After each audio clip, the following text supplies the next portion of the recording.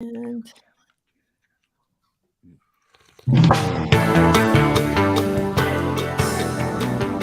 all right, welcome. We have April 1st in the chat for week 30 of What Did Prince Do This Week. We are super excited. Come on in. If you're not here, you're really going to miss out and you're going to be really sad. So you should actually text all your friends, all your book club friends, tell them that they need to be here because this is a special episode that nobody knows about, but you will soon. And we're going to get through the housekeeping as soon as we can because we want to make sure that we have a lot of time for our very illustrious special guests. So welcome Mila. Welcome Christina from Minneapolis. Good morning KMS 1984. Good morning, ladies and gentlemen. Good morning. We're so excited. All right, so we're going to get through this housekeeping with the quickness. We're week 30 of What Did Prince Do This Week. ATL is in the house. Welcome, Kim. Thank you for being here. I knew you would. It's one of my favorite parts. Good morning, Arthur. Well, good morning. Good morning. I had a viewing of the special guest. Yeah. So I did go through my breathing exercises, but I think there was just some residual there as the music kicked in and everything. So I wasn't, Good morning. Good morning, as Morris would say. Drea dances. We got TP in the house. We got Kyle Christian. Thank you for being here. Good morning, Man Ray. Like I said, I really want to get through these. I'm not going to say hello to everybody because we want to get to our special guests. I normally would say hello to everybody, but I hope you guys. Yeah, they switch up when company come around. Yeah. Code switching. Code switching. Can't say hi no more. Yes, that's how it works. All right. So what did Prince do this week? It's not the state of Prince Rogers Nelson is not affiliated, associated, or connected with the What Did Prince Do This Week book club series. We're going week to week, not date to date. And you can follow the detailed schedule at bit.ly Prince Book Club. We are reading the expanded edition. Hold that, Michael, while I found my mouse. There we go. Awesome. And you don't need it, but that's what the schedule is based off of. These are archived on my YouTube channel, Polished Solid, as well as Michael Ding's YouTube channel. Hashtag WDPDTW whenever you want to send us something or comment. Ooh, Vanessa, you really want to stay because we got a very special guest. So you got to watch this afterwards. And hello, Simon. Hello, Theo. Welcome, Dee. Welcome, Nick. Welcome, Audra. You're new. Just call me Light. Is that right? Thank you so much. From Africa. All right. So we are where I want us to be with the quickness. We're going to listen to this music a little bit. All right. Love this when it kicks in. All right.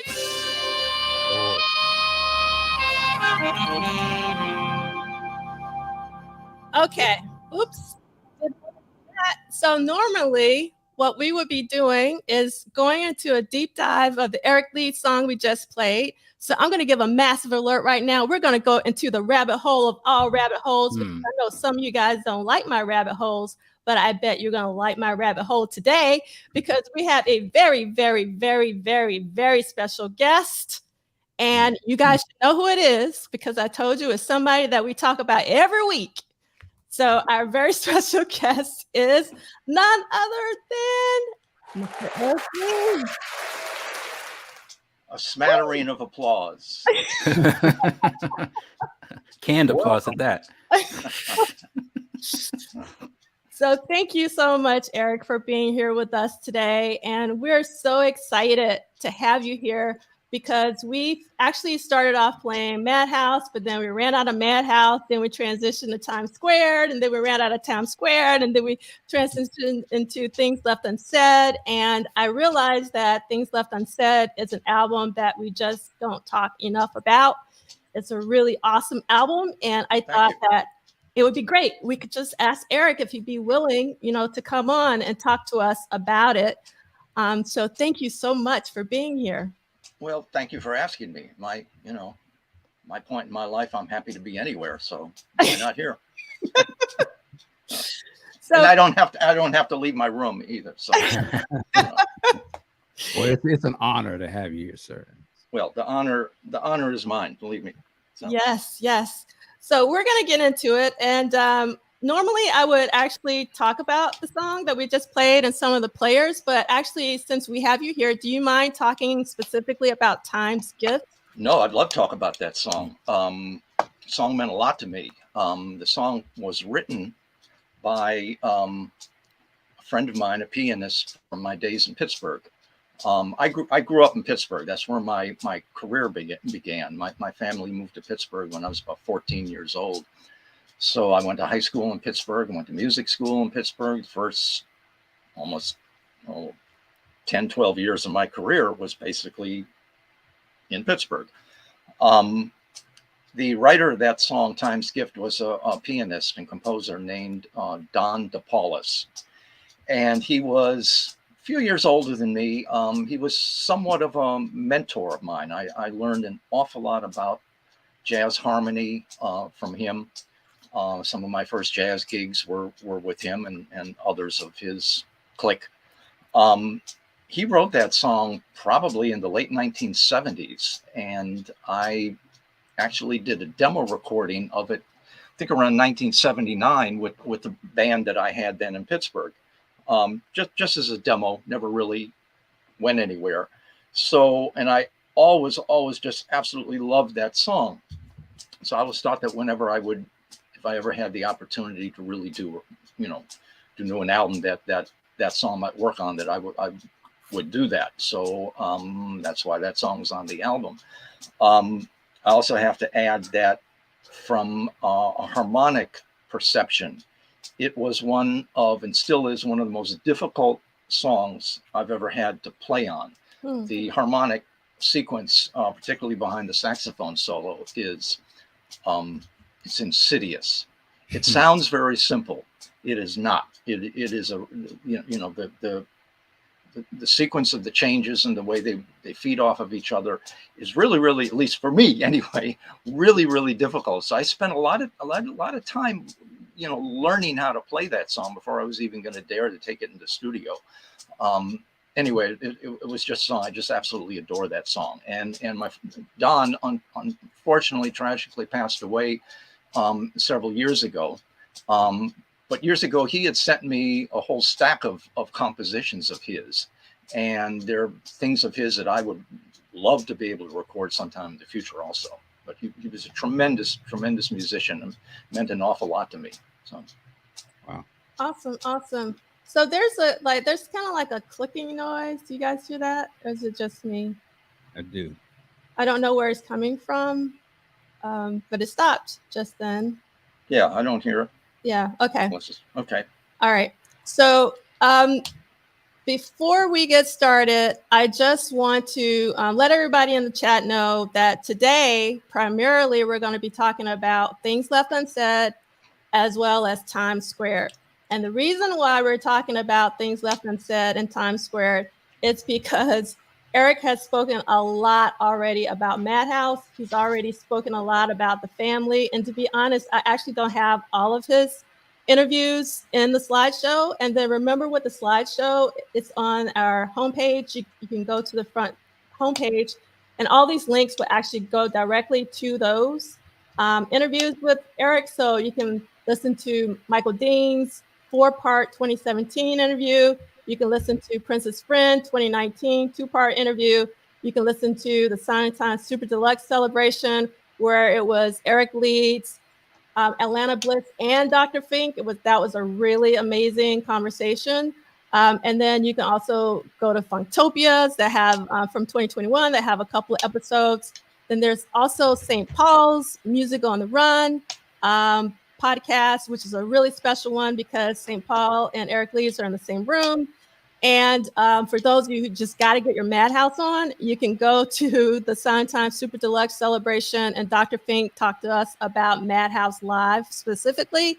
So I just want you to know that the time is going to go by super fast, and I really want to concentrate on Eric's solo records because we don't talk enough about them. So I hope that you'll understand that I'm going to ignore your Madhouse questions.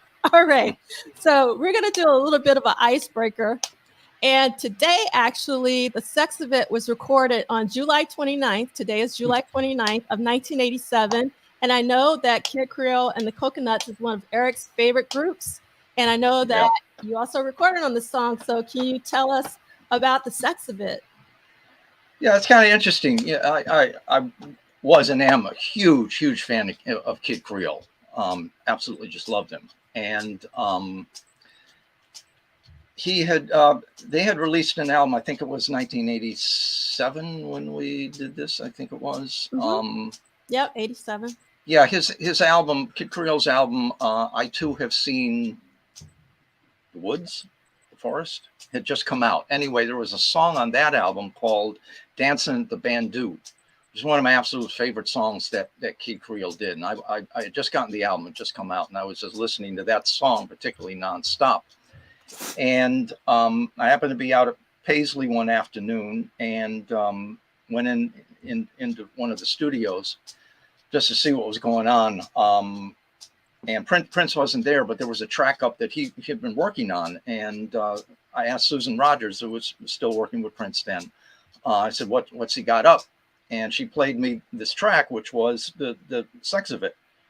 And I heard it and I laughed and I said, "Oh, Prince got the new Kid Creole album." I said, "Oh boy, this sounds too much like a Kid Creole kind of thing." So I put a horn arrangement on it, and like a lot of other things that we did with Prince at that time, you know, you might do a song and you never hear from him again. It goes in the vault, and that's the last of that. I actually have no idea whether he wrote the song specifically for Kid Creole, because it didn't end up going to Kid Creole until several years later. It actually, I think, ended up on what I think was Kid Creole's first album for, was it Columbia Records? I think he signed with at that time. Yeah, it was Columbia, and the record came out in 1990. Okay. Yeah. Yeah.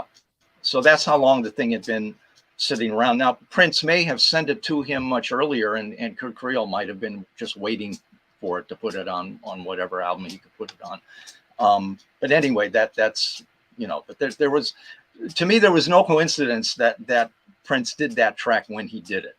You know? Thank you so much for that insight. Really do appreciate it.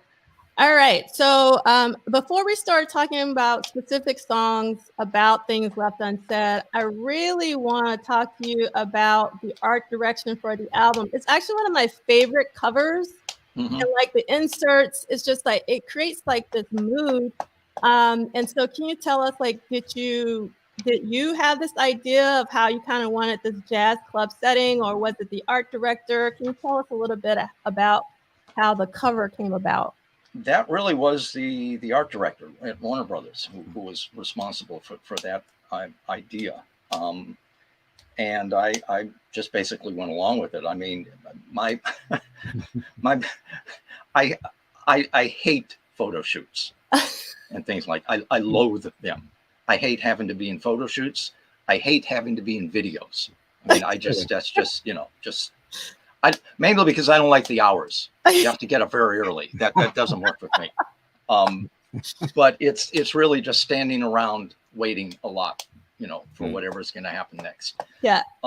So basically, I really just I have very few ideas about what photo shoots or what the artwork should be. So I'm basically, you know, I've done my part. I've made the music. You guys got to sell it. So tell me what you need me to, you know, tell me what you want this to look like. If it's something that I don't want or don't think is good, I'm going to let you know.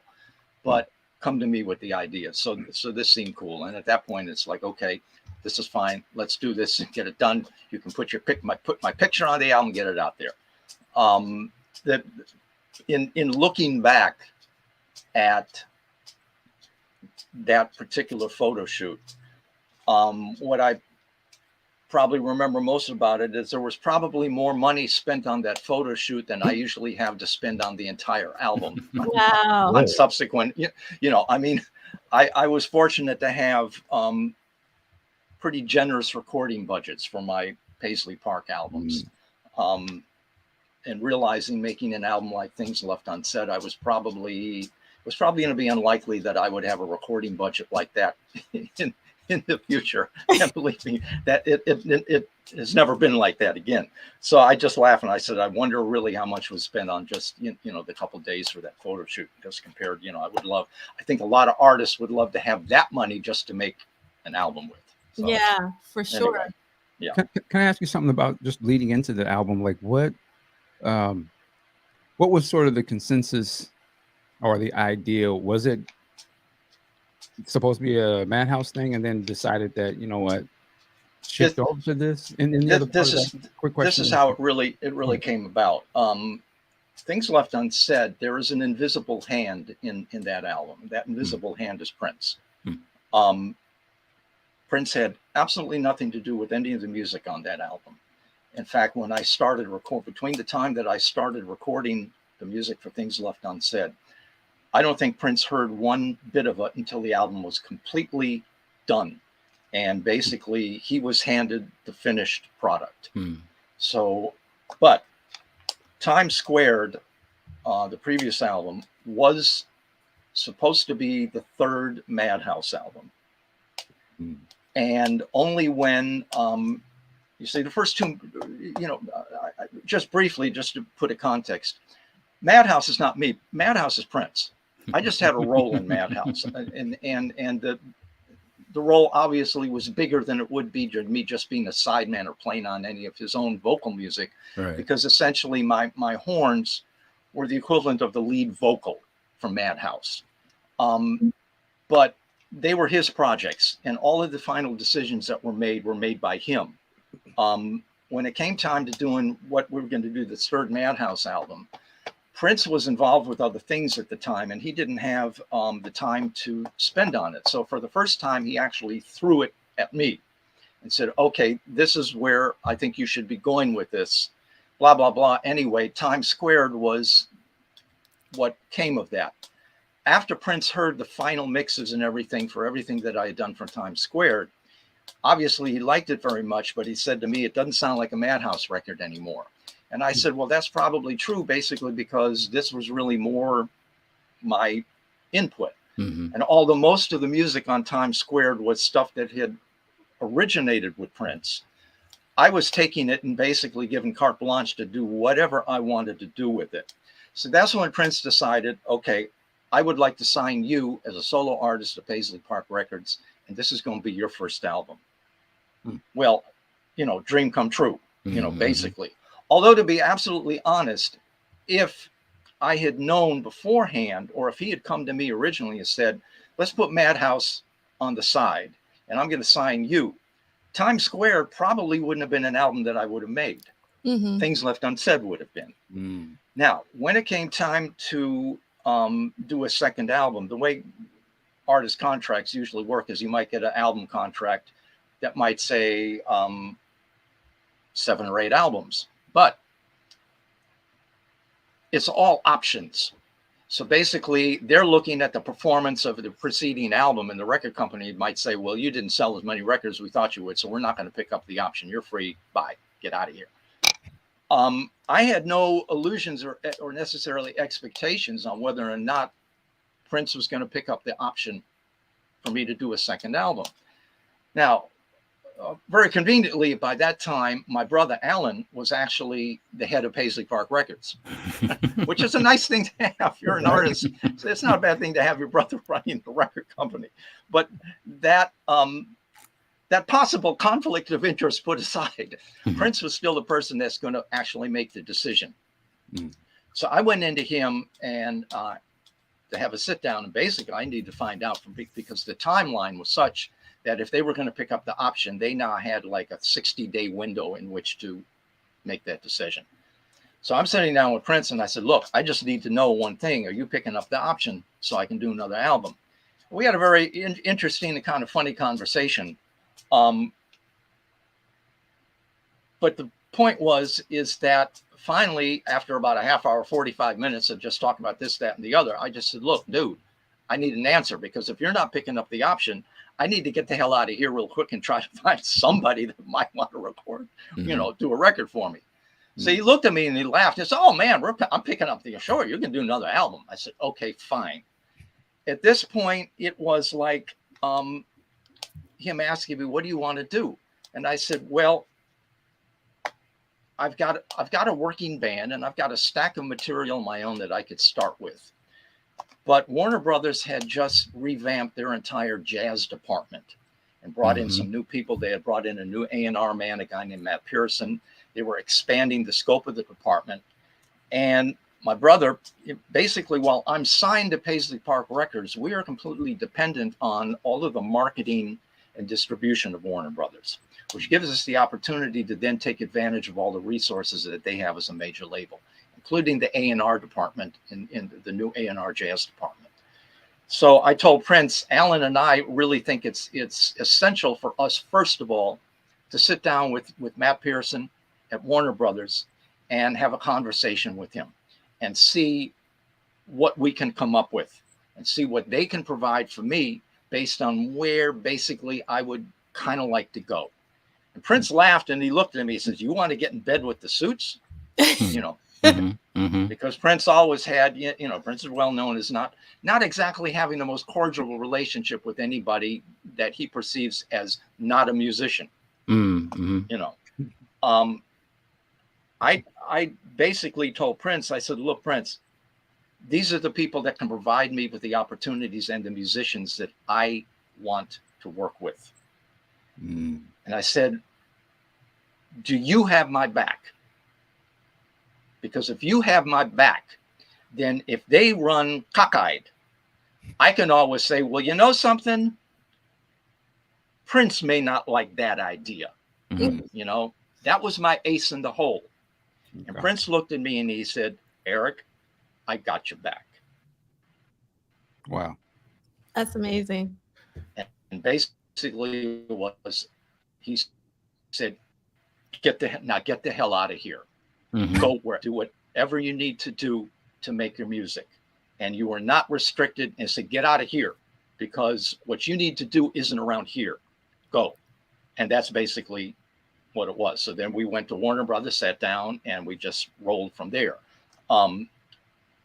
And any other aspect of my relationship with Prince, when it comes to being in his band or his music or whatever, for me, the most significant thing about my relationship with him was basically him telling me, I got your back. And him providing me the opportunity to do what I had always really ever wanted to do, is that make my own music in the way that I wanted to make it. And there's only one, I can't say this without it sounding self-serving, which has never stopped me before. So, it's kind of been unusual for Prince to take an interest in somebody that he was, and basically no strings attached. Because basically what he was telling me, and he basically said it to me, he said, all I'm interested in hearing what you got. Go out and, whatever you do, that's all I want to hear. So get out of here. I'm giving you carte blanche, no strings attached. Whatever you want to do with whomever, go do that. And that, it's a lot of trust that you had in you. And like anybody else that knew Prince and knew him well, I could tell you stories about Prince that aren't the most complimentary things in the world, because on any given day this was still who he was. But all of that is Tweedledum Tweedledee.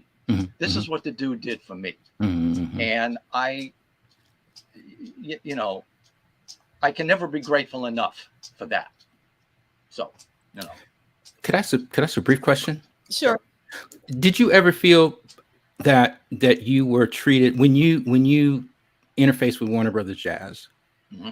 Did you feel that you were treated as a Warner Brothers Jazz artist, or was it Prince's sax player who's now making a foray into albums? And I ask it that way because with Warner Brothers coming out of the late 80s, going into the early 90s, they had David Sanborn, they had Joe Sample, they had Michael Franks, they had Miles Davis for a period.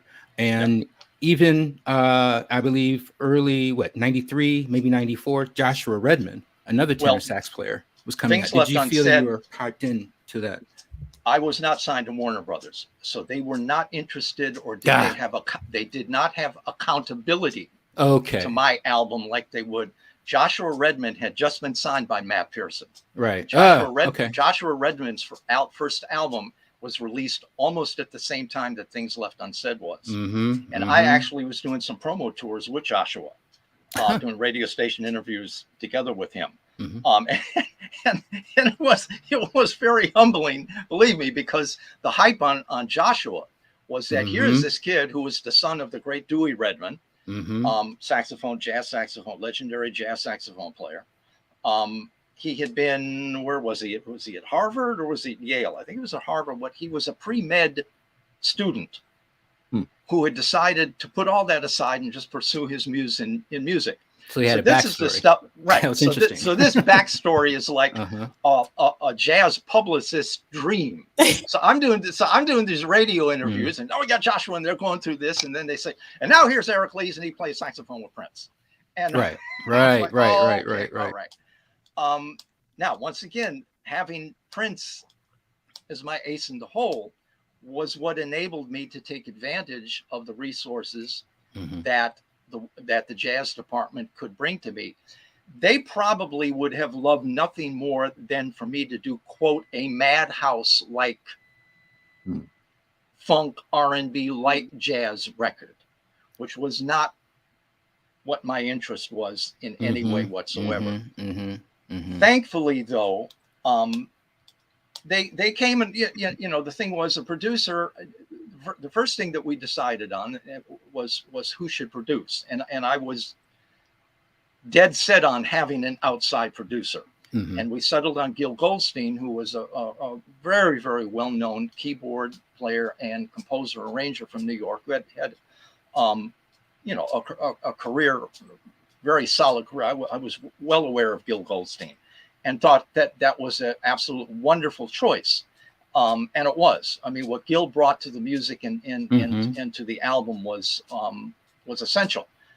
I could probably go through every song of the album and point to exactly what Gil brought to it that added value, because the whole point was to put me in a context that I couldn't be in on myself. Okay. And I've made a lot of music just on my own, and I know what I am capable of, but after a while, you get bored with that, because I said, well, I know me. I want to know what I can do when put in a situation where I have to react from all of this other input. And Gil Goldstein and this Warner Brothers department, they're going to be able to give me the resources, because when they first asked me, they said, well, Eric, we know what Weather Report, what that band meant to you. They said, we can get you Alejandro Acuna and Alfonso Johnson maybe to play on your record. And you're like, hell yes. Yeah. I said, yeah. That's I'll pick up. You need to call them right now, before we go, So those are the things. Now, on the other hand, I'm looking and say, oh my God, I got to step up my game. But you see, that's the whole point. The musician that I was going into that album and the musician that I was coming out of it was, I wanted an album where what's the phrase? My reach is greater than my grasp, or is it the other way around? Like, I mean, I'm above your weight.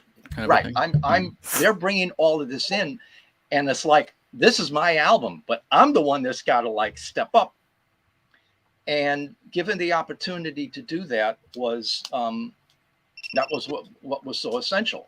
I knew I could make a record, but this was like, okay, this is where I have always wanted to be.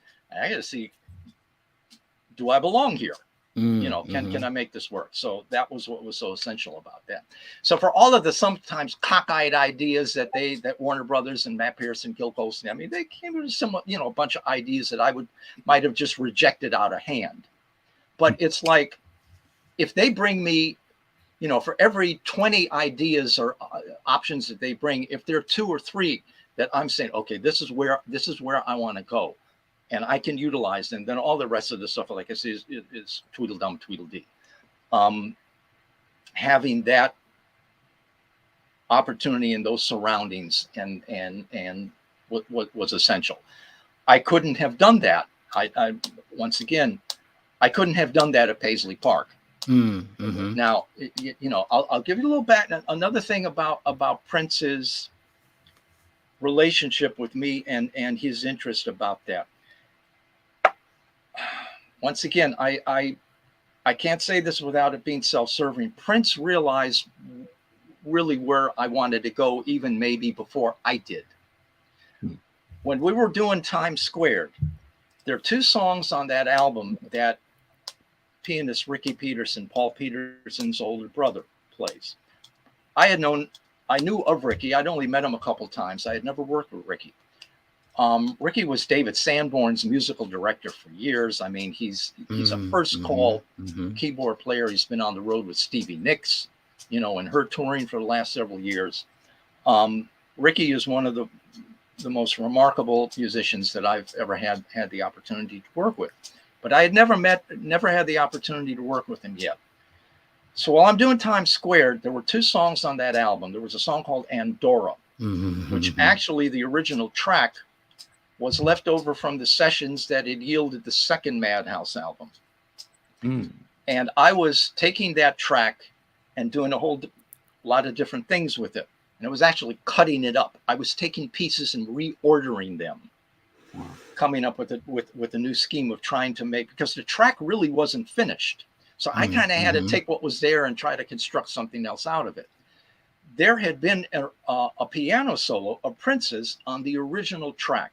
But by the time I had started editing and reforming this tune, that solo was dumped. It went away. So, and there was another song on the album called Once Upon a Time that did not have any keyboard. It was just guitars, and I put my horns on some synthesizer pads and things like that. But I wanted a piano track on it to just kind of bring everything together, kind of like a glue track, to kind of bring all the extemporary and kind of make sense out of everything. So you have to understand, at this point, this is still supposed to be a Madhouse record. So I'm thinking, well, this is Madhouse, so I'm going to go to Prince. So I went to Prince. I said, look, I recut this, you know, reordered and re-edited this song that we had left over from the last Madhouse session. I need you to come in and put a new piano solo on it. Also, this other song, I need you to just put like an extemporaneous piano thing on it. So he was listening to a couple of minutes of what I did, and he looked at me and said, And I said, what do you mean? He said, no. He said, you need to call Ricky Peterson. And I said, really? He said, yeah. He said, Eric, I can put something on here that would be cool, but where you're going with this, you need somebody with the vocabulary and the harmonic experience of somebody like Ricky. And he said, he's the guy in this town in Minneapolis. Go to Ricky Peterson. And he laughed and he looked at me and says, you will thank me in the morning. You know? Wow, that's Prince telling you to go. I call Ricky. I said, Ricky, I have been told that you need to come and do this. Ricky came in. Now, understand, I knew Ricky, but I'd never really worked with him yet. And on the first song, within the first 30 seconds, I'm just saying, oh, shit. This is, you know, his harmonic vocabulary, his baby, you know, to channel like a Herbie Hancock, a Chick Corea, a Keith Jarrett, a Joe Zawinul, a McCoy Tyner, all of that he carries within him that makes up who he is. All of that he could bring to bear on this music. Prince couldn't do that. That's not what Prince was. And Prince was the one who was telling me, this is above my pay grade. And when Prince says something to you like that, you listen. This was a circumstance where Prince and me are talking to each other as musicians. He isn't Prince the superstar. He is sitting and we are talking about music, and he's hearing what this is and saying, Eric, this is where you need to go with this. I know you know that, but and maybe I know you're coming to me because it's our thing, but this ain't my thing no more. You're, you know, so that background kind of led to his basically giving me carte blanche to go with Things Left Unsaid. That was kind of the precursor to that, because if he's basically telling me, this is where you need to go, get out of here. Just go make your music with whom, you know. And like I said, when a musician of Prince's caliber is willing to basically have that kind of a conversation and a relationship with you on that basis, that's worth it. That's worth its weight in gold, obviously. So, could I ask one small follow-up question? Sure. Okay. So the really cool thing about Things Left Unsaid, in real time, when Times Squared was released, before social media, before all that, I don't know how the hell I found out, probably because I went to the record store a lot, but I'm saying Eric Leeds has a solo album. Holy shit, we got to go get it. And we got it. Okay. Things Left Unsaid comes out, and immediately, you know, I'm amazed and happily amazed that Prince was the hidden hand. But you clearly hear that, okay, that Prince is not involved in this music. There are these musical cues that just don't exist there. Right. This is more of an improvisational group. And when I talk about jazz, I really talk about it in the terms of improvisational music, where particularly live, the same song isn't played the same kind of way, and you're actually having these conversations between musicians on the stage. Things Left Unsaid is feeling more towards that. Oh, was there a question? Yeah, there absolutely was. Prince talking to you like that and saying those things about, you know what, this is who you need to call. Even though Prince, in his upbringing, his father, those experiences, grew up with a foundational for improvisational music, I never saw Prince, even in the Madhouse context, as an improvisational musician. It's more of a contribution, more of a, here's my part, here's your part, and within this framework. Do you... It's a good was way. that sort of like the underlying context of it? It's like, that's not where I live. This is where you're going. This is who you need to surround yourselves with. I don't know if it was quite as much that is just two comments about that. Prince could be extraordinarily spontaneous. Okay. When he wanted to be, but when he was spontaneous, it was not to serve a purpose. It was just because he was just spontaneous. Madhouse was kind of the embodiment of that. I was never a fan of Madhouse. I never cared for the first Madhouse album ever. I like most of the second album, but Madhouse was, you know, the first Madhouse album. I don't listen to that. I kind of like the last piece, the song called Eight. There is little else on that album that was ever of any interest to me at all. Now, that's just personal taste. Sure. Because on any given day, I'd like to think that Prince and I could go and make music that I might like. And we have.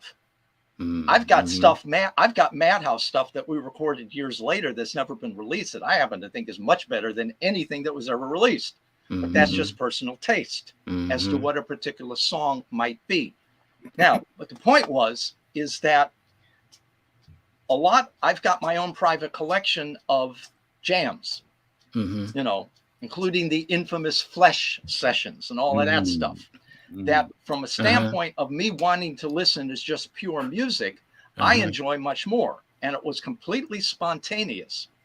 When Prince, my thing with Prince is he would take the ideas that might come up spontaneously, and then he would work them to death. You know? Interesting. But I think more with the kind of music that I was going to with Things Left Unsaid, if there is any one component of Prince's toolbox that wasn't as developed as the other aspects of his artistry, Prince did not have a grounding or a background in what we would refer to as Tin Pan Alley harmony. In other words, the harmony of the great American songbook, dating back to, you know, when you're talking about Duke Ellington, the Louis music of Armstrong. Cole Porter, Louis Armstrong, Billy Strayhorn, Jerome Kern, all of that stuff. That was so much a fundamental aspect of what modern jazz was. And he could do things superficially, but once you scratch beneath the surface, he didn't have that vocabulary. Now, what's really important from the standpoint of his career is that that's really irrelevant, because, you know, the structures and the harmonies of When Doves Cry or Little Red Corvette or Ballad of Dorothy Parker or Strange Relation or any other thing that he would do wasn't dependent on that. So to say that he didn't have that vocabulary is almost irrelevant, because it wasn't something that was important for what he did. It's almost like suggesting that a symphonic classical musician that cannot improvise, that's irrelevant for that person's career. You know, you don't go to hear a classical pianist play a Beethoven piano concerto expecting him to be able to, you know, to play jazz. It's irrelevant. So by the same token, but I think Prince understood that the music that I basically was based on, and Everything and Things Left Unsaid, even though there might be more advanced harmonies and structures that are more indicative of what was happening in the music in the 60s and 70s and after that, but it's still so much predicated on the jazz harmonic vocabulary that I grew up learning, because this is what you have to know if you want to try to play this music. Prince, like I said, Prince's spontaneity could be incredible, but it was still always going to be limited by his harmonic vocabulary. So if we were jamming with Prince, it was pretty much, well, I'm playing 20 minutes on one chord. You know, that isn't going to, you know, in order for me to play a song, like I mentioned, like A Time's Gift or any of the material on Things Left Unsaid, that's a whole different thing. So just real quick, were you on the and I should know this, I'm tripping out, was it the Expectation, his other sort of jazz? I was Candy Dofer. No, that was Candy, I think. Have you heard that record? I never heard it. I actually played a little bit of that music once in a rehearsal with him, but that's you know, but I don't know that if I did hear it was in order to just kind of get an idea of what it was. I got you. I think the last thing that I ever recorded with Prince was that thing that we did that he called News, N-E-W-S. Okay, yeah. Well, now, so with that, how do you feel his harmonics or his skill or playing, had it evolved? That's a good point, because we're 20 years past, right? Yeah. No. One thing about Prince is that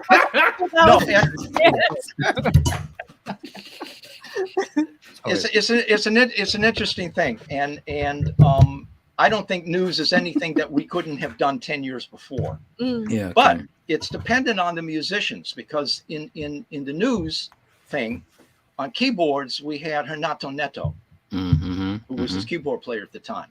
I had known Renato because I played with Renato in a band with Sheila E. We called the E-Train in 94 and 95, which was probably one of the most ridiculously incredible bands I ever played with. It was just absolutely phenomenal. And from a standpoint of his harmonic and complete knowledge of music, Renato Neto was hands down probably the most complete keyboard player Prince ever had. And I don't mean that as a criticism of anybody else. The Matt Finks, the Tommy Elms, particularly Lisa Coleman, who had such a rich harmonic palette of her own. But Renato is a beast, not only with a full complement of the jazz vocabulary, harmonic vocabulary, but because he came from Brazil, he's got that whole thing that is rhythmically so unique, and what he adds to that. So having him on the News thing opened things up. So a lot of the things, so Prince is basically saying, you guys open it up and I'll follow you as best I can. And Prince hung. I mean, you know, Yeah.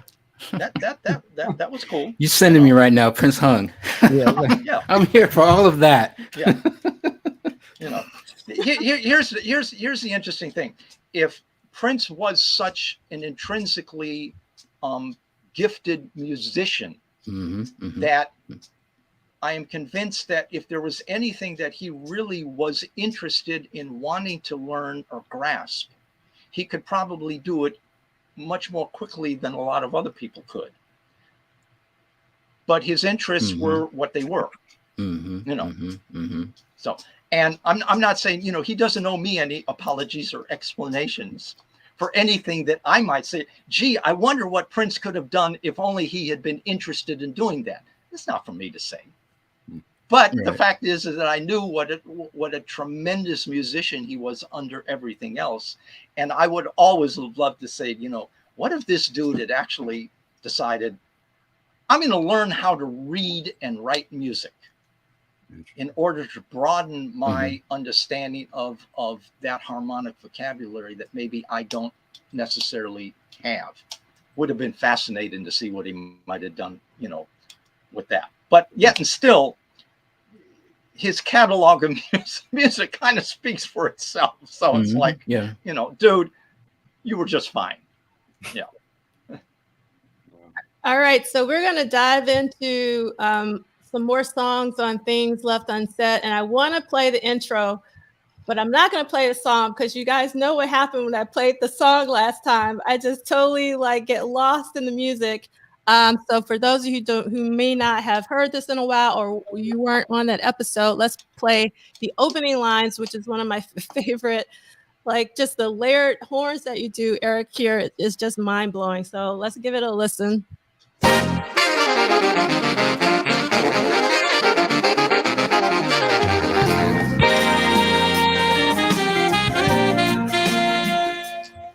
All right. So, Eric, talk to us about Aguadilla.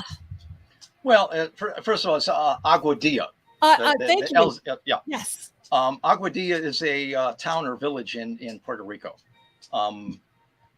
As far as that intro, that's just Charlie Parker. You know, that's just Charlie Parker. That's John Coltrane. That's Miles Davis. That's Duke Ellington. That's Count Basie. That's basically the what you're doing. I think there were 5 saxophones. I think I actually played alto on that. I very rarely play alto saxophone, but I did on that. I think I just used 2 altos, 2 tenors, and a baritone, which is a classic combination of saxophone section from a traditional big band, whether Duke Ellington, Count Basie, whatever. The harmonic point is what's called closed voicing. If you really were to be able to isolate every instrument, the alto and the baritone are playing the same notes, but they're an octave apart because the baritone is pitched an octave below the alto. The other alto and the 2 tenors are providing the harmony notes in between. It's a style of writing that dates back to the 1920s. I mean, you know, it's just that I'm putting it in a context. The actual melody, if you can call it a melody, is what I wrote as an intro. So if there's anything, but the style of writing, God, I was doing that when I was in music school. So it worked, you know, and it's just a fun style of writing. I said, you know, I got an opportunity to do something like that in order to show off, say, hey, I can do this too. You know? So that's all that was. Yeah. So I'm going to go back to the credits here, because on the CD in the liner notes, it says composed by Eric Leeds and Prince. And the reason why, according to Prince Vault, that Prince gets that co-writing credit is that you sort of cribbed a line from Desire. Yeah. And is that the reason? Just to make sure. Yeah. So yeah, it's a little counter line that go ba da da da da da da.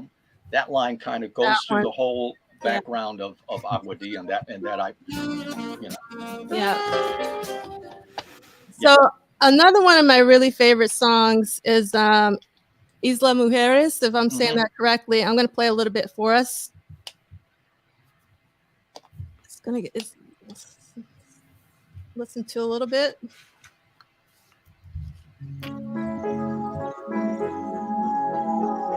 We played this one last week.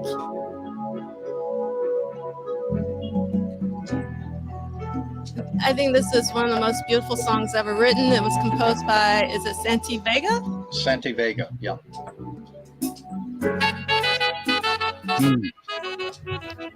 Beautiful, beautiful song. So, Eric, please talk to us about this one.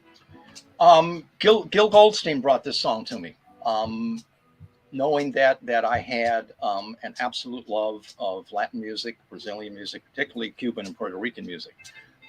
My favorite living musician for probably the last 30, 40 years has been Eddie Palmieri, who was like the son of, just in the context of Afro-Cuban salsa music. Eddie Palmieri is the Thelonious Monk, Duke Ellington, Miles Davis all in one. One of my absolute most treasured relationships in music is with Eddie Palmieri. The fact that I've had the opportunity to play with Eddie Palmieri on several occasions is as much the high point of my life as anything I could imagine. Anyway, Gil brought the song "A lo Mujeres" by Spanish composer Santi Vega, and we didn't really do too much. The version that Santi Vega had done, we pretty much stuck to that basic vibe. But I added the piano montuno, the bang, dang, dong, dang, dang, dong, this is just an Afro-Cuban montuno that we put in to basically give it a little bit more of a Caribbean vibe than just a straight up Brazilian or Spanish. And the horn players, the three horn players on this album, Brian Lynch on trumpet, Charlie Sepulveda on trumpet, Conrad Erwig on trombone. They are on the album because they were the core horn section for Eddie Palmieri at that point. So it was like, I'm like looking at Gil Goldstein. He lives in New York, and we're going to do a lot of the recording for this album in New York. And I'm saying, do you know any of those? You know those guys? And he said, oh yeah. And I said, you need to see if you can get them on my record. So like, I said, okay, Gil, do your thing, be the producer. So that was that hookup. And in fact, Charlie Sepulveda was the trumpet player with me in the band years later, this band that we had with Sheila E., the E-Train. Brian Lynch also played in that band. So that was the beginning of my relationship with them. What they brought, unfortunately, there was no real room in the album for any of them to really solo. There's some trumpet obligatos on "A lo Mujeres" that you hear, little trumpet answers to the saxophone line. That was Charlie Sepulveda. But the sound and the character of their phrasing that they brought to the horn parts on this album was just absolutely just drop dead gorgeous. It was one of the most enjoyable aspects of recording the album to have them come in and play the arrangements that I'd written for this album. How did that feel? It sounded like you was geeking out, like when you're in the studio and you're listening back to this. Like that feels. One of the most wonderful experiences that you can have as an artist, particularly when you're working on your own music, is I knew what these guys were going to bring to it, but just knowing it and then hearing it is a different thing. And you can get a lot of wonderful, wonderful musicians that are still guns for hire. And they might come in and they might do exactly what you want them to do. But you realize that for them, this session is just one of 2 or 3 sessions they're doing this week. And as soon as they're out the door, they've forgotten about this one. So you take advantage of what they're going to bring and said, okay, he did exactly what I needed them to do. But beyond that, I said, thank you very much. Here's your check. Have a nice day.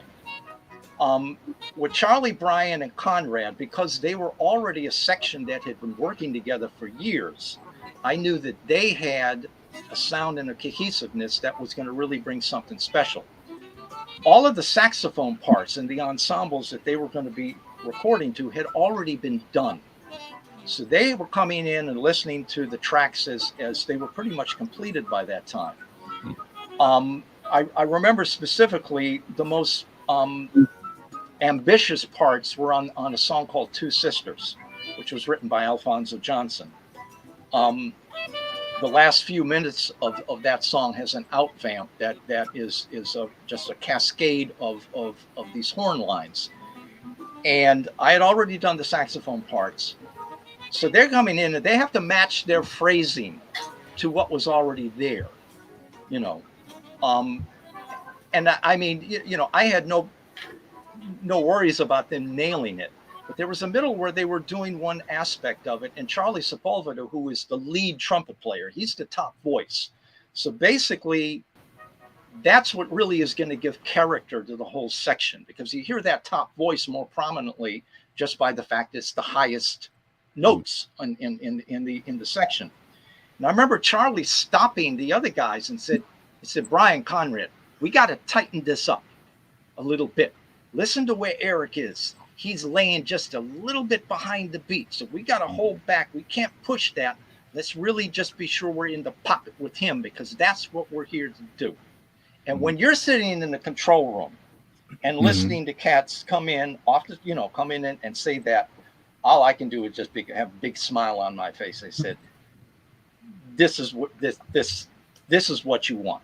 You know, this when cats come in and they're listening to it and they said, you know, we can come in and just do what we do, but no, let's this is, you know, we're here to make Eric's music what it has, what we can do. So let's listen to that, and just those little nuances like that. You know, I mean, I'm just sitting there, man, this is killing. All of a sudden, Charlie stopped and said, no, we need to nail, just lay it back a little bit. We can do this. And Charlie's, you know, and then they come in, and when they come in and they're coming in the booth to listen to the playback, and I can look at their eyes and see what they're reacting to. And then you know that these are the guys you want on your record. Yeah. And this recorded at Paisley Park? No, those sessions were done in New York. Okay. Yeah. I will. Most of the basic tracks, most of them except for a couple, were done at Paisley only because we were flying in Alejandro Acuna and Alfonso Johnson from California. Gil Goldstein and my piano player David Budway were coming in from New York and Pittsburgh. So geographically, doing it at Paisley made the best sense. Once we had done the basic tracks at Paisley, and I had done a bunch of overdubs at Paisley, then I went to New York, and everything else was done in New York, and all the mixing for the album was done in New York. Yeah. I was going to ask, when you have these musicians that you respect and they're coming in, is there also a thing where they know, like, Eric is a part of Prince's camp? Is there a certain type of respect or prestige where they like, we got to come in and get down? Like, we can't, this ain't just some, like you said, a work for hire. Like, is that sort of an unspoken respect that, okay, we know what you a part of, and we know, we heard about this guy, he's great, you great, you know, this ain't a regular project for us? Is that sort of vibe going on too? No. You said no. No. I doubt if any of the musicians on this album ever regularly listened to anything Prince had ever done. They might have. They were told, this is guy. They might have listened to Prince's music in order to say, well, I need to learn who this guy is. I have no illusions that Alejandro Acuna, Alvo Johnson had ever heard of me before. Would have no reason to. Or Charlie Sepulveda, or Brian Lynch, or Conrad Irwin. Now, Prince has a reputation as an incredible artist. So even with musicians like that who may not be familiar with Prince's music, because it may just not be the music that they normally listen to. If I hadn't been involved with Prince, Prince isn't the music that I would have normally have listened to, to be absolutely honest. But they understand that, okay, if this guy played with Prince, well, that says something. But about basically, you. Yeah. At least, but there's enough. But to be absolutely honest, there's another thing. They're reacting to Gil Goldstein because they know Gil Goldstein, who's my producer. And Gil Goldstein is telling them, and he's telling us, hey, I'm producing this artist, a young guy. He's been with Prince for years. He got an opportunity to do his own thing. And this is what he's into. This is what we're going to try to do. And we want you to come in and do the session. And by the way, this is what it pays. Okay, say that part. You know. Now, having said that, Alfonso and Alex were just absolutely fabulous. You know, They took it to heart. Mm-hmm. Mm-hmm. You know, I mean, Alphonso Johnson is just one of the nicest, most sweetest guys in the world, professional, and I made sure to tell Gil. I said, tell Alfonso, please bring some music of his, because I already knew Alfonso could be a wonderful writer for things that he had written and his contributions to Weather Report for the years that he was with that band. Mm-hmm. And this song, Two Sisters of his, I was just glad that he had never written it when he was still working with Weather Report. So I'm glad they hadn't recorded it, you know, because to me, it's my favorite song on the album. I mean, beginning to end. Wow. I just think it's an absolutely incredible piece of music. And the basic arrangement of the song is his. But he gave me carte blanche to do all the horn orchestrations and harmonies with it. And for him to just say, hey, Eric, you know, here's the song. This is what we do. Go for it. Whatever else you want to do with it, you know. And I'm, you know, that's an attitude you really dig. And just, you know, being able. And they were guys that would basically said, okay, Eric, what do you need us to do for this song? What are you looking for? You know, so I mean, we're here to serve the music. So that, once again, that's what you want. And of course, the other thing is it was a little odd for me because I still have to try to at least fake the attitude. This is my record, so it's going to be what I want. But right, you got to keep it together. You know, I got to tell you, I'm sitting there trying to play this music, and I'm looking. I said, "There's freaking Alfonso Johnson and Alejandro Acuna." You know, so like it was like, oh, you know, I mean, these really are heroes of mine. So, yeah. So I actually want to ask this question from the chat because the chat goes by fast and I don't want to lose it. So the question is, I'm pretty sure Prince was not involved in the artwork of both solo albums, but did the designs go past him? Did he have to approve them? Did he have any remarks? I don't think he, like I said, on Things Left Unsaid, I don't think he saw anything about that album until it was actually done, which would have included the artwork for that, obviously. I don't remember at what point whether he had any. I don't think he had anything to do with the final artwork for Times Squared either. I suspect that. I don't know at what process it was actually shown to him. Mm-hmm. You know, if Times Squared might have been shown to him before it actually went to press.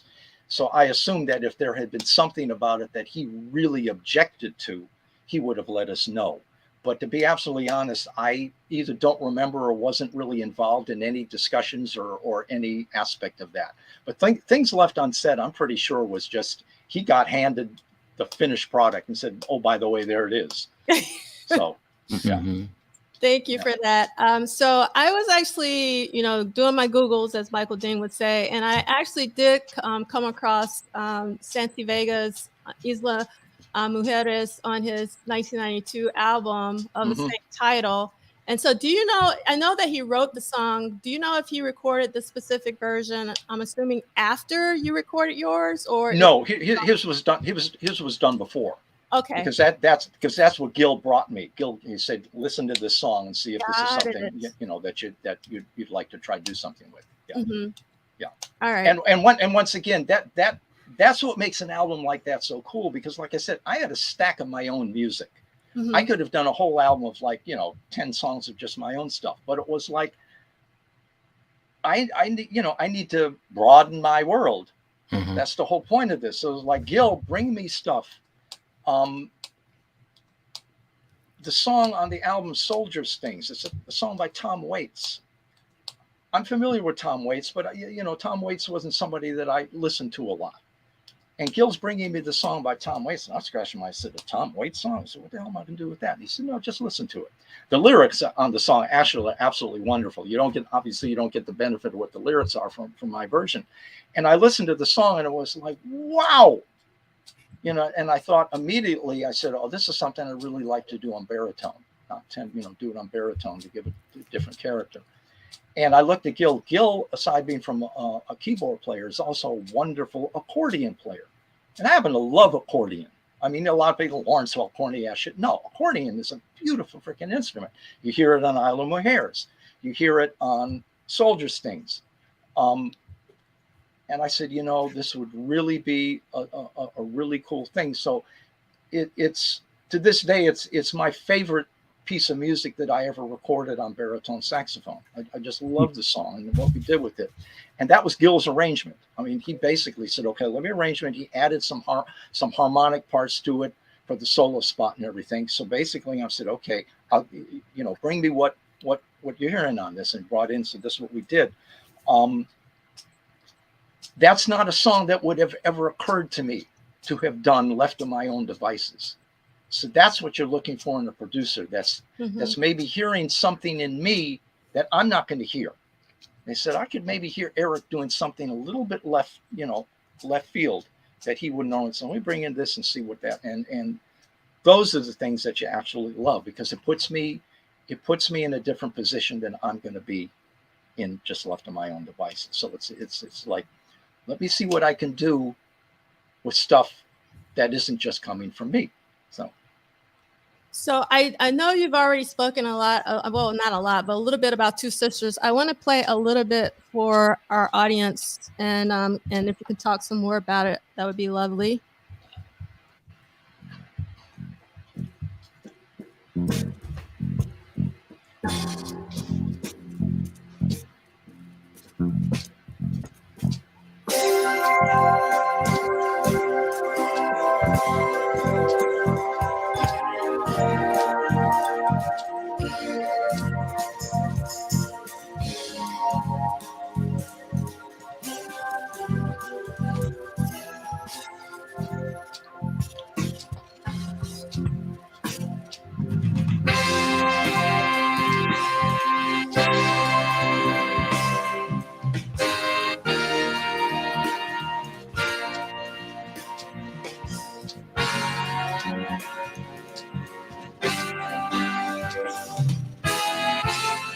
So before we get into it, Nick Felden actually has a question. What synths were used on both albums? Do you remember? Oh God, I would imagine. Well, let me see. I probably used a Roland D50 on Times Squared only because I was using what instruments that were just at Paisley. Mm-hmm. I used to use a Prophet VS back in those days. A lot of the synths that were used on Things Left Unsaid were Gil Goldstein's, and he had, I don't know what he had. He had tons of stuff. In fact, he had a friend that came in that provided some of the synthesizer sounds. That was a guy who had done sound effects for the Alien movies. So yeah, and he came in with shit that was just like, oh my God. In fact, the last song on the album was called Communing, and at the beginning and the end of the song, you hear a sound that sounds like kind of like a bus, you know, going down the street. And that was sounds that this guy brought in, you know, and he said, well, here's a sound might be cool for this song, and I'm here and said, okay, why not? You know, that's actually one of my favorite songs off the album is Commuting, and it's because of those bookends of those sound effects, because it really creates a mood for the song. Yeah, so this is what this guy had. So I mean, he had custom designed sounds of his own, which is why Gil brought him in. He said, well, you know, this guy got all kinds of unique sounds. So beyond the more common instruments of that era, like I said, we're talking early 1990s. So whatever, like I said, I remember there was the Roland D50. That was a synth everybody was using back then. Prophet VS and some of the others. On the song Time's Gift, there's the synths on that. I did most of that using my old ARP Odyssey, which was a synthesizer dating back to the mid 70s that I still had and loved. Old analog synthesizer that I used on that. Other than that, it could have, Rhodes pianos, got a lot of Rhodes pianos and things like that. I want to make mention on Two Sisters that the pianist on the record, David Budway, had been playing in my band. David Budway is a friend of mine from Pittsburgh. He has lived in New York, played in New York for years now. Is one of the finest and most well-respected jazz pianists in New York, has been for years. His piano playing on the album is absolutely just superb, and particularly on Two Sisters during the out vamp, where all the horns are playing. David is playing all these tremendous piano fills between the horn lines, and it's just he's just kicking it and grooving it so hard with what he's playing on piano. It's just absolutely, one of my favorite parts of the album is what he brought. And he's the piano soloist on Time's Gift also. So I want to mention to him because he was still one of my dearest friends and one of the finest pianists I've ever worked with. So speaking of commuting, I think Commuting is the last song I have for Times Square that I wanted to talk about. And I do want to play that part that you're talking about because I love it so. So let's give it a listen.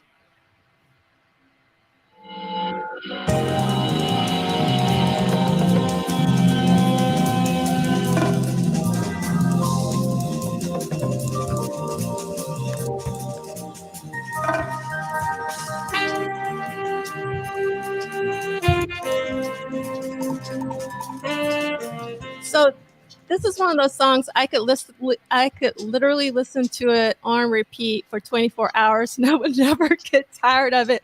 It puts you in this, this really beautiful mood that you just want to live there. So do you mind talking about commuting?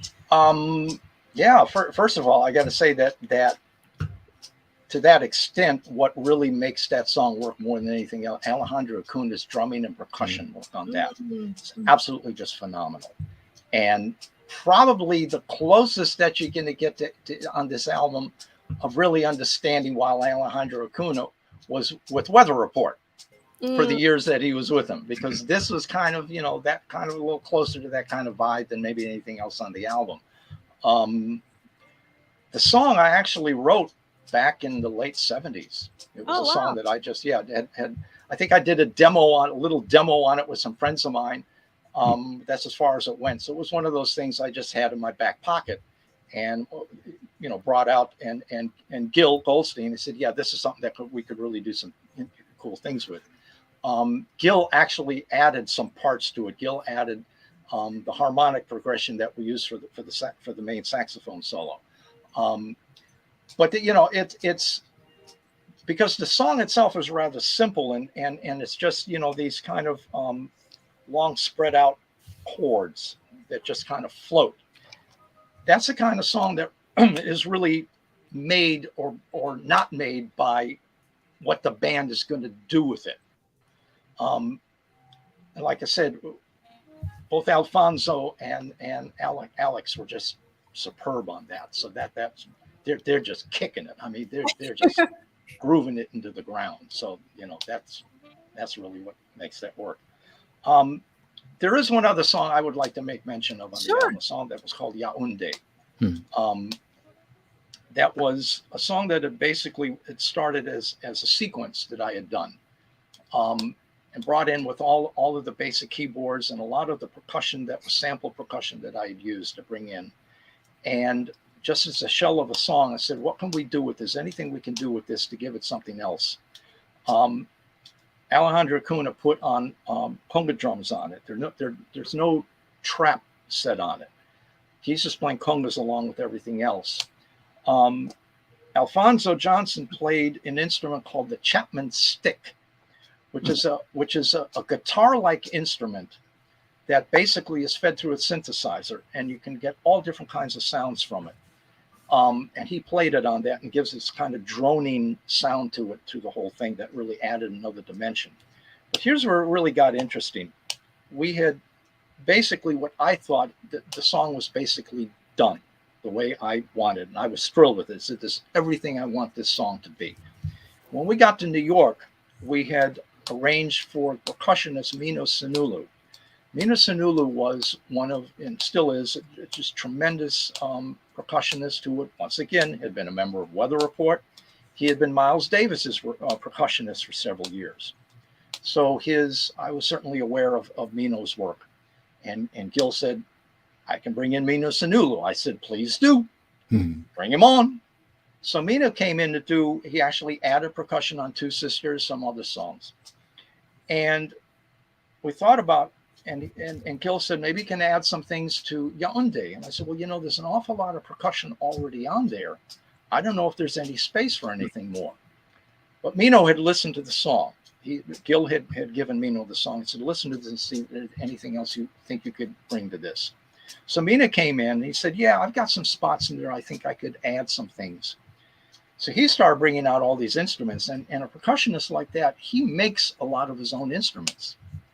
He takes pieces of scrap metal and welds them together to make all kinds of odd things that have chime effects and bell sounds and, you know, just really cool, unique sounds. So he's got all of this stuff that he's bringing in. It looks like a scrapyard, but he lays it all out on the floor in the studio, and you just roll the track. And this guy added all of these parts that filled in just all these little gaps that just added just another dimension to the song. Then he says to me, he said, Eric, I went so far and was bold to write lyrics for the song. From a standpoint of a jazz guy, I'm like, you did. Oh, gee, isn't that wonderful? I wrote lyrics to my song. Oh, yeah, that's just what I want, lyrics. Okay. And I looked and I said, they're not in English, are they? He said, oh, no. He said, Mino Sanula is from the island of Martinique, which is basically the language of Martinique is basically a French Creole kind of thing.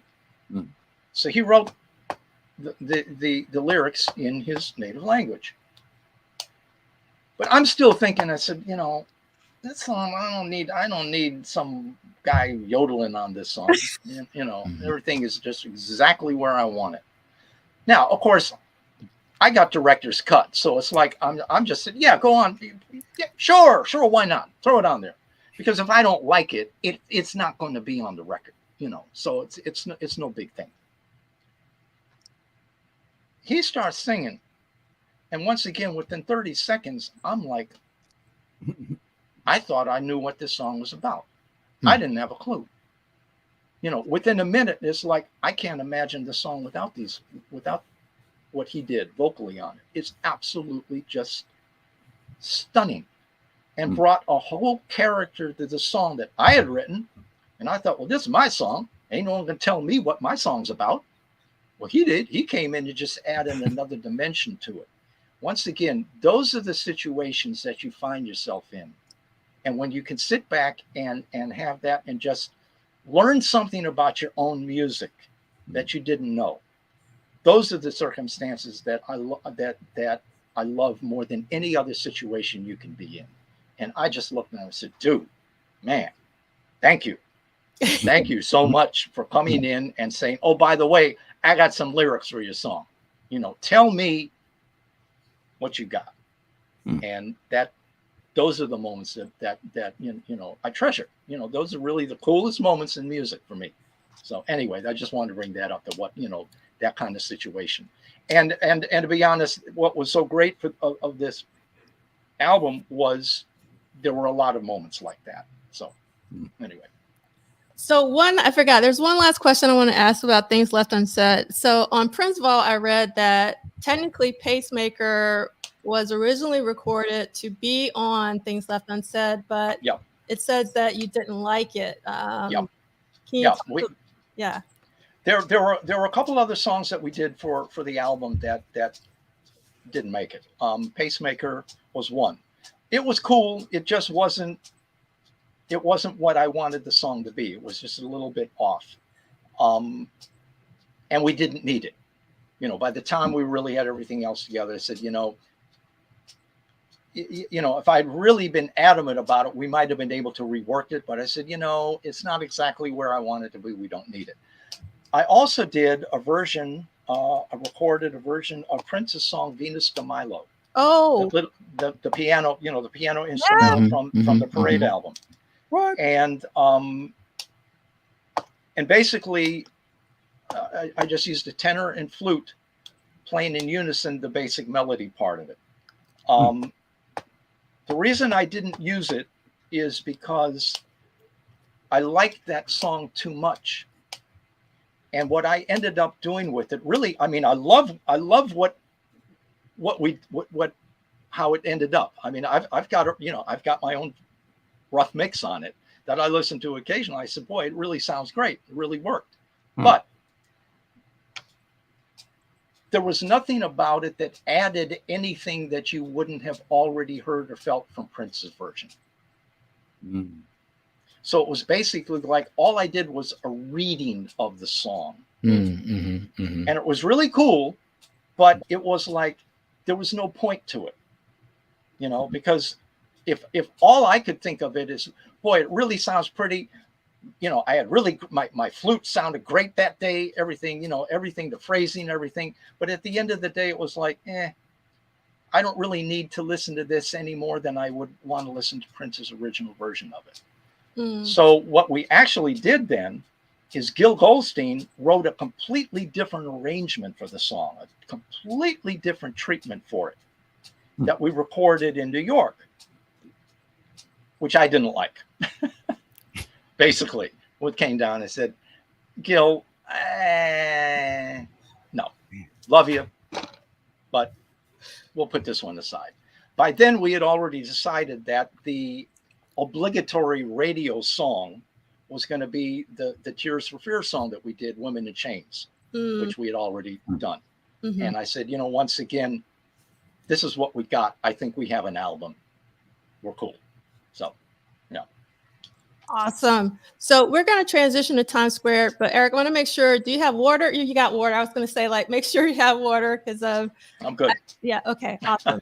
So we're going to play one of my favorite songs off of Times Square. It is such an amazing opener for any album. And we're talking about lines. Everybody should know about lines. And we're going to play a little bit.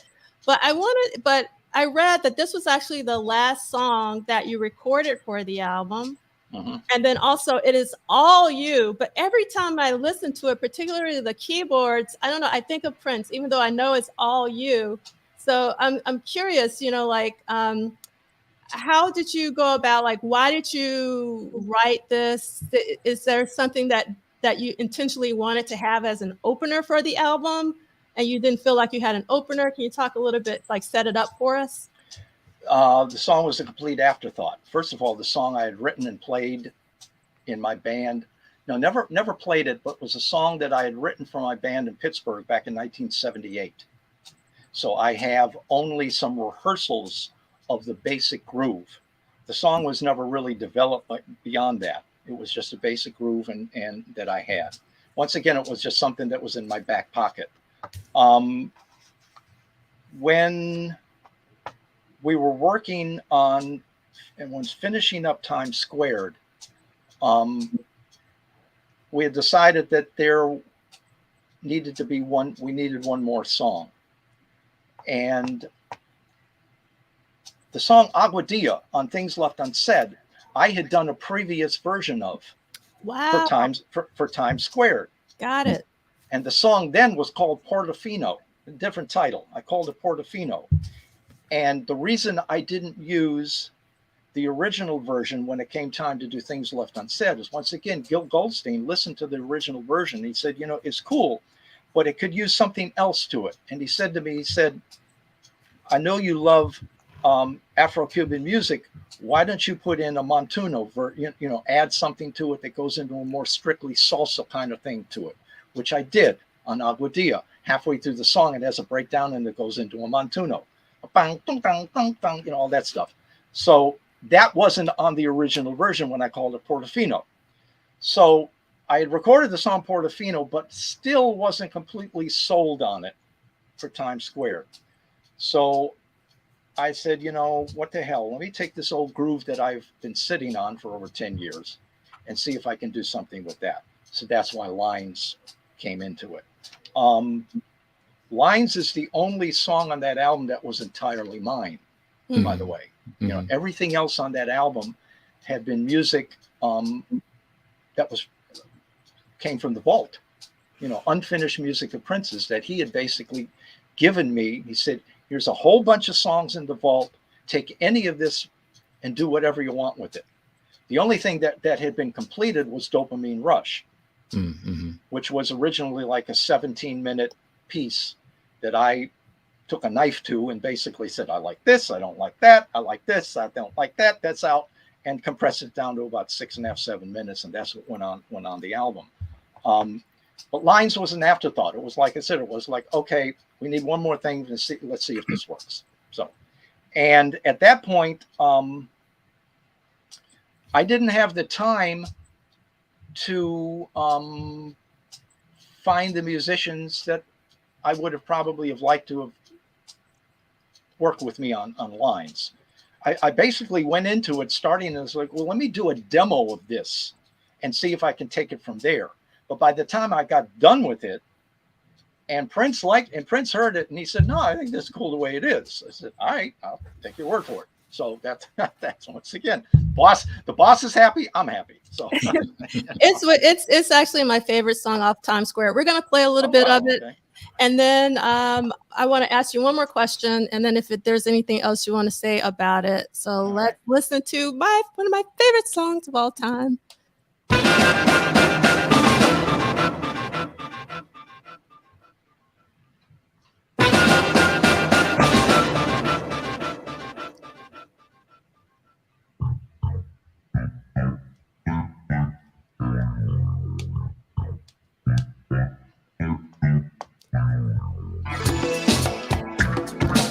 So one of the things I love about the song is the percussion. And obviously, the horn lines are just bananas.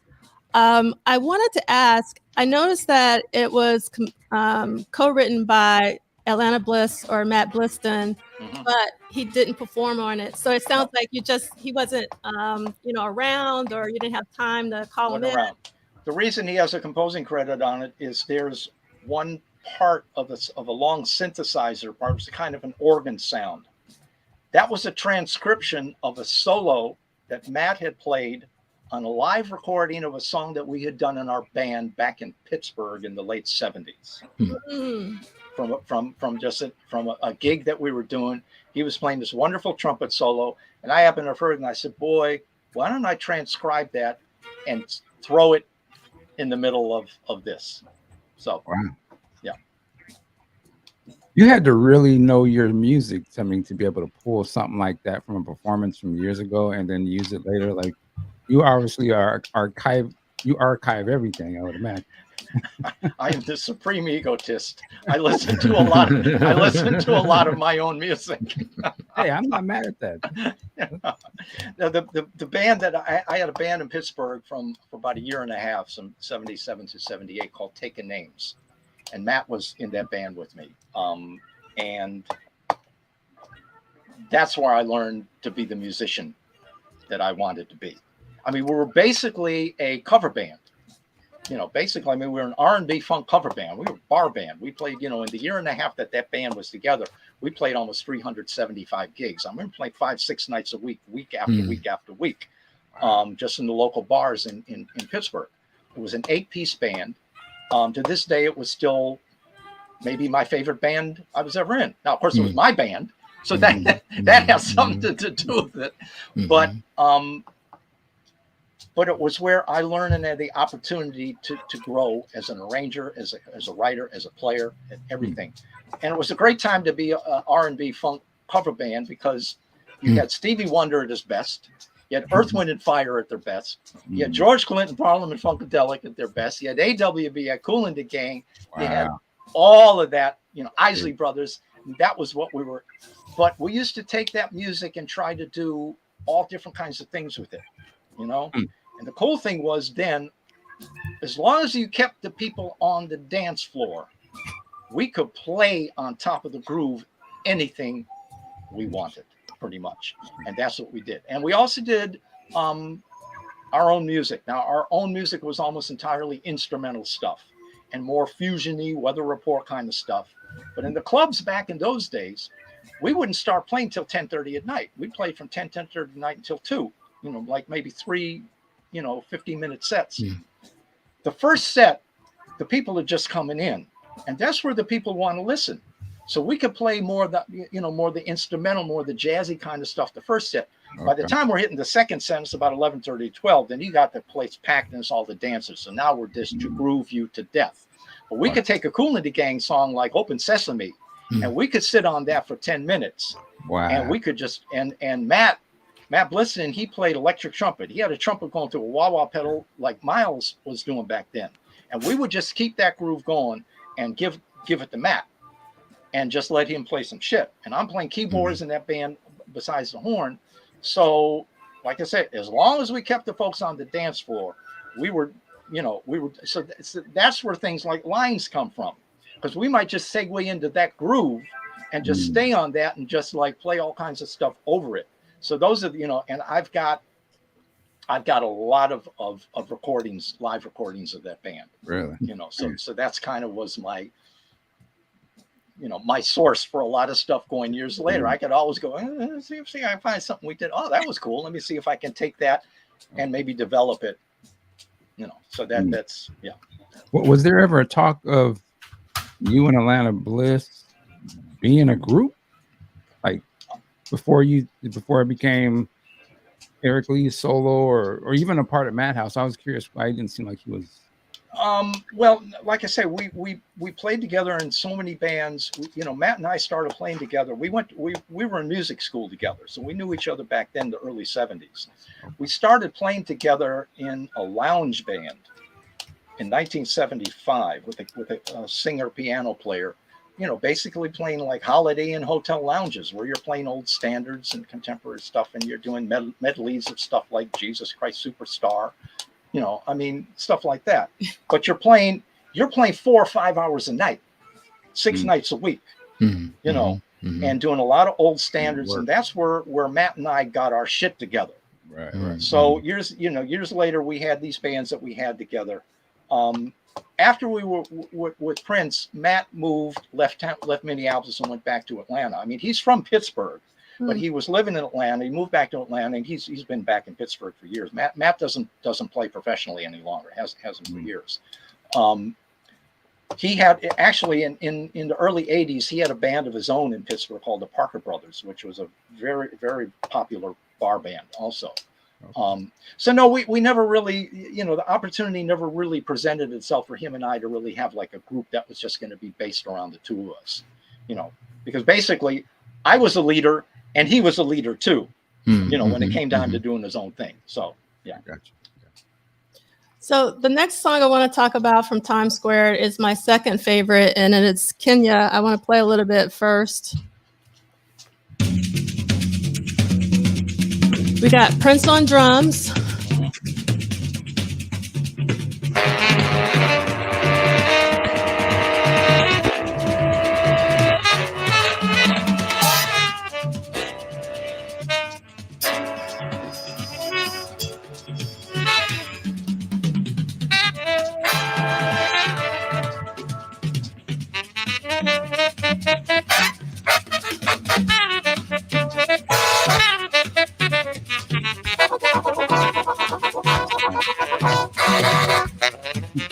All right, we couldn't talk over that part. So we got Atlanta Bliss on trumpet. We got Larry Frantangelo on percussion. And this is another song that was written by you, Eric. So talk to us about Kenya, please.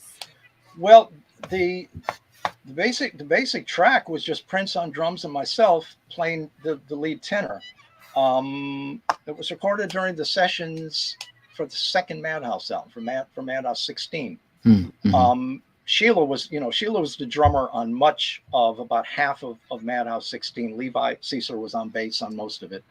But during the sessions, one afternoon, we were taking a break and Prince just hollered and said, "Hey, Eric, grab your horn." And Prince got on drums and started just playing that groove. And he said, just play whatever, just you and me, just extemporaneous stuff. And we, might have gone on for 4 or 5 minutes or whatever. And that was it. Just the two of us. That went in the can, went in the vault. When it comes time for me to be working on the music for Times Squared, Prince had reminded me about that. He said, listen to that thing that you and I did and see if there's anything there that you think you could. And I listened to it. I said, well, it's Prince playing nice groove. I'm not playing anything of any great value on it. I'm just honking and squealing, really, I love it, Eric. But no, I mean, you know, it was just, you know, there's no harmonic content because there's no chording instruments. So I'm just playing whatever. But I thought about it. I said, you know, maybe this is something for me to try to show off as an arranger.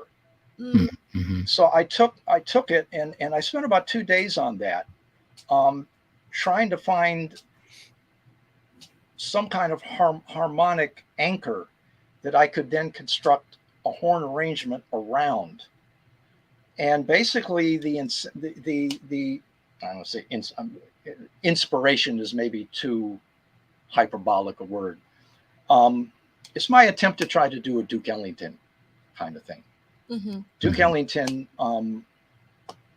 wrote music that was very similar to that back in the 1930s. I mean, there was a piece that he called the Liberian Suite, and then there was also another one that he called the Harlem Suite. That were long form pieces of music, and I went and listened to those, you know, to try to get an idea. So this is something. The kind of Afro beat that Prince was playing kind of reminded me a little bit of the kind of things that Duke Ellington was doing back in the 1930s and 40s.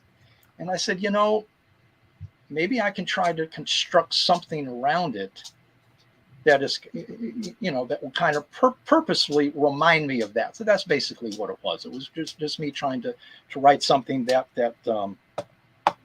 trying to be Duke Ellington. So that's not an easy thing to do. No, So, no, definitely you know. not. Definitely not. So there's a question in the chat, and I'm going to ask the question, and then I'm going to spin it a little bit too. And, you know, does Mr. Leeds remember if he and Prince ever discussed African music in any way? And my twist on that is, did you and Prince talk about Duke Ellington at any point? Yeah, we used to talk about Duke Ellington. We never talk about African music. You know, one thing that I always regret is that Prince didn't talk about music a lot. I mean, in the manner that I would be talking about music, which is a good thing in one way because, you know, Prince was too busy doing music than to talk about it. But the kind of conversations that I would have with, you know, so many musicians that I'm close to or whatever, one of my dearest friends in music is Christian McBride. You know, in fact, Christian was just in town a few weeks ago and we had dinner, my brother and I. We've known each other for years. Christian, first of all, is a James Brown fanatic. I mean, work with James Brown. I mean, great jazz bass player, but I mean, the kind of conversations that I would have with a Christian McBride or with Branford Marcellus, who's also a very good friend of mine, and the guys that I grew up with, those are the kind of conversations you'd have with Prince about music. Because unfortunately, Prince could not ever detach himself from himself. So the conversation always was going to be from the perspective of Prince and his music, which was fine, but it still wasn't, there was never going to be some objectivity to it beyond a certain extent. You know, sometimes he could get him close, but he wasn't ever going to go too far off script. I knew he was aware of Duke Ellington because his father was just a Duke Ellington fanatic, of course. But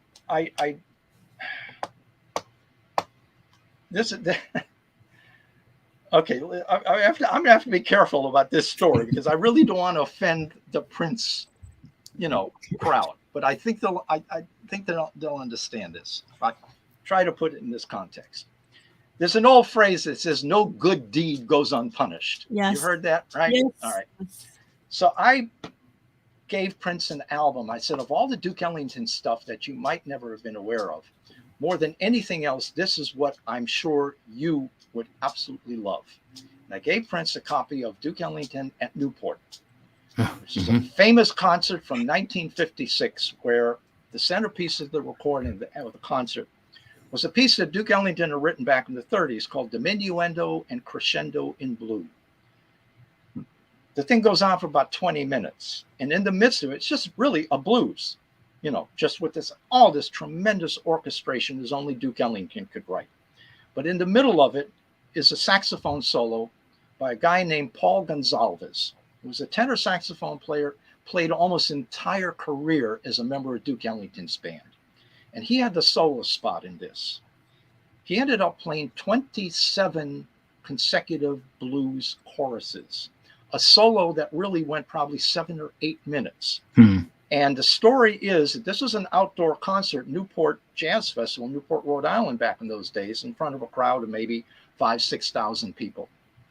During that concert, the crowd went nuts, on their feet, dancing. This is a jazz crowd. This is what jazz crowds do.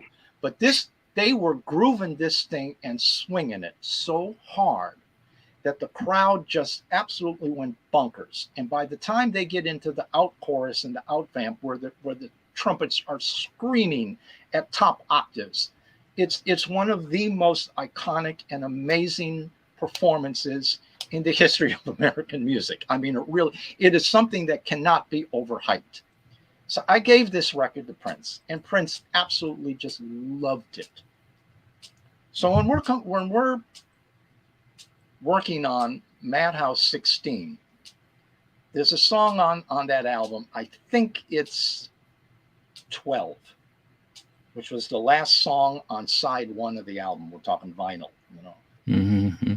Prince wrote this song, and it was 12. And it was obviously his attempt to write something in a Duke Ellington vein. Personally, I didn't think the song was very good. I thought it was really corny. My own personal opinion. The problem, though, is that Prince played drums on this song. Once again, this is a jazz swing feel, kind of a triple meter. You know, when you think of jazz, chink, chink, chink, chink, chink, chink, you know, that kind of thing. Prince can't swing. He can't swing.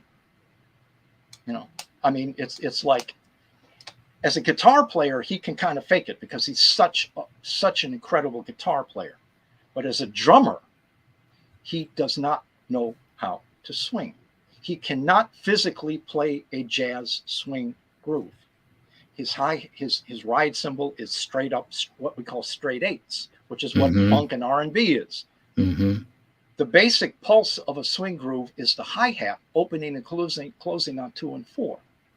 Throughout this entire song, Prince hi-hat is opening and closing on 1 and 3. That's Lawrence Welk, kind of. You know. Wow. Now, I will always preface when I make a comment about anything and say, this is my opinion. In other words, I am not suggesting that you are supposed to have any opinion other than your own. You're asking me a question, I'm answering it. I have no agenda here. I am not trying to talk you out of digging something you dig because maybe it's something I don't dig. You understand? Yep.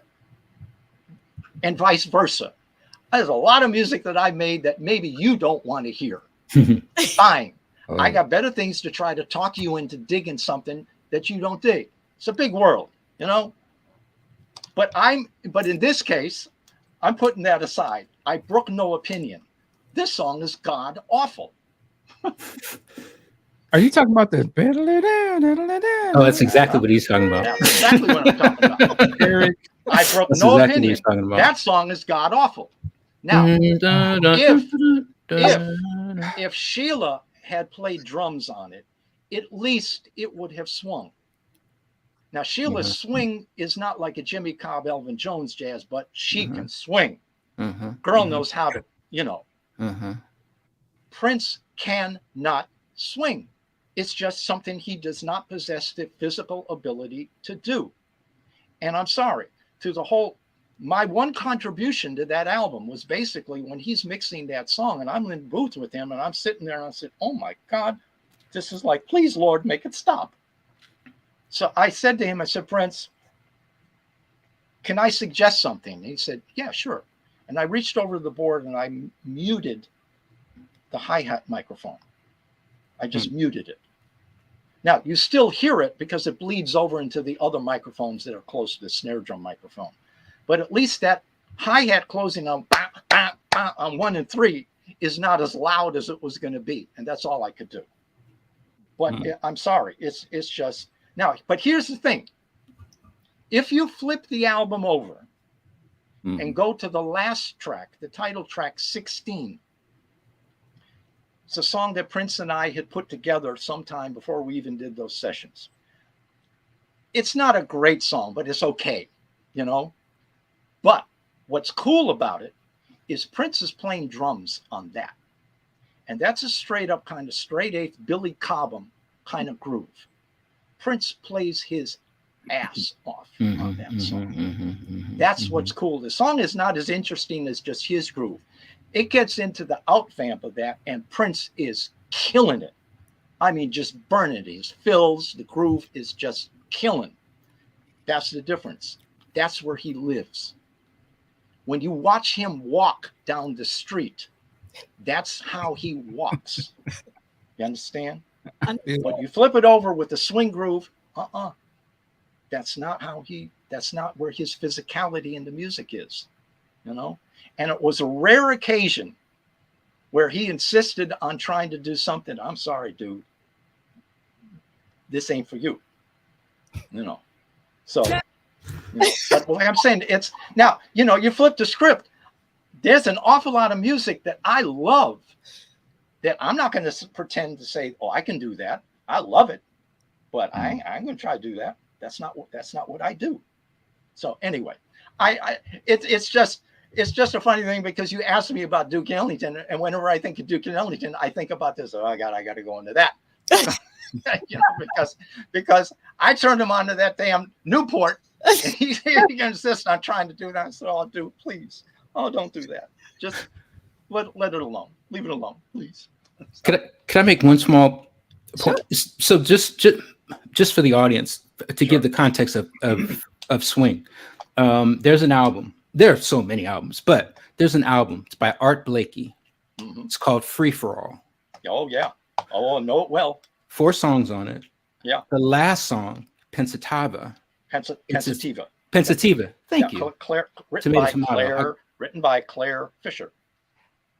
I didn't know that, but that's right. I did not know that. It's a song. Yeah. Okay. Yeah. But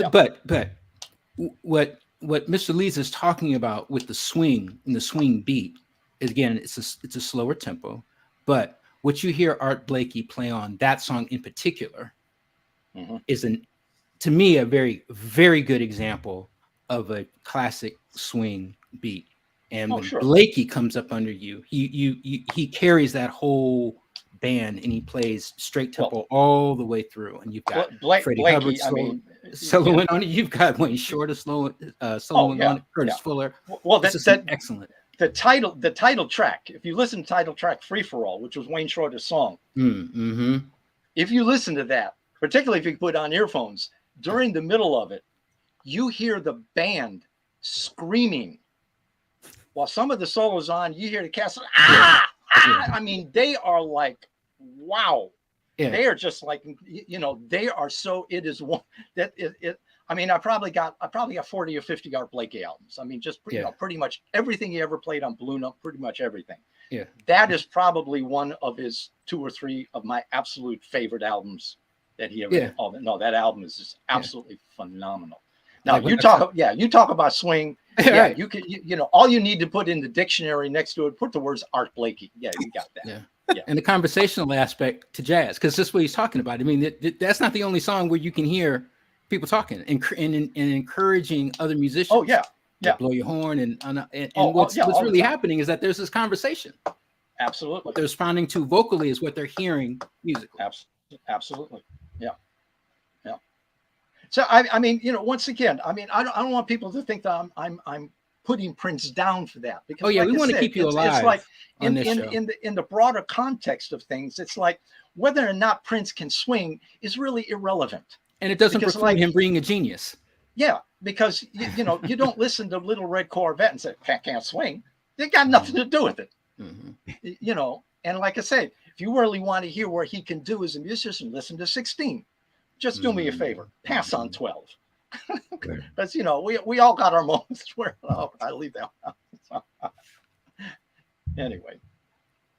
So I want to talk about another song. Sorry, I did send this. And that wasn't on the CD, but it's actually on, it's on the CD, but wasn't on the CD. Yeah.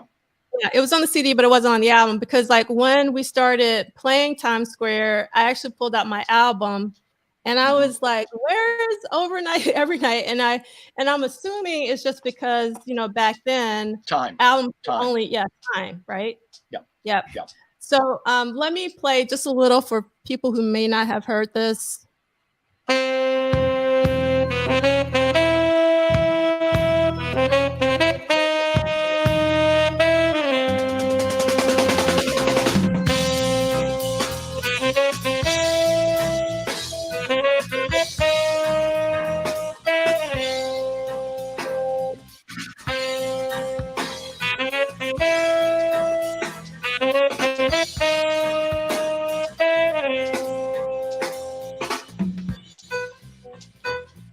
All right, so this was composed by Prince, Eric Leeds, Levi Cecil Jr., and Sheila E., according to the liner notes. And we obviously have Eric Leeds on the horns, Alana Bliss on the trumpets, Prince on the piano organ, Levi on the bass, Sheila on the drums. Talk to us about Overnight Every Night. Well, once again, first of all, we're talking about a swing groove. That's kind of a quasi swing groove. I mean, it's not like it's not like a classic, but it's still more closer to a triplet feel, and that's Sheila on drums. So like that groove, she can do that.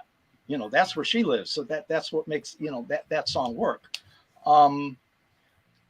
That was a song that, once again, that was from the sessions that yielded Madhouse 16. That was a leftover that we didn't use on Madhouse 16. So when it was so I was working on Times Square, I went back to some of those things and said, okay, maybe I can do something with that. So I wrote some extra horn parts, harmonized the melody, and then Matt Bliston came in and overdubbed the trumpets when I fleshed it out with the horn arrangement that I put on it. So.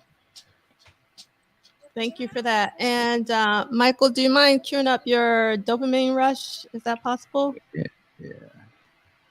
So we were going to play a little bit of Dopamine Rush, and while Michael is setting that up, this is composed by Eric Leeds, at least according to the liner notes. That's wrong. That's is it? And yeah. And let me look at the. I'm looking at my liner notes. No, that's wrong. I put it in wrong. It says composed by Prince. You're right. Yeah, that was Prince's. Yeah, actually, I have all the wrong information on this one for some reason. I must have copied it and didn't go it. So let me read. Actually, it's because Eric Leeds is on tenor and baritone flute. Prince synthesizes guitar, bass, drum, and percussion programming. Matilda May voice. Claire Fisher string arrangement.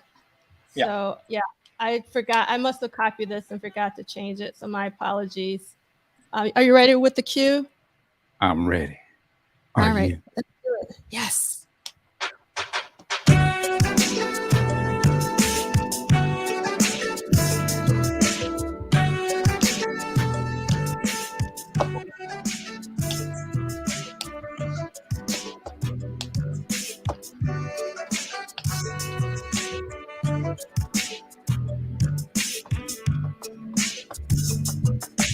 You listen once, you listen twice. Your body can't escape because it feels so nice. Well, and that's a slightly different. Yeah, that's the part you said you cut out there, Eric. Yeah, I edited that. I didn't care for it. Just I the sound of it just didn't work for me. Yeah, I didn't think that a vocalization of that nature added anything to it. I thought the melody was so pretty, just as it was. So and I always reserve the right to change my mind on another day. Maybe I would have said that, leave it in, but I that originally was like a 16 or 17 minute piece. Went through a bunch of different things. I was a little reluctant when I did the edit of it, knowing that doing something that Prince was giving me carte blanche to do on another piece of music or something that he had never finished is one thing, but to take a finished piece of music of his and then edit it and then give it to him, said, oh, by the way, here's your 17-minute piece that I've chopped up and it's now about 6.5 minutes. So I was like, okay, let's see what see what happens with this. Fortunately, he actually, I was kind of surprised, but he said, you know something, works a lot better this way. Keep it. Wow. All right. So I, dodged that bullet. So yeah, I was when I listen to that, I think of that of everything about that, the basic groove, the drum machine, particularly the drum machine pattern they came up with, not only the melody, but the textures of the synthesizers that he would use. To me, a track like that is quintessential Prince. I mean, that's I don't think you're going to really listen to that if you're familiar with Prince's music. You listen to that, so that's Prince. Right.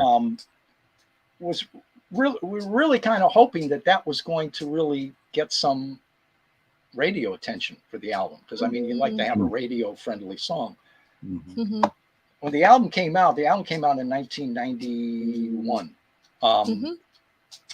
It was the absolute peak of what's known as the smooth jazz era, when Kenny G and God, I can't remember some of the other players that that were really Dave Cox. Dave Koz, Yeah. Gerald Albright was on, I think, some others that selling millions and millions of records. We were kind of hoping that maybe this song, we did a single edit. We did like a three and a half minute, radio edit for the song also. And the feedback that we got from radio programmers and everything was, "Oh, that drum machine is weird." And I'm thinking, "Oh, really?" I said, "Oh, well, then I can't help you on that." That's what it is. And you realize that so much of that music was so formula at that point, and that anything that anyone would think is out of the ordinary, and it's just, it's a very imaginative use of the drum patterns. Really cool, but it's like it grooves. That's the important thing. Does it feel good? Feels great. So like, don't come in, "Oh, it's weird." Once I said, "Oh, we got problems now," because if they're listening to that and they're going to just like say, "Oh, this is weird," and I said, "Well, pretty much the rest of the album isn't gonna get a lot of airplay on these stations." So I find that odd, because these are some of the same stations that actually played Six, not 4 or 5 years earlier. Yeah, but the same stations. Yeah, but Six was. Yeah, like the live Six drumming. was Six was live drumming. It was more of an R&B groove. I mean, the thing that the radio. I don't know. You can almost say the difference in 5 years. We were thinking that maybe Dopamine Rush would work on Quiet Storm, particularly. No, it got no traction at all. Just go figure. And it could have been one of those things that if that same song had been released 2 or 3 years early or 2 or 3 years later, who knows? They say timing is everything. Whatever it was, we could get no traction from it at all. I just wonder, and I mean, it's like I'm living on this soapbox, but it's like, was there backlash by radio programmers of that format to say that, "Oh, well, wait a minute, Prince really isn't jazz," which is dumb and amazingly ironic, because neither is Kenny G. Oh yeah. I don't know. What I do know is that back in those days, radio programmers would play bits and pieces of music for a sample audience, and that they would make their decisions based on that. And literally, from what I understood, they might play no more than like 15 or 30 seconds of a song to get the immediate reaction from what they thought was their identifying as their core audience. And whatever it was, they just weren't. We got no positive, very little positive feedback.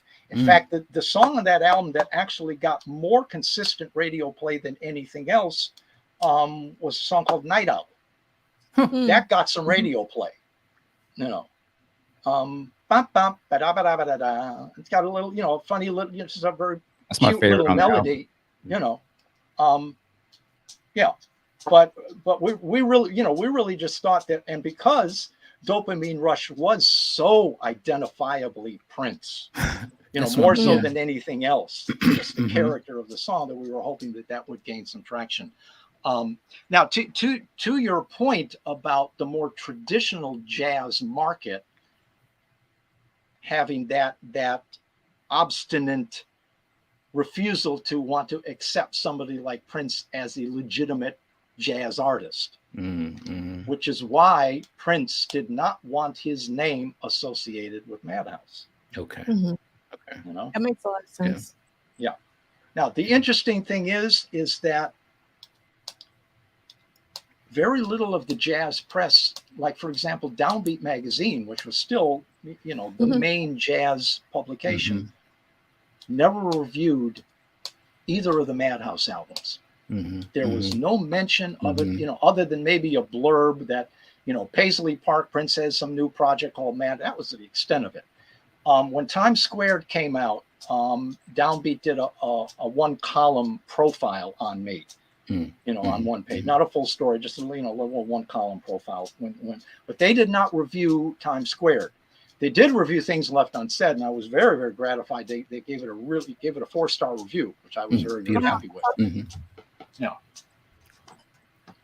So there's a question in the chat regarding Dopamine Rush. Did Prince sing any more besides those 2 minutes on the song, or was it just an intro? Because we only have like 2 minutes of. I think that was it. I think that was pretty much it. There might have been. I think that was it. I might be wrong. You know, there might have been something in one of the other parts that he did, but I don't recall. Yeah. All right. Okay, so we're going to shift gears a little bit, and so we're reading Duane's book, and this year we're in the year of 1983, and Prince has been rehearsing Body Heat with the Revolution. And my question to you was, of all James Brown's songs, why Body Heat? And the reason why I say Body Heat is that he rehearsed it a lot, and whenever he did rehearse it, it was for very long hours. And then it seems like Go ahead. Yeah, I have played that groove with him at 15, 20 minutes. And I have to be absolutely honest. Anytime we would hit that groove after 20 minutes, I'm saying, that's 20 minutes of my life I'll never get back. I'm sorry. I don't know what it was about. And here's the thing. He would groove on what was actually the bridge of the song. And there was a little clavinet line on the bridge of James's original, that bang, bang, bang, bang, bang, bang, bang, bang, and that's what he wanted me to play. So literally for 15 minutes, I'm just and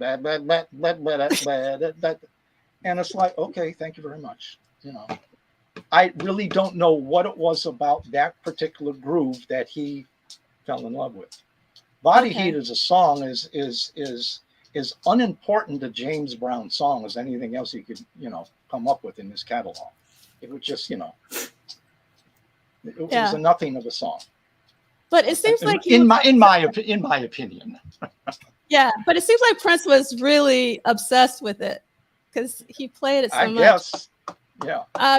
So my counterpoint to that, it seems like he switched, you know, with the Sonic Times Love Sexy rehearsals, he sort of expanded the JB rehearsal repertoire, and there's like a Mother Popcorn rehearsal, and Cold Sweat obviously was performed a lot with Bonnie Boyer, and Bonnie's birthday was this past week. So if you have any Bonnie stories, and also can you talk a little bit about why maybe he didn't drill the Sonic Times Love Sexy band on Body Heat and chose others? Maybe Prince himself got tired of Body Heat, or I suspect he did. You know, it was just one of those things he was into. It was you know, I really don't think it was anything more than just a convenient groove that he could hit on a sound check in order for him to play on for a while. I think it was just, you know, we could hit a bunch of just generic R&B funk grooves, you know, at any time. And Body Heat just happened to be one of them. And it was, I think, maybe just convenient more than anything else. I'm, you know, I never had a discussion with him about it. Otherwise, you know, it was just something that during that time, there were a lot of sound checks. And in the midst of a sound check, he would just hit that groove. And I said, okay, here we go. Time for body heat. Did So you have I a really don't. I really, don't know if it had any significance to him beyond that. Yeah. Yes. I'm sure all of you had like Pavlovian responses whenever he said body A lot of that. Yep. Body heat. So continuing, we've been talking a lot about James Brown, and actually I think last week or maybe the week before, we talked about the Star Time box set, which I got in real time, like back, I think it was in 91 when it was released or something like that. And in the liner notes, it actually said, Alan said that, he was going to write a forthcoming book about like a discography or chronology of James Brown. And I was lamenting that, Alan didn't write that book. I know he wrote another book, but not the chronology, kind of like the studio sessions, because I did not realize until this very week, because I've been doing some research, that there's this whole James Brown, the single series, which Alan Leeds does all the liner notes for. It's like 11 volumes, and that's, you find the chronology in that. But the reason why I'm talking about it with you is that in the credits, Alan thanks you, and on some of the albums, he always puts something in between your names. So like on volume 4, he says Eric Yosis Leeds, and then on volume 7, it's like Eric Counterpoint Leeds. So I'm sure there's like an inside joke. Can you like fill us in on what's going on here with the liner notes and thank yous from you? Some of it's just like inside jokes and references to James Brown himself, and a lot of it is just a comment that I might have made about a particular song that he might have asked me about. And beyond that, I really don't really remember too much about this, the specific ones. But yeah, that is an amazing series of CDs when you consider the detail that they went into, because they literally would include alternate versions and alternate releases, and Alan explained all of the different details about why a particular song might have been released in this form, and it might have been pulled from the market, and then a subsequent version of the song might have been released in place of that, or whatever. It goes into the detail on all of that. It really is. I must say that Alan's book is called "There Was a Time." If you can find that book, and that's basically his book about his years with James Brown, particularly. And Alan is involved now as a producer for a documentary series that is going to be for A&E cable television that will probably be aired next year sometime. I think it's a 4 consecutive night episodes that about James that they're in production now. And Alan is one of the producers on that. Yeah, so that's something to look forward to. Very much so. Because we've been talking about Mr. Dynamite. We have been talking about Mr. Dynamite, the documentary that Alan was involved with and did like an audio commentary with Questlove and Christian McBride. I think that was as fabulous a documentary on artists I've ever seen. I thought that was just absolutely done brilliantly. The editing, particularly of using the musical examples that were spoken about, particularly by Christian, my brother, and others, and just all of a sudden, they just cut right into like a live performance of the song to really it was absolutely, I think, just wonderfully done. It is the opportunity that I had to know James Brown like I did, and for the years that I did, is really just one of the most, it's something that's difficult for me to even still get my arms around, the experiences that I had with him because of my brother and because of Alan's relationship with him. And if you knew somebody, anybody that knew Prince, particularly anybody that worked with Prince, if they said Prince is the most amazing or the most interesting or the most fascinating person that I could ever imagine knowing, I couldn't argue with that.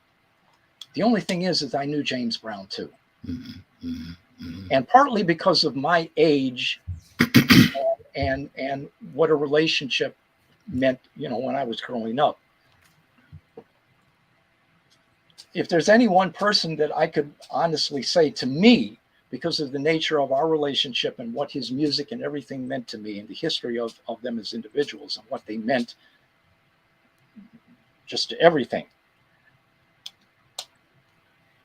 It might be interesting to say, that there was somebody even more fascinating and incredible in so many regards to me than Prince was, and that was James Brown. I cannot imagine a human being more amazing in so many respects than James Brown. And for a lot of different reasons, some of which are just personal to me, but others, that would resonate to people that would have never had the opportunity to know him. And a lot of it has to do just with the particular, the circumstances of James Brown, the person that he was, and the time and the circumstances in which he lived and grew up. For example, it's not for me, not just as a human being, but for obviously as a white person, to try to tell anybody who is Black or of color or any person that is still considered in this country to be the other. It's not for me to define for you what your life is, or what, for example, the experience of what it means to be a Black human being in this country or anywhere else. It's not for me to, to try to describe that, or to say that, or make a contest out of the realities of your existence on a day-to-day basis versus somebody else. But I think you can, because whatever indignities that somebody like Prince, growing up in the 1960s as a young Black kid in the city of Minneapolis, it's not for me to talk about, what that means or what those experiences are in comparison to anybody else. But I think anybody can understand that perhaps Prince's worst day might have been better than James Brown's best day. Growing up in Jim Crow South in the 1930s and 40s with a 7th grade education. What opportunities does a person like that have with all of that reality without this amazing talent and the absolute will that James Brown had to survive? James Brown never had the luxury. I used to get so aggravated, even in the 60s, when writers of music, whether it was jazz or pop music or whatever, would talk about the music, for example, of the Beatles, which I happen to love a lot of that stuff, and understand the absolute incredible artistry of particularly John Lennon, Paul McCartney. If you look at their work and the music that they were creating, particularly stuff like, Day in the Life, the Sgt. Pepper's, Abbey Road, Strawberry Fields Forever. And everyone that was looking at what was pop music was now considered to be art. Fine, I get it. I agree with that. But those same people at the same time would refuse to think of or write about James Brown in the same context. He was just this fabulous entertainer. Right. If you want to have the greatest entertainment light of your life, go see James Brown. But it was never from the context of understanding that this was art on a level that was at the highest absolute. And who understood that? Miles Davis. So screw everybody else. They understand it. Musicians of that era understood, but I used to get so aggravated about that. But James Brown never had the luxury of even sitting back and even considering his own music art, because he was out there working for a living. And that was his attitude. I go to work. This is what I do. This is my job. And the fact that it was all of this is almost like coincidental to what his basic attitude was, because even in the 1960s, where he literally was the most famous and well-known face of a Black American other than Muhammad Ali, and what he meant so much to the community, the Black American community at that time. He realized that even at the top of his, he was the biggest thing out there, controlled his own business like nobody did. It was unprecedented the way he controlled that. Berry Gordy didn't even control Motown like James Brown controlled his own, but inside him, every night he's going out on stage to give everything he can, because still there is that thought inside, this could all disappear so quickly. And what do I have left as somebody coming out with a 7th grade education? What else is there for me to do that I can succeed at and control like I do this? And it's basically like every night he's got to go out there because I have to do this. Because if I don't succeed at this, this could all go away. And what am I left with? And that was that was his attitude. He said, and he used to call me, he used to call me Rick. I mean, that's when I was Rick. He said, Rick, it's time for me to go to work. I said, Mr. Brown, I understand. Now he was a superstar, and took advantage of everything that brought. But when you scratch the surface, this was a guy that understood, the whole context. Prince, with all the obstacles that could be put in front of any young kid aspiring to be what he was, and all of that, Prince never really looked at it from the standpoint of, this is my job. He once got very aggravated at me when I referred to what I did with him as my job. I work for you. This is what I do for a living. It's my job to come in and play your music and be a part of your bit. And Prince would, you think this is just a job? And I said, well, Prince, I don't mean that in a critical sense. I like my job. I like what I'm doing. But this is what I do for a living. And at the end of the day, I go home.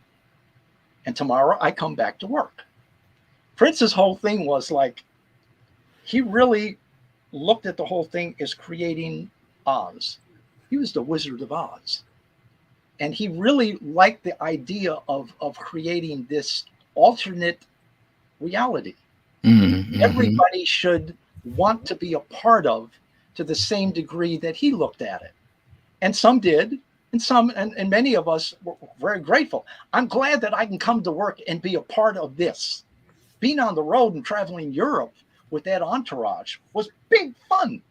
Who wouldn't love being a part of all that? And knowing that every night you're part of an ensemble that is going out and producing and realizing music at absolutely the top level of quality and ability, because of the artistry and everything that is inherent in this guy and his music. But at the end of the day, my whole thing was, it's still my gig. It's a gig. I dig it. But, it's like Prince had that luxury to kind of be able to, in his time, look at it from, and I just look back and said, boy, that is a fundamental difference. And once again, it's about time. It's about the particular circumstances. Prince was obviously every bit as sensitive as he would be to every aspect of what it meant still to be a Black person in America. But a lot of it is just, individuals and how they look at the circumstances they are. James Brown, another significant difference between the two, James Brown was inherently a people person.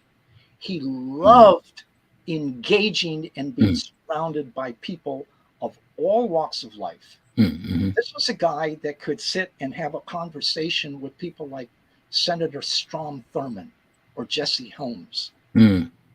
Guys that were the embodiment of everything that a James Brown was the antithesis to. James understood that. James understood that to these guys, you want to look at who I am and Black people and people of color as the other. I get, sacred, that whole old style thing. James Brown would sit and ask and say, might be in a room, find himself and said, Mr. Thurmond, how's your family? And they might talk about that. And Mr. Thurman, excuse my trying to, Mr. Brown, how's your family? Okay. Because James Brown was not going to give it up, because he said, I will relate to you as a human being, because in my manner of relating to you on that basis, you will not have the opportunity to relate to me at this point in time in any other manner than that.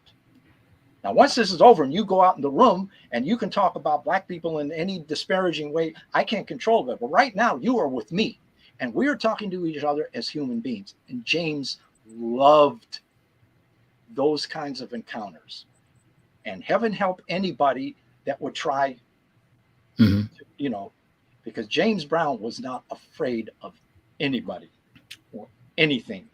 And the manner in which he could relate to all different kinds, he loved the ability to go into a room and suck the air out of it in a manner that says, I am going to talk to you. And we are going to talk and we are converse. What used to frustrate James at times was the fact that he realized that with his lack of a formal education, he sometimes did not have the vocabulary to articulate so much of what he knew. And that used to frustrate him at times. And, he was very, very insecure and very, no one accused James Brown of false modesty in any situation. But you could scratch between the surface, and occasionally he would say to my brother, someone that said, I wish I could articulate this in a manner that could really make the point. And he was always interested in having some people around him that could do that for him. I said, let me ask this person to try to explain what I know and what I'm trying to say, which was a very interesting, part of him. He was so smart. And he was smart enough to know what he didn't know and realize, boy. And when I think of James Brown more than anything else, I think of, okay, imagine this is a guy that's growing up and has the opportunity and the poverty that he lived in. I mean, we're talking about, him probably living in his first maybe 10 or 11 years of his life, probably in a house that or in a domicile that didn't have indoor plumbing. He lived with his aunt. He lived in a whorehouse. His aunt ran a whorehouse. His father, so you imagine with everything that a guy like this has, if this is a guy that had an opportunity to have a full education and the options and abilities and opportunities to do anything else he might have wanted to have done with his life, this guy could have been anything he wanted. But for the realities of and he said, he wanted to be a boxer. He used to box. He wanted to be a baseball player for a minute, because those were opportunities that young black people could have that at least could earn you a living, beyond just picking cotton or being an itinerant farmer. That's what the reality was. And when you look at what he accomplished through the will and the determination that he had, all of that goes into just, and then there was the music, right? The experiences about when he was on the road, he would always carry a small portable stereo with him, little stereo record player. And he'd have it in his dressing room because he always had test pressings of his newest recordings. Because, he was, back then it was singles. It was all next 45, next single. And if I'd catch him at a good time when he'd had some new shit, and I remember the one particular time, I think it was in Pittsburgh, and it was 1968, I think late 1968, somewhere around there. And I was in this dressing room. And at that point, it was him, his wardrobe mistress, whose name was Gertrude Saunders, who was always with him. And I just happened to be in with the two of them at this point. And he said, Rick, and I said, and I saw the stereo. I said, Mr. Brown, I said, you got something new? He said, Rick, I do. So he put on some just he loved blues. He loved just singing blues. That's really all he really loved more than anything else, just singing blues. So he put on some blues stuff that he would record, just throwaway stuff that might come out on an album, just as filler. And I'd listen to it and I said, oh, that's good. I dig that. Bands happen and everything. And then he said, and then he'd laugh. He said, Rick, I got you. I got you. So he put it on and he put on this thing. And all of a sudden, and give it up or turn it loose. This wasn't going to be released for another 2 or 3 weeks. He had just recorded it like a few days before. And I'm sitting there and I said, oh my God, I'm sitting in there with James Brown and he's playing me his next record. And when you're 14 or 15 years old and you're in that situation, it's like, wow. And I still look back at that, and just try to remember what it was to be like that. I was at a show, one of the package shows in 1966, when my family was still living in Richmond, Virginia, and this was one of these package shows. On the same show was Stevie Wonder, Joe Tex, Solomon Burke, the Marvelettes, a bunch of other acts. My brother, who was a radio DJ at the time in Richmond, Virginia, already knew James Brown. He knew Joe Tex. He knew all of these guys. So I'm backstage at the show, and I get to be, and Joe Tex was a really, really nice guy. And I'd gotten to know him a little bit. And he said, Rick, anytime you want to, if you're out front digging, if you want to come back, hang backstage, just come into my dressing room and hang with me in the dressing room. It's cool. So I said, wow, I'm like 14 years old. So I'm sitting in Joe Tex's dressing room, and all of a sudden I look up and Stevie Wonder walks in and asks Joe Tex, he says, one of my suits ripped. Can I borrow a suit from you? Because I got to go on. I go on in like 10 minutes. So Joe Tex says, yeah, whatever you want, grab a suit and whatever. Solomon Burke is sitting on the floor of the dressing room and they're kicking it.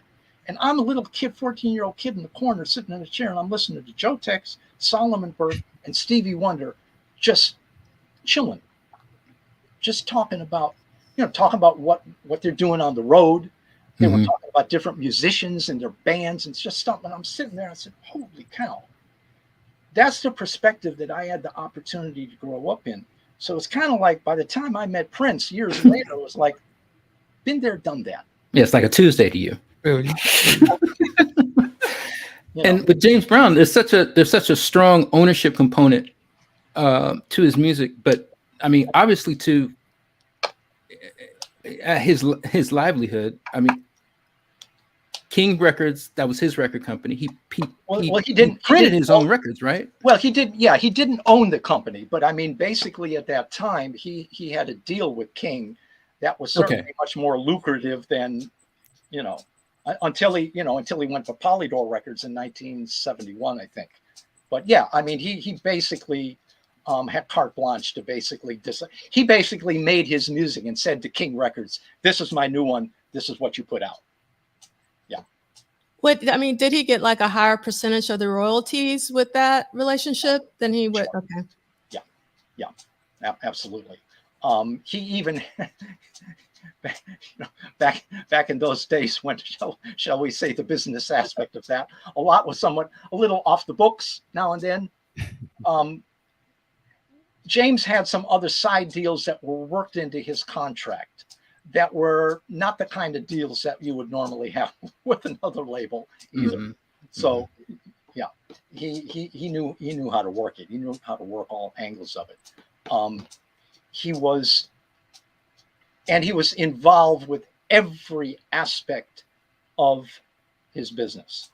Every night on the road, when the show was over, the road manager or whoever was responsible in his organization for that night's gig, sometimes it was my brother, would have to come into the dressing room afterwards and go over the one sheet and basically this is what we did. Here's what we spent for this gig. Here's the dollars and cents. And James Brown had a photographic memory. My brother might be responsible for a gig in Pittsburgh. And, back in those days, it was very, very simple. Ticket sales at most were $4 or $5. That was the highest ticket price. Mm-hmm. James Brown for years then had a deal that a child under 12 years old when coming to the concert with an adult who was paying the full price, the kid could get in for 99 cents. Oh, wow. Yeah. Advertisement and the promotion was very simple. You did radio advertisement, you did some posters, and that was pretty much it. So my brother might be responsible exactly, for example, for this night's performance in Pittsburgh. So he would come and sit and say, Mr. Brown, this is what we took in at the box office. And those days, it was almost cash and carry. I mean, credit cards, even back in the late 60s, very few people had credit cards. Unfortunately, to make it said, not too many black people had credit cards. But, even then, not too many white people had, so you understand what it was, cash and carry. So basically, they're bringing a duffel bag of cash into James Brown's dressing room. And everybody's got guns. James used to have a gun.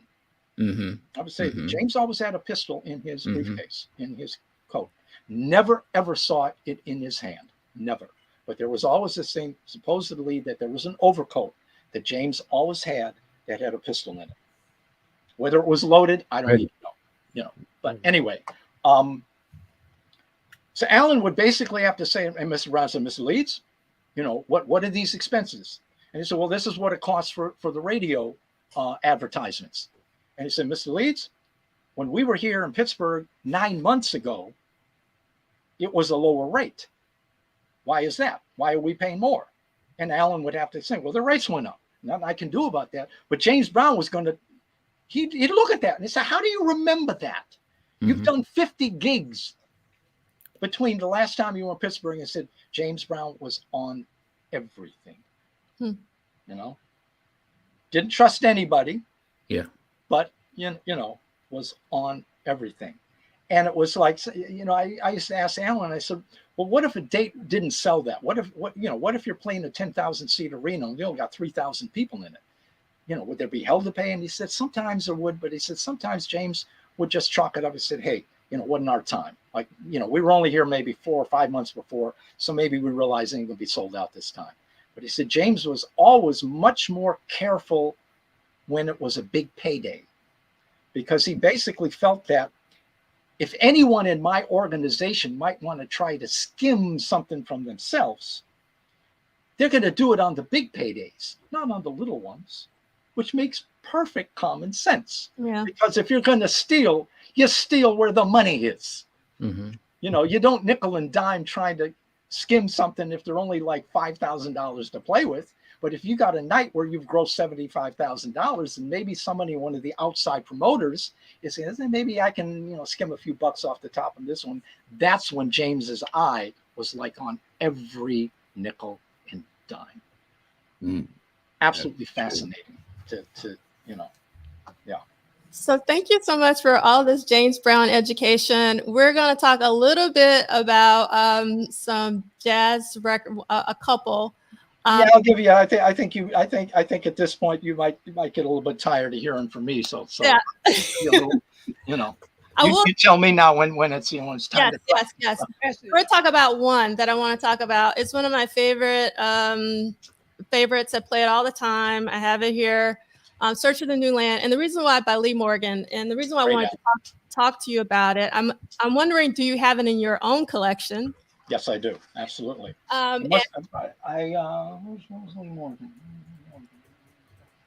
a lot of records back there, sir. Yeah, yes, he's up there. He's up there. Collection. That one's up there.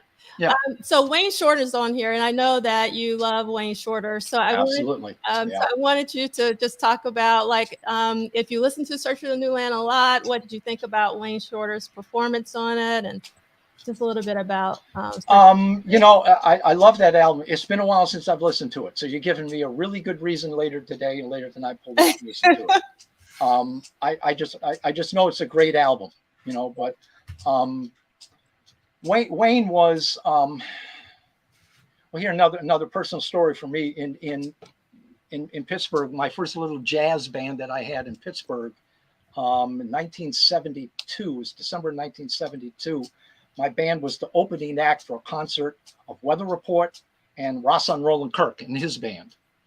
And I'm like going to the gig that afternoon for sound check, and I'm thinking, these people are paying their money. They're going to hear 3 saxophone players. They can hear Wayne Shorter. They can hear Ross and Roland Kirk, and they hear me. I said, oh shit. I almost turned around and went home. You know, I'm 20. I'm barely 20, 20 years old. We did our little set. And after our set, me and the guys in the band were in our little dressing room. And Joe Zawinul and Wayne Shorter come back and peek in our dressing room. And these like are 2 of my absolute biggest heroes in all of music. And they look in and they kind of said, you were the fellas that were the first band to play before us? And I said, yeah. He said, and Wayne Shorter and Joe Zawinul looked at, not me, but all of us, and said, y'all cats keep at it. You got it. You got a hell of a thing. Mm-hmm. And, you know, that's one of those moments for me that I'll never forget, you know, to have that kind of vote of confidence from your heroes like that. Wayne, you know, obviously, beside just his saxophone playing, this is the most beautiful drop dead beautiful sound I think anybody has ever produced on a soprano saxophone, particularly. Branford Marsalis might be the other guy who I love as much on soprano. His compositions, you know, the writing he did, not only for his own albums, the stuff he wrote for Art, you know, when he was with Art Blakey, all the stuff that he wrote when he was with Miles, and of course, some of the most amazing stuff in the world that he wrote when he was with Weather Report. You know, when I talk about probably the 4 or 5, or maybe, you know, he's definitely in my top 10, if not top 5 musicians. You know, beyond just his, you know, just because of what he contributed to the vocabulary and the concept of so much of his writing was so unique and brought such a different way of just thinking about music, you know. So when you really get into Wayne Shorter and really understand, you come out the other side, you say, well, like, you just end up thinking about music differently. And you know, the rare individuals like that. Miles, of course, Duke Ellington before that, Coltrane. For me, in like I said, Eddie Palmieri, and in the context of pop music, absolutely Prince. I mean, try to think of the trajectory and the evolution of pop music without Prince. You know, you know, Prince never sold as many. I mean, sold a lot of records. He never sold as many records as some of the other artists of his era. Certainly not as many as Michael Jackson, or probably even as Madonna. Right. But I don't think Michael Jackson has the influence on the actual music and the way music evolved and the way so many musicians would respond to Prince's music. There were musicians from all different kinds of genres that in that particular period in the the mid 80s that would wait for Prince's next album in order to try to understand what they were maybe able to do next. You know, and that's what really you know, like a James Brown before that, Sly Stone to a certain extent. I also certainly George Clinton and Stevie Wonder, but in jazz, you know, that's what Charlie Mingus said about Charlie Parker when he heard that Charlie Parker died. When he died in 1955, he said, all the jazz musicians now are not going to know what to do next. You know, and those are the artists, you know, when you find a handful of artists that can have that influence and that significance to what everybody's listening to. And Wayne Shorter was in jazz on that level. Just absolutely, just beyond brilliant. So I just have a few more. We're going to wrap it up. Just a few more rapid fire questions. I know that you've talked about having dinner with Miles and Prince and Sheila, but when you talked about it, you didn't talk about the interaction that Miles had with John L. Nelson. Can you talk a little bit about that dinner and specifically Miles and John L.? What was their rapport like? There really wasn't too much. John was not a talkative person. He was a very quiet person, and I don't really remember that there was too much interaction, specifically between them. As you can gather from the time you've been spending with me, I'm not shy about running my mouth. I was so grateful to Prince for asking me to join them for that dinner. But I also have a feeling that Prince did have an ulterior motive that I think he was interested in knowing that I was going to take advantage of the situation. Like I said, it ain't every night that I'm going to be able to have dinner with Miles. So I was not apologetic about getting the conversation rolling. It was like, all right, Miles, what I need to know is this, you know, it was like, and as soon as Miles got off on a tangent, Miles wouldn't shut up. It was great. You could just sit back and let him roll. And I think that's what Prince wanted me for then. And that's fine. That's perfect. I'm glad to be there, if anything, for that. So if, you know, so if there was anyone interrupting or trying to get Miles to talk, it was me. So the problem is that if John was really trying to get anything, he was probably thinking, if only this guy Leeds would shut the hell up, maybe I could get, you know. So I must say that maybe, you know. Yeah. All right. Thank you for that. Now, I absolutely love, I call it the LP music record that you did with, I call him St. Paul, but Paul Peterson. And I want to know, when is the next album coming out? I would love to have another LP music album. We want to do one. And it's one of those things. Paul is very busy. You know, Paul has a lot on his plate. Good for him. You know, I mean, he's involved in a lot of different things. We want to do another one, and it's one of those things that we will probably do in stages. It's a matter of like, can I grab Paul for, you know, an afternoon, a couple of days, and run in the studio and do something, and we'll try to have something, you know, out. So we do plan to do one. The basic thing is that, you know, we're doing this all on our own nickel, pretty much, which is always another factor, unfortunately. So, you know, we did the LP No Words through a crowdfund. So we may try to actually do another crowdfund if we can. Yeah, I participated in that. I mean, I know that I would love to contribute. I'm sure others would, because it's really a phenomenal record. And I'm so happy with that. You know, when I was speaking about Things Left Unsaid, you know, the opportunity to work with. Here's a fascinating thing. You know, I known Paul since 1984, and when we were, you know, briefly together in the family. Everyone knows the story about that. After the family, you know, when he left and went on his own, I didn't see Paul probably for, you know, 10 years after that. You know, I was working with Prince, he's doing his own thing, whatever. We you know, we start to get together, and we did some things together in the late 90s. And then when we decided to put the family back together and record, you know, call it F Deluxe, and the albums that we did, particularly Gaslight, the live album that we did and everything, we were doing some F Deluxe gigs again. But there was a point in time that I started to realize and really have the opportunity to be working with Paul on that stuff, and realize that, boy, this guy is so much more of a musician than I would have just, you know, thought about, just from him being like a 20-year-old guy who's singing the stuff in the family, and knowing the background that he had, because the whole Peterson family, everybody in the family are musicians, wonderful musicians. So we're kicking up. Actually, we went to see a gig one night. Paul and I were hanging, and it was a Christian McBride gig, and it was a concert, Christian McBride and a band of his, but it wasn't a straight up jazz band. He was doing kind of a quasi light hip hop kind of thing. He had Patrice Rushen with him on the gig, and he had a DJ. So it was kind of an extreme groove gig, which Christian is brilliant at. I mean, besides his jazz shit. And Maceo and his band was on. Maceo Parker and his band was on the gig. So anyway, we're listening to Christian, and Paul says to me, he said, "No, we should do something like that." And I said, "Yeah, why not?" So we started to get together and put this thing together, and we had Stokely Williams was playing drums with us on a bunch of the stuff that we were doing. We were doing some gigs, and it was basically just finding some grooves and just jamming on them. But then we started to get a little more ambitious and started actually writing some music. So when we started, I said, well, let's try to do a record, and so we did organize the crowdfund. So now I'm working with Paul. God, I got to tell you, Paul Peterson is maybe one of the most brilliant and wonderful musicians I have ever worked with.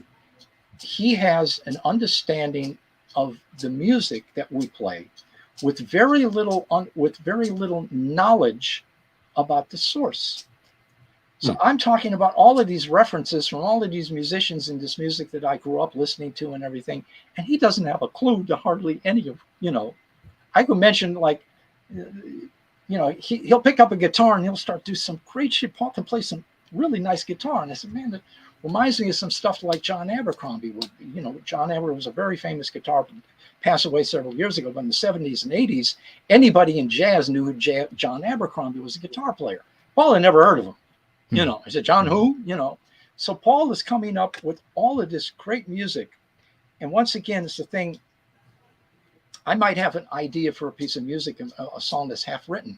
I'll bring it into Paul and he'll instinctively do something amazing with it. And it's something that I'll sit back and say, wow, that's exactly what I would have done, except I didn't, And it's like, I can start a sentence and all of a sudden Paul is finishing the thought and vice versa.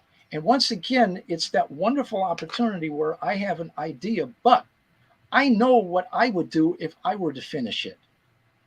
So what's the fun in that? Because I know ahead of time what I'm going to do with it.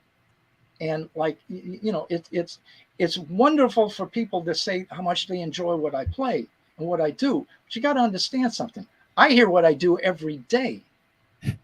So it ain't, it's like, oh, well, cool. But like, it's just what I do. And if anyone's going to get bored with it, it's going to be me, because I have to hear everything I think of or play. And after a while, it's just like, well, okay, I'm good and I can do that. But I want, it's like you need a conversation. You need to have a dialogue with somebody. You want to throw a thought out there and have somebody come back at you with a reaction that you wouldn't have and wouldn't think of. Like, this is a cool point, but this is what I think about that. And then you have to react to that and then move on. And when you can find a relationship with a musician like that, it's worth its weight in gold. And I found that in Paul. It's ridiculous. And he has such an amazing background in just music. Bring all it. And I'm saying, where does this come from? Because you don't know what you're talking about. You don't but you're making all this music that fits so perfectly with the stuff that I'm trying to do, but it puts me in a situation when I have to react. So that means that I have to grow. I have to be able to do something that's a little outside of what I would think of myself. And that's the most enjoyable thing about music. Like I said, so much of that was inherent in the opportunity that I had to work with all these musicians and recording things left unsaid. But I had this experience working with Paul. And Paul is a tremendous producer. He's also a master at Pro Tools, the recording software. So we can realize the ideas so fast that as soon as we got an idea, Paul can complete it with it. Bam, bam, bam. It just moves so fast. And I'm sitting back and I said, I don't know where Paul gets this vocabulary from. I mean, he says he gets it from his mother, who was a tremendous pianist and singer and his whole family. Paul is the youngest of the five of them. Ricky is tremendous keyboard player. His older brother, Billy, his two sisters, Linda and Patty. But hands down, from somebody that just has a creative spark, Paul is this absolutely amazing musician. And in doing this album with him, provided me with so much opportunity to do so many things that I wouldn't have been able to do on my own. And that's what that project and what I hear, and that, I'm hearing, well, that's me, but boy, that's not what I would have done if left to my own devices. That's because I've got Paul, like, bringing all these other things, and a lot of it's not spoken, because it's like, now you've got somebody else you're answering to. I can't just come up and just skate with my own shit, because like, I got Paul here and said, he'll turn around and said, Eric, I love you, but could you try to play something that a horn that you haven't played 10,000 times before? And vice versa. Also, Paul, I said, no, don't give, yeah, I heard Stevie Wonder before. I don't need that. Hilarious. But those are the kind of things, and that's what Paul's terrific. I mean, in that regard. And I said, I've known this guy for like 20 years. I didn't realize until only 5-10 years ago. Oh my God, I've got this gold mine of an artist here. So anyway, yeah. So we will do more. Absolutely. All right. So my second question is, I had the opportunity to see both of these live performances in Minneapolis. One was at Dakota in 2017. Actually, St. Paul wasn't there because I think he was in Australia at the time. Oh yeah. And then you also did a performance at the Ice House in 2019. And I'm going to be honest, like, and these were in April because celebrations, the Prince celebrations were happening in April then.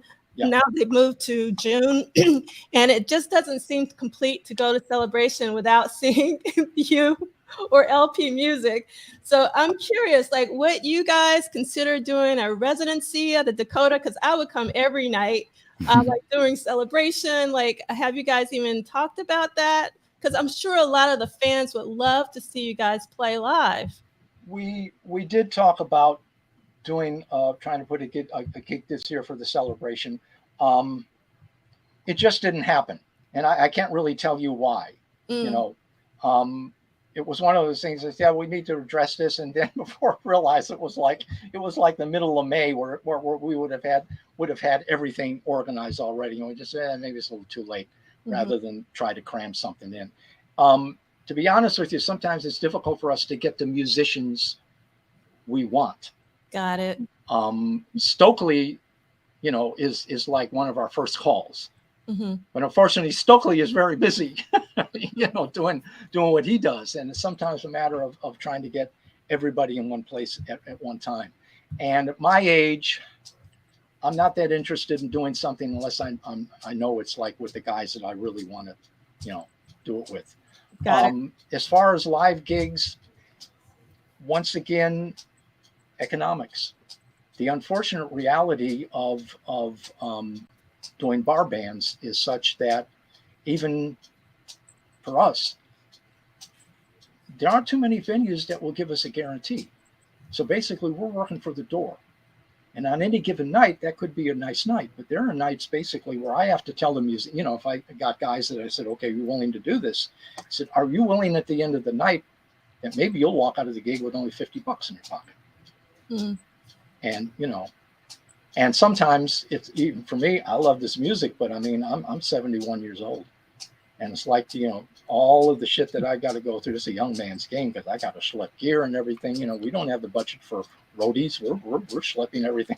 I'm schlepping shit just like I did when I was 20 years old. So I'm not 20 years old any longer. You know, I love playing that damn baritone. I don't like carrying that damn baritone. That thing is heavy, you know. So it's like, I have to really sit and think. I said, am I really wanting to put all of the effort that I have to do in order to make this work? And I have no idea at the end of the night what kind of money I'm going to be putting in my pocket. You know, so if we could talk to Dakota in wanting us to do a residency and being able to even like giving us some guarantee, it's something that we would very much look into. One of the unfortunate aspects is when I look at the everybody knows in the general economy of the United States of America, one of the most devastating aspects of it is the growth in inequality. You know, the gap between people at the lower end of an economic range and those in the middle and those in the upper class, greater than it's ever been. And it's what's going to destroy this country if it continues like this. And the music industry is no different. When I look at the kind of money that I used to make back in the late 70s and early 80s when I was a bar band musician, where I literally was in bands that were working like 275 gigs a year. And knowing the kind of money that I was making back then in real dollars, I could put a band together in Minneapolis. And if even I could find the venues that I could work 5 or 6 nights a week, I would probably make less money in real dollars today than I was making as a bar band musician back in 1980. Wow. That's the Why is that, Eric? What's going on? Because nobody wants, you know, unless you are a marquee that can really demand a sold out, you know, house, which I'm not. I mean, for all the, you know, people who know me from the Prince crowd, you know, I may be a star for all of that, but when it comes to the actual marketplace for the music that I play, and you know, it just never happened the way that I would have liked to, you know, to my benefit. Now, I will say that there are some decisions that I've made in my career that maybe were not in my own best interest. I have no regrets of them, But Mm. I enjoy my life, and always have enjoyed my life. So I have no regrets. But I was never at times the most ambitious about wanting to get out there and really wanting to make so much of sacrifices that I might have had to have made in order to, build something over a period of time. So reality, the reality is that, and it's another thing too. I understand nobody in the bar band circuit on the club level is making a lot of money. Not even the club owners. I mean, it's always the thing. I said, I understand what that business is about. So I understand when you're looking at the overhead of having a club, you've got you've got the wait staff, you've got a restaurant going on or whatever. And if you got musicians that, you can get maybe $15, maybe $20 at the door, and maybe you get 50 people in there. Ain't a whole lot of money. Ain't nobody making money that night. The club might be making it at least on the food that they're selling, but even that, they're barely breaking even too. So, I mean, it's not like I don't understand the economic realities. Right. The other thing is that the fact that it is so easy to just find music without having to leave your home. I mean, look, I love YouTube. I can find anything. I mean, like as an Eddie Palmieri fan, not being able to be in New York where the bulk of his gigs are, but almost every gig that Eddie Palmieri is on YouTube a day or two later. And I can go to YouTube and I said, and Eddie Palmieri ain't making no money from me watching him on YouTube.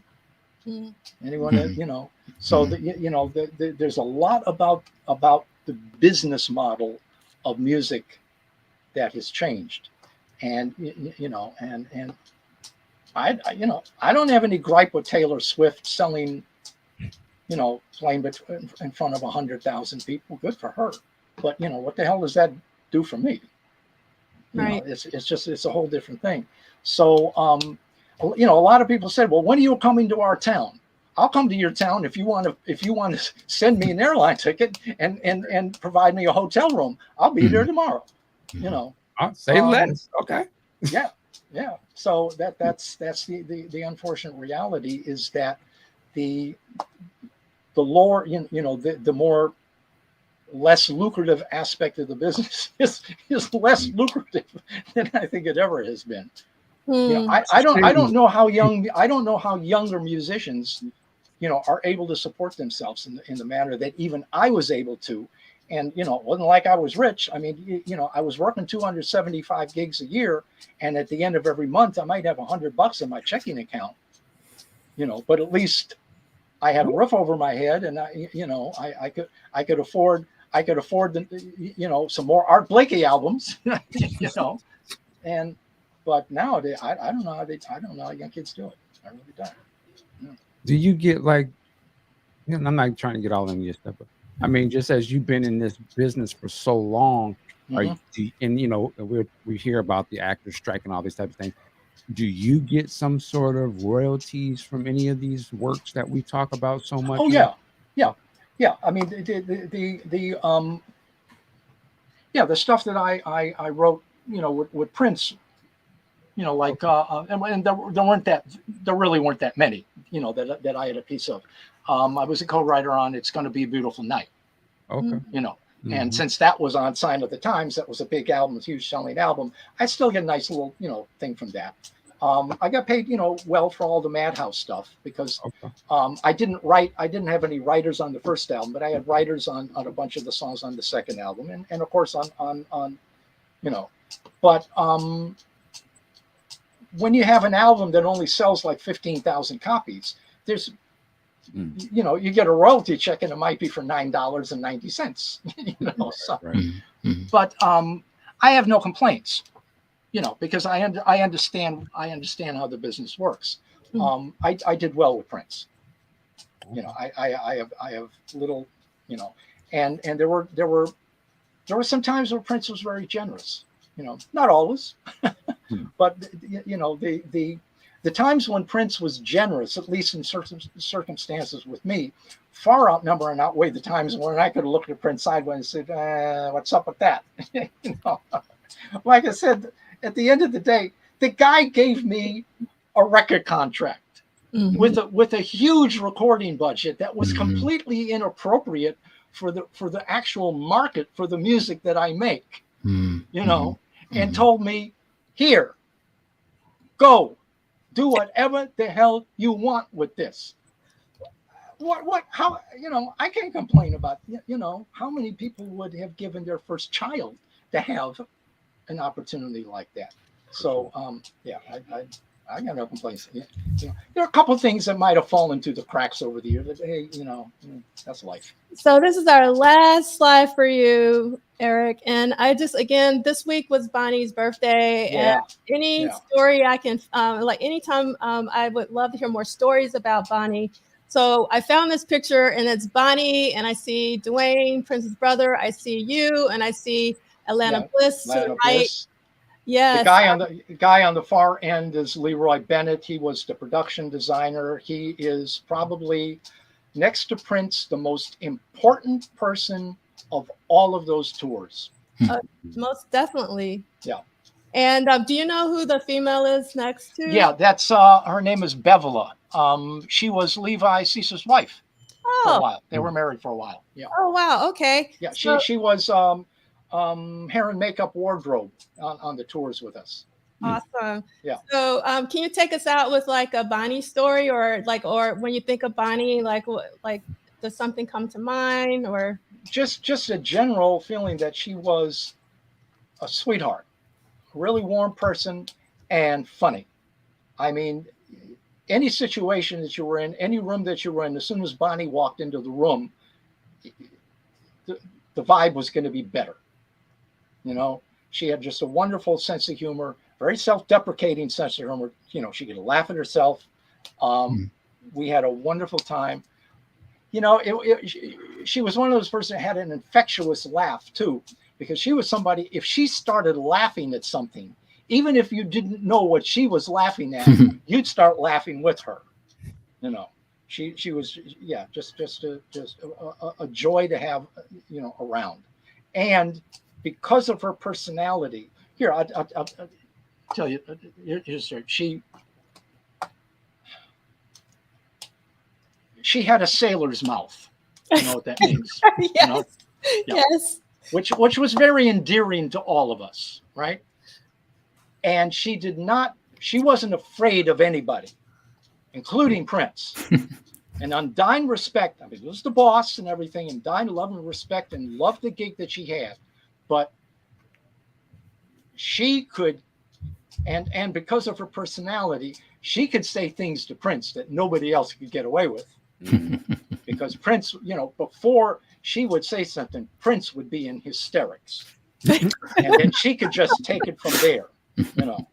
So all I remember, what I do remember is on the Love Sexy tour, for whatever reason, and I don't really know why, when Prince would do Purple Rain on that song, I played organ. I played the B3 on Purple Rain. I never asked him why. He just said, Eric, I want you to play. You know, there was no horns on that song. Obviously, it was just him singing the verse and going into the guitar solo. So he said, Eric, why don't you play B3 on that? And I said, well, Bonnie plays B3. He said, no, you play it instead. So, and the B3 was set up on the stage in her rig. You know, she had the B3 synth in her corner. So I would put my horn on the stand, run over and jump up on and play B3. Now she would be singing background, background on Purple Rain once it got to the choruses and everything. But Bonnie, for the rest of while the song, you know, the first verse and during the guitar solo, Bonnie's just standing there next to me doing nothing, which was just weird because I'm playing her instrument and she's just standing there doing nothing next to me. Well, she was doing something. Every night she was in my ear making jokes about Prince. Hilarious. And some of the most foul-mouthed, you know, I mean, hilarious stuff that you could imagine. And I'm trying to play the damn song, keep a straight face. Say, fine, shut up. Well, you just, oh no, you didn't say that. You know, every night was like that. So, I mean, I just used to look forward. I said, let me get to the organ, hear what Bonnie's going to say tonight. You know, yeah. Thank you jokes. for that. That was my girl. Yeah. Awesome. Everybody loved Bonnie. Yeah. Well, All thank you right, so all much right, y'all. for taking time out of your day to be with us. I so wanted to hear about things Thank left you. unsaid. Thank you so Oh, much well, for talking about that album. I thank you. I thank you for asking me about that album, because that album obviously meant an awful lot to me. Yeah. And it means a lot to us. So enjoy you. the rest of your day. We're going to take you off All right. the stream. Thank you so much again. Thank you so much. Thank you, man. Thank you so Okay. much. Bye. All right. So I guess you guys didn't hear at my back. You didn't hear, I guess, our back of house conversation we had last time. And I was like, we're going to have Eric Leeds on, and I'm going to let him talk for as long as he wants to talk. And so I did. So, and I know that some of you were getting a little impatient, but that's okay.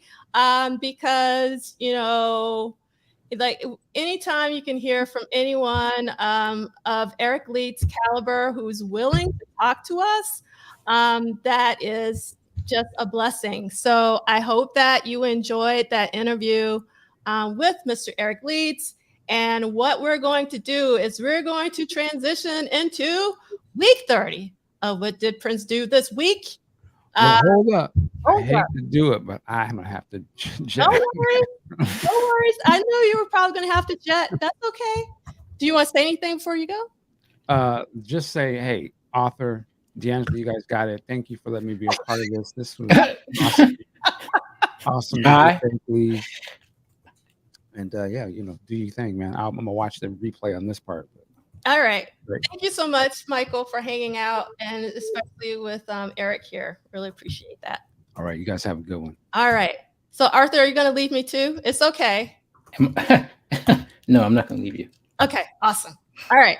So, we are going to transition to week 30 of What Did Prince Do This Week? And I'm going to go a little quicker than I normally would because of the time, but we do want to talk about Darling Nikki. And in the book, which I need to get, hold on one second. Yeah, I'm opening my copy. Yep. I And don't have the expanded, but I remember last week it wasn't like a deal breaker. and no, it wasn't really a deal breaker because it's actually kind of interesting to hear what the differences are. And we're not going to read everything, obviously, because it's actually a lot of pages. And so let's just talk about the basics. Basic tracking was done. Duane says late July 1983, and it was at the Cowwood Trail Home Studio, which is Chanhassen. And the pages are in the expanded edition. Pages 108 through 116 is where where Duane actually writes about Darling Nikki. But before we do any reading, Arthur, is there anything that you want to say about Darling Nikki before we do a deep dive? Like, I guess when you heard the song originally, what was your response in real time to the song? So I heard the song. Actually, I heard the song in the car with my mom as we were driving home from her taking me to the record store to buy the Purple Rain album. And coming behind Computer Blue, which I remember that my mom actually saying that she really liked the father song part. I'm pretty sure that the word masturbate got past her and some of the more granular lyrical statements that Prince was making, you know, at the time. But I was like really, really knocked out because this was kind of like terrible term, but this was kind of like mad scientist Prince. You totally knew that, you know, it was him by himself and he was just, you know, in the zone, the same kind of zone, like, you know, Something in the Water from 1999, for example. And with the just the energy, the screaming, the guitar, the synth licks, just all of that was going into it. And then behind that, you know, you've got this, you know, this backward message before you then, you know, side one of the tape is over, which was great about vinyl and also cassette tapes, because there was like a clear side. So you had, a very purposeful sequence, and we know that Prince really liked to sequence his material. Yeah, I was blown away. It's my favorite song from Purple Rain, short of When Doves Cry. And maybe an unintended or intended, but unintended consequence after that, which as a father of a 15-year-old is kind of horrifying. But every girl in the 8th grade that I knew whose name was Nicole became Nikki in like a week. Everyone. And that was kind of life-changing for me, because you got to figure that every one of these girls had actually heard this song, and they were just as uber adolescent as I was, as a 13-year-old boy at the time, but it just kind of gave you the effect of what Prince did for us as kids, in that we may not have had a full understanding of what was transpiring in Darling Nikki, so much that we knew that we were coming into we knew that we were moving quickly toward adulthood, and we wanted to be a part of that. Like, we want, what I mean, sexualized, salacious, I mean, all that aside, it's like we wanted to be in that moment of having these experiences where it was possible to walk into a hotel lobby and then your whole weekend is transformed. Indeed.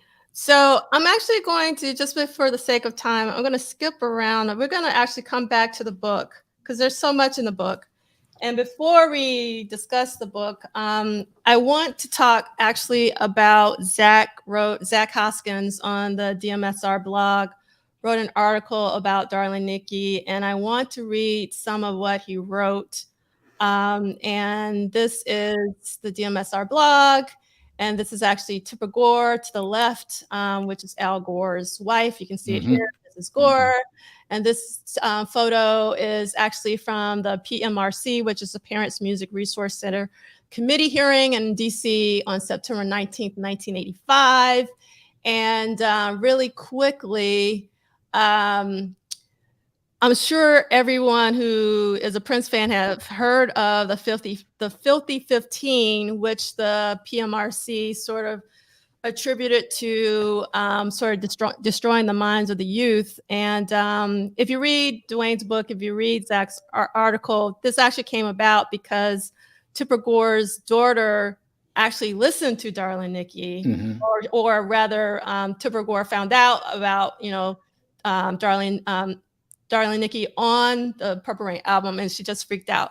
And what I find very interesting about the 50-15, if you look at this really closely, is that technically there are 2 Prince songs, and then a third is, a very close adjacency with Strap on Robbie Baby, which was on Vanity's solo project for Motown Records. And the other Prince song was Sugar Walls, right? Which was Sheena Easton, right?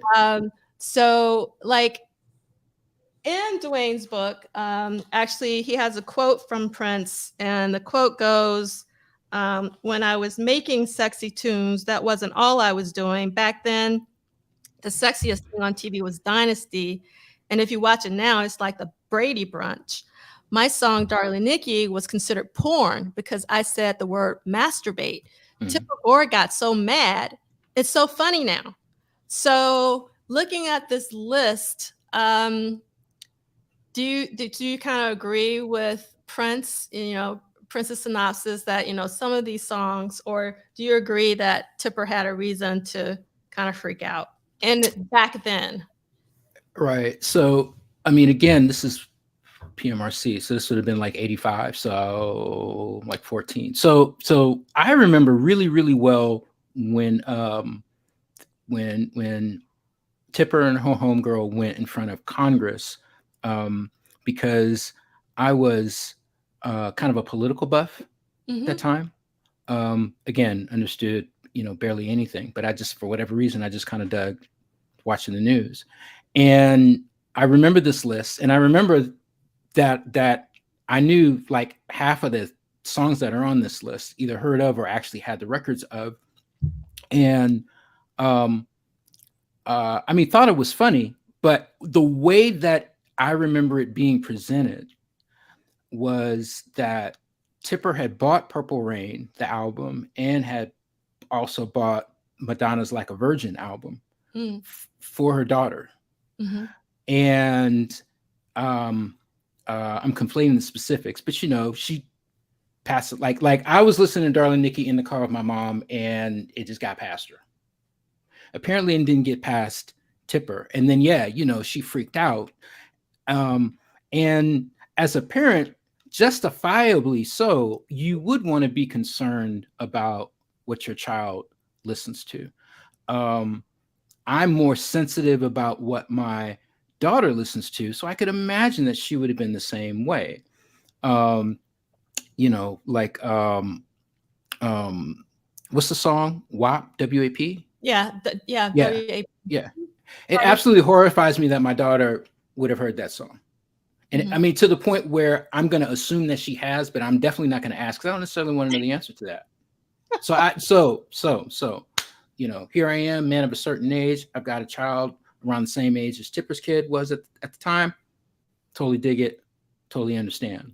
But what it did for me as a Prince fan, or at least how it affected my reaction to it as a Prince fan, was that it was so cool that my guy was affecting change like this, that my guy's music was to the point where he was forcing people to listen to his records. And that's what I kind of got into. But the worst kept secret was that it wasn't so much that I knew a lot of these records. All my fans did too. It was like, what, you haven't heard Cyndi Lauper's album? Right. You know what I mean?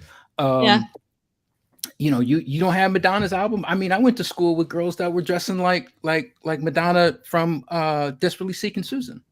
Yep. And I knew girls that dressed like Vanity within a reasonable scope. I mean, I knew, you know what I mean? People like that because we reflect what we listen to. And that's what was happening, in the junior highs and in the high schools in 1980, 3, 4, 5, 6, 7. I mean, it's pretty much happening right now. But what is, I guess, it's not so much that Nikki Dress You Up didn't even make sense to me. My thing was, I thought it was like a Virgin. I don't remember it being Dress You Up.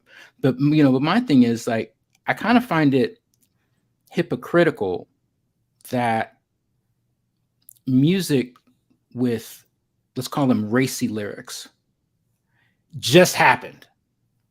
Right. And that's not the case. And that's not the case. And blues tradition. Yeah.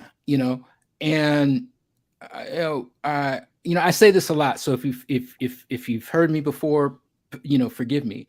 But in 1976, Mick Jagger sings "Black Girls Just Want to F All Night" on their Some Girls record, on the song called "Some Girls," and nobody freaked out about that. Years prior to that, Mick Jagger sings the song. I mean, these are Rolling Stone songs, but I mean, Rick Jagger's singing about brown sugar. And the song starts out, from the antebellum South perspective. Now, he's not talking about stringing black people up on trees or anything like that, but he's talking about brown sugar. What is that referring to? That's referring to black women, and that's referring to black women in a sexualized manner. Nobody's getting freaked out about that. But when a white woman who is married to a senator, Al Gore, and has the agency to be able to bring forth a Black man singing a song about a woman masturbating in a hotel lobby in a magazine that, under some guise of illusion, was allowed to be put on a record that she herself bought for her daughter. To me, that says she's embarrassed of the fact that she bought this for her kid. Mm. And actually has some power to use that. And I get there are other songs on the list. I get all that. But it didn't start with Wasp's Animal, I F Like a Beast. It didn't start with that. It started with Nikki. It started with Nikki, yes. Let's be real about it. Yeah. You know, I feel some kind of way about that. I felt some kind of way about it then without really having the language to be able to articulate. It just was kind of funky, you know. But I really have a language for it now to call it for what it is. She was out to protect her child and the children of her friends. She wasn't out there necessarily to protect me. Right. That's kind of how I feel about it. So Zair's comment is also a really good one to point out, meaning like the PMRC is understood in the context of the moral panic over sexuality in the 80s, also reflected in the refusal to come to terms with AIDS and education around use of condoms, etc. So I'm sure that was also an aspect of it as well. Yeah, I would think so. And Zaire brings up an amazingly cogent point, because at that time, AIDS was being forced into the popular conversation. Mm. Republicans in particular, they didn't really want to talk about AIDS because they were regulating that to the gay population, very specific type of population. And he may be able to say better than I do, because I just don't remember when the Reagan administration acknowledged AIDS as a either epidemic or pandemic, but I think epidemic. You know what I mean? They didn't acknowledge AIDS for a while. Mm. But he's absolutely right. Yeah, indeed.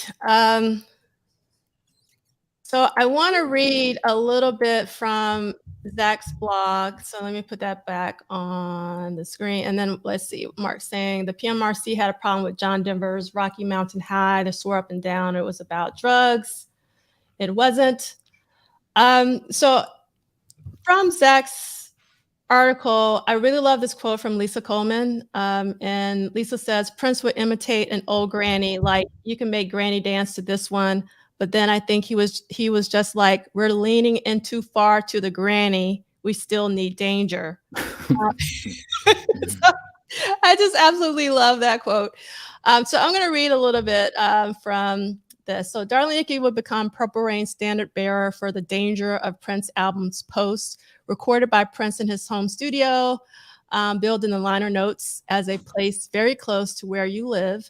Sometime in mid to late July of 1983, the song even sounds dirty, not just in the sexual sense, though, of course it is that too, but in terms of pure fidelity, like a grubby fingerprint on the album's otherwise spotless surfaces.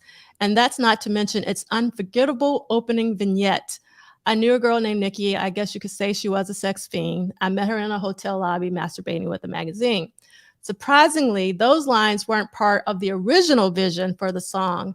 An early draft published as part of Prince's posthumous memoir takes a decidedly sillier track. I got a girl named Nikki. Thank God that she's fine. It begins, twice she cooked me dinner. Tastes like SHIT both times. Thank God Nikki's fine. The girl can't cook, but Lord, she can grind. And that's from The Beautiful Ones, the lyrics that he has on his page as well.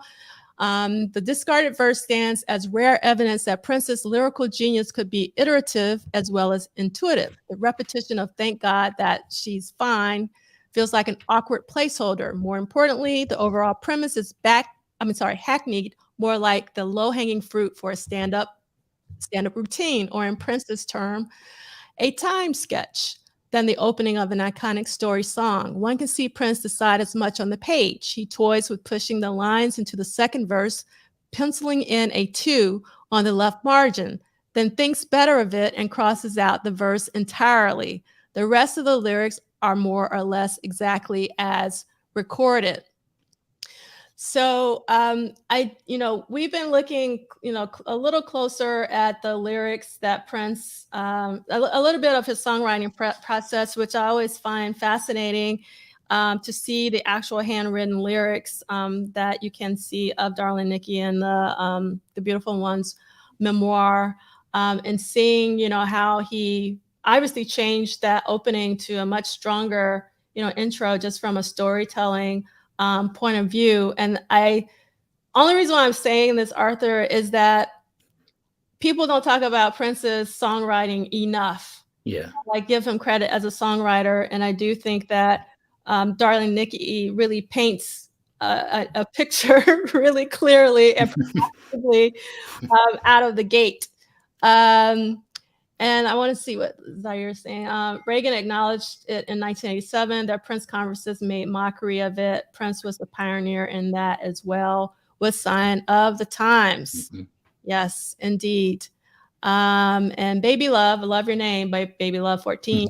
Mm-hmm. There are many more songs that are more dirty than Darling Nikki.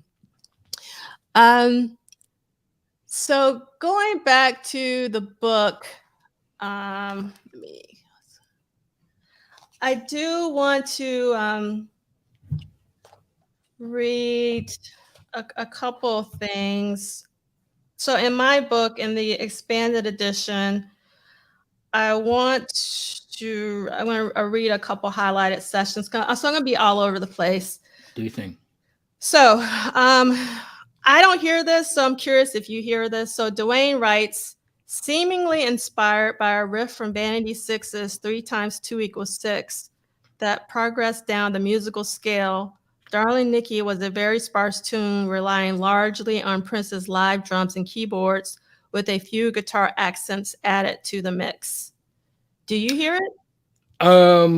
I never heard it before, and when I read it too, I did raise my eyebrows and thought about it, and I said, okay, I can kind of see where he's coming from with that, and it actually wouldn't surprise me if that was an idea that Prince repurposed for Nikki as framework. It wouldn't. He's done this before. He's done this 3 times, I think I counted, for Sex Shooter. Yeah. I mean, even as late as Billy Jack Bitch on Gold, he's got that same synth line. But yeah, I never really heard it. But I respect the fact that Duane heard it, because there is some context there. Yeah. So another part I love reading this. Once all the elements were added, the vocals were recorded. As with the song itself, the vocals go from calm, almost passive, to passionate screaming. And there's this quote from Lisa: sometimes when he's alone, especially, he can reach these places that are just unbelievable. He's an impressive screamer. And I really do think that Darling Nikki is like exhibit A of Prince. Yeah. As a screamer. So I loved reading that. And then even Wendy added, only a few people can scream like that. Which is true. And then so Duane writes, the screaming and pleading vocals were a very effective encounter to the sparse sections of the song, and were probably the reason Prince referred to the track as the coldest song ever written. Mm-hmm. Because he worked alone on many of his home sessions, Prince would have to press record and then walk over to the drum kit, and then when he was finished, walk back to stop recording. And Lisa says that's how it was back then. And this is like a really long quote from Lisa that I'm going to read, because anytime I can hear about Prince's studio process, I want to hear it, and I think others should too. So this is Lisa. I'm not kidding. He'd start with the drums, but he'd already have the song in his head, and he'd go press record on the machine and then run over to the drums, and you'd hear him jumping over things and tripping over wires. He'd sit down on the drums and then count himself off, tick, tick, tick. And then he'd play, and sometimes he'd have lyrics written down on a piece of notebook paper. And so he'd try to sing it in his head. And sometimes you'd hear him kind of grunting and singing a little bit of the song on the drum track. And then he'd imagine in his head, like, he told me this, like, you have to kick the bass player's ass. Like when you're playing the drums, kick the other guy's ass. Put things in there that's going to make the other guy, which was all him, you know, do something unexpected or try to keep up. So it's so cool because then the drum track would be down, and then he'd go and get the bass and play the bass, and then that weird drum lick would come up, and then he'd go, oh, and then try to kick the guitar player's ass, etc., etc. What a quote. Yeah, it's like he's putting things into his parts that's going to trigger a memory for him to react a certain way. Yeah, when he picks up this another instrument. I think that's just so brilliant. So another thing I wanted to read, let's see, is on page 111 if you have the expanded edition, because I'm curious how you respond to this part that Duane wrote. Okay, Vanity was still the movie's female lead. Purple Rain is what we're talking about. And in Prince's handwritten notes about the script, he suggested that her character's name be changed to Nakathra Ann, aka Nikki, so the song would fit well into the film. The character's name didn't change, but Darling Nikki resonated with director Albert Magnoli. Vanity is dangerous. She has a dangerous sexuality. I hear Darling Nikki, and I immediately knew that, and ultimately, I just sensed that this is going to become very controversial. And I knew it was extremely dark compared to all other things. And I knew narratively I was going to be in a very dark place with these characters anyway, because now they're going to start to betray each other. So there's two questions for you, Arthur. One is Nakathra Ann, like where is Nakathra? I don't even know if I'm pronouncing that correctly. Yeah, of course people called her Nikki. Yes, of course they call her Nikki. But why like Prince usually does really good with coming up with names and stuff, but Nakathra, like where do you know? I didn't. That sounds like a condition. Yeah, that's not a condition. I didn't do my Googles. Maybe somebody out in the chat can do Googles on what is Nakathra. I don't know. And then the second thing is, I've always thought of this. I really wish that Vanity would have been in Purple Rain, but I don't think it would have done as well with Vanity in it. And the reason why is actually what Albert Magnoli is talking about. Vanity is a little more like mysterious. It's not as pop as, let's say, an Apollonia, who's more like safe. Yes, there you go. Okay. So, and it's just so. This is me coming off the cuff. So, God help us all. You know, so I like to sometimes separate Prince prior to 1991 and then post, where post 1991 with the release of Diamonds and Pearls, it's more of a confident Prince in his lyrics. And pre 1991, it's more of a vulnerable Prince in his lyrics. And then of course there's a time period where those two types of Princes blend. So in the 80s, and even with Nikki, you know, he is Nikki is leading this experience. Prince is a willing participant. Dorothy Parker, Dorothy led the experience. Prince was a willing participant. Something in the Water, you know, he's been hurt by his love interest. So we can have many different examples, you know, of that. And then, you know, Prince talking about sex. For the better part, there's always a danger component to the sex. Jack You Off. I mean, it's the name of the song, forgive me. Jack You Off. There's a danger of being caught. You know, Nikki, there's a danger to his health. Room spinning, she's pulling out devices, and I don't, you know what I mean? This is like I'm basically recording this message. So if you all don't hear from me, this is what happened. I never thought of it that way. Yeah, that's brilliant. you know, and so I get that kind of danger was ascribed to Vanity at her inception. Nasty girl. She's telling you who she is. And you know, she's so I that's a really good observation about Apollonia possibly being the better romantic interest, because For on the pop audiences. for pop audiences, because it's like a better sell, right? Because she's safer. And in Purple Rain, you know, Prince is leading the experience and inviting the experience, and Apollonia being a willing participant. You might not have gotten that with, you know, with Vanity as the character, with Denise Matthews as the Vanity character doing Vanity stuff. I totally get that. Now, I want to respond to this comment, AJJ132, but she did The Last Dragon. And The Last Dragon did very well.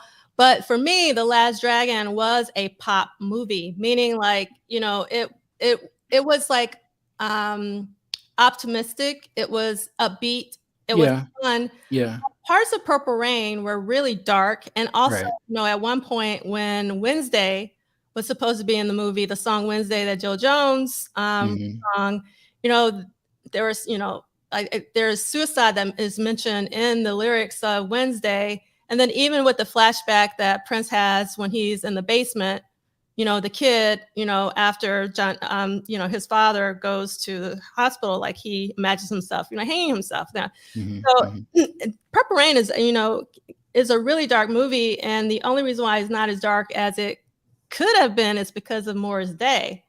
And like the, you know, comedic levity that he and Jerome Benton brought to the film. Yeah, for sure. And so I really do think that Purple Rain would not be the same film with Vanity in it, not because Vanity is dark, but because of the script at the time. And I think the direction that Prince had for her as opposed to Apollonia. You mean like their actual interaction on screen, Prince and Vanity, based on their having a relationship? And no, not even like the personal relationship, but just like what you were saying in terms of how he positioned Vanity 6, as opposed to Apollonia 6. Like I don't see them as the same group. I see them. I mean, I agree with that. Yeah. Apollonia 6 as a continuation of Vanity 6 and Spirit. The only thing they have in common are obviously Susan and Brenda. But I feel like, Vanity, basically what I'm trying to say is that Vanity and Apollonia were not interchangeable. No, not even close. Yeah, not even close. Prince and Vanity together are probably the closest thing, at the risk of sounding like, you know, this is better, like we need our own version of it. I don't mean it that way. But from a pop / rock / you know,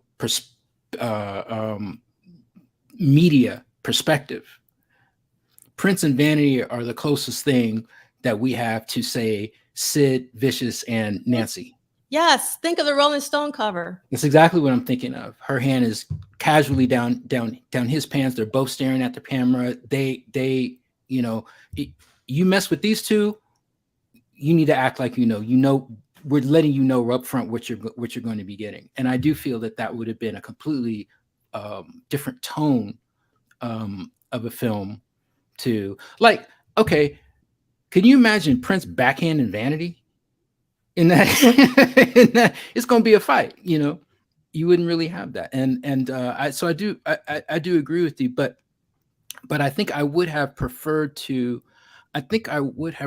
see Vanity in Purple Rain as opposed to Apollonia, if only because the ensemble cast that were in that film, they all came up together. They all knew each other. They were all a family. So there was a certain authenticity to their relationships on screen, because it was informed by their personal relationships.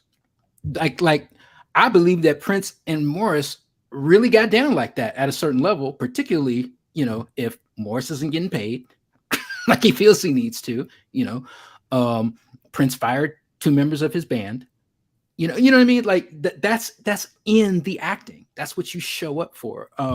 You had a great conversation that I was privy to. You made me privy to. I appreciate that too. But you had a great conversation with Jesse Johnson. And Jesse Johnson got into how it was filming that and how, Morris all but phoned it in. But it was Morris. So it was so well because he's naturally funny. Jesse would talk about how naturally funny and how Morris was funny. He's like, man, Prince can be funny. No, but Morris is funny, So I think that Purple Rain with Vanity, as whoever the hell Nikki, her character was supposed to be named, yeah, would have really been an interesting, put an interesting slant on the storytelling. And I mean, I'm not going to get into whether or not it'd been more successful, less successful, because I don't think that matters. Purple Rain is is what it is. But there are times that the music doesn't fit with the film, and Nikki is one of those times. Yes, exactly. Wait, I started that conversation, and you actually finished where I wanted to end up on that period. So yes, and do, Nikki, Duff. yes. We coordinate. Right. All right. So I want to read the status at the end of the first section, which is on page 111. And we're not finished because Duane continues to talk about Darling Nikki. But the status says, by the end of the session, Darling Nikki, 4 minutes, didn't include the extended blend of sound effects and backward vocals that followed on the version released on the Purple Rain album, which was 4 minutes and 15 seconds. On this date, the track contained an additional half-minute middle breakdown that would ultimately be removed. Mm-hmm. That's what I want to hear. Yeah. Purple Rain Super Deluxe. There is some indication that the track may have been started as early as May 2nd, 1983, but this date has not been verified. Okay.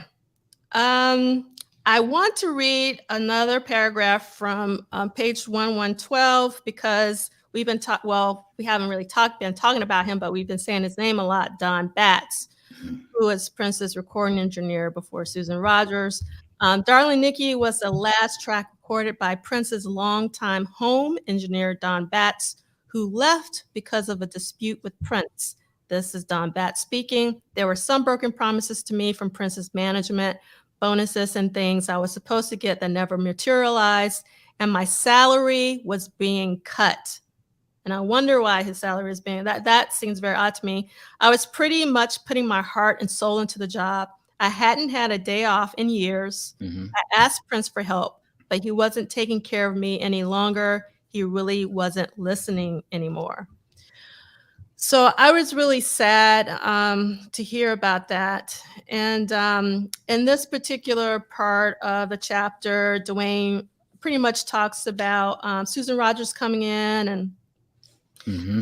setting up a new console, Mm-hmm. and that Prince didn't like after Susan put it together, and he wanted his old one back, and it costs a lot of money in order to do all of that because the new console costs a lot of money. But I'm not going to read all of that. That's hopefully everyone out there, you're doing your reading. So if that's something that you're interested in, you want to do that.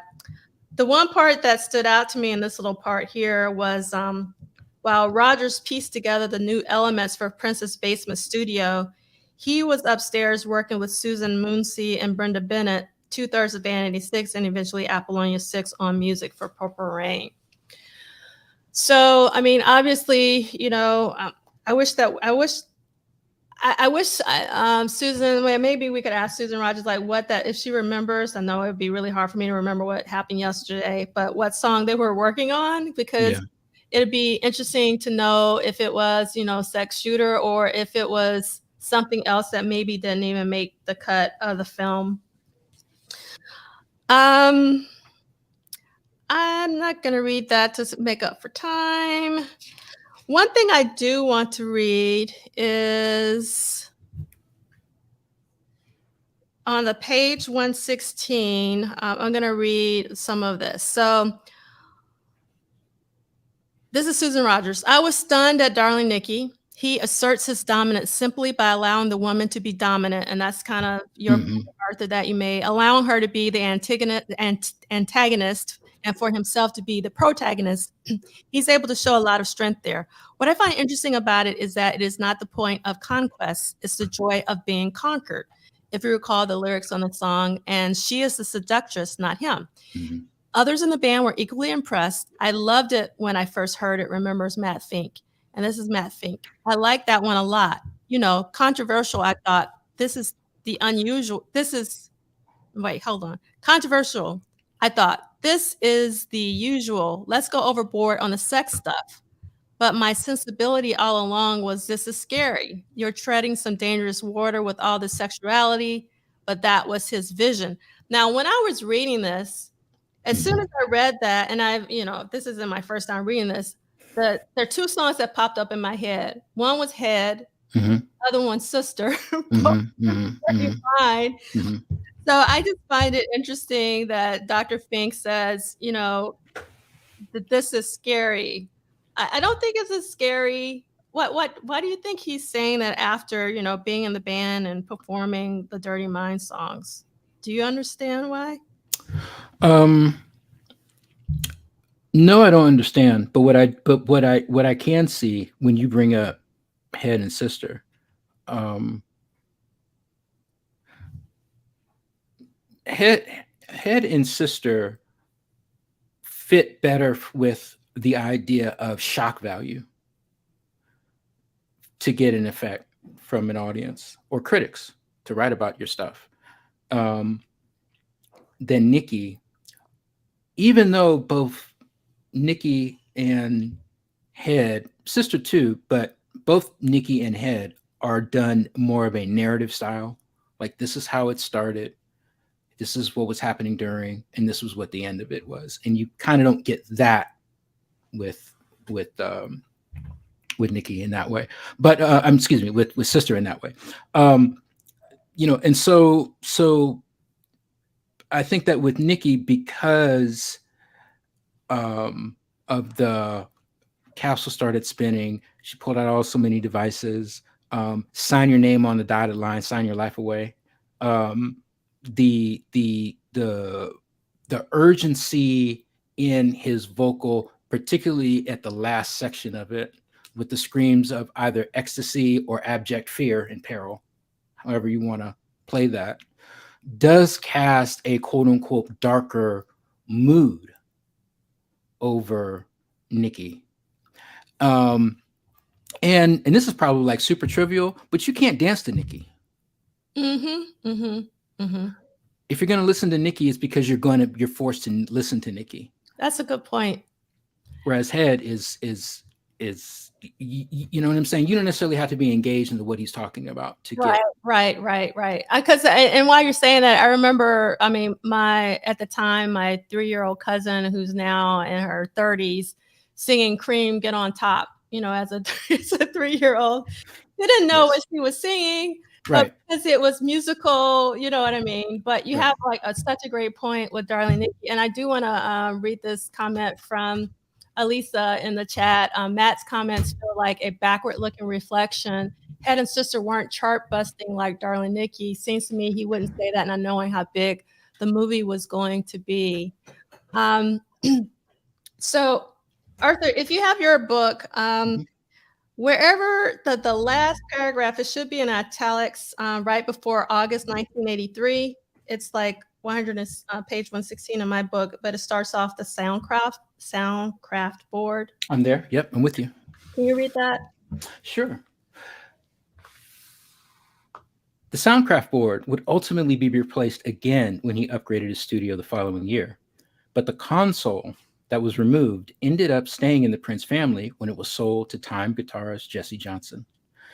Prince sold me his Soundcraft recording board for $23,000. He used that same board to record 1999, What Time Is It, and Purple Rain. I went to the Civic Center where he was doing dress rehearsals for the Purple Rain tour in October 1984 and gave him the check. That's how I was able to finish my studio. So again, you really have to read the entire chapter to get the context of what was going on in the boards, because that's another narrative that's happening throughout these chapters about Darling Nikki. And I think it's a really important, the reason why I wanted Arthur to read that, or for us to point that out, is that that board had a life. Right. It created a lot of hits, not just for Prince, but also for Jesse. So this is something to know. I want this comment from Mila in the comment just cracked me up in terms of Darling and Nikki. You can pole dance to it. Can you? Can you, Mila? Yes. All right. So I want to actually read what Seeley wrote about Darling Nikki in his book, The Lyrics of Prince Rogers Nelson. So give me 1 second. It's just a couple pages, which I found rare when it came to Seeley, that it's just a couple pages. All right, here we go. Darling Nikki is a storyteller at his best. It is the sketch of Lady Cab Driver made into a tale. Unlike the male in Lady Cab Driver, who is seeking temporary escapism, the protagonist in Darling Nikki is expecting Nikki to be there in the morning. According to Paulette Richards, author of the Terry Macmillan, A Critical Companion, the narrative and imagery of this song seem to be borrowed from a satanic ritual. Sign your name on the dotted line, and from Keats' poem La Belle Dame Sans Mercy. This is an example of Prince's ability to co-opt images and icons from other cultures and manipulate them for his own purposes. The rendezvous with Nikki is a final descent into hell, a final embracing of the physical pleasures of life, which causes our protagonist to realize that the physical world would not yield what he needs to involve. Interrupt me if you ever want to say anything about what I'm reading. Okay. It is obvious that the protagonist in the Purple Rain songs is expecting to gain more from his sexual expeditions than those in the past. He is not just looking to escape or pass the time, he is truly searching for the higher spiritual plane. The use of the satanic elements represents the misguided desires of the male. Instead of trying to commune with her soul to find salvation, he tries to commune with her flesh and finds only damnation and loneliness. Try as he might, the protagonist is unable to grind his sorrows away. All of this is to say nothing of the male protagonist being left behind by a bold, sexually dominating female.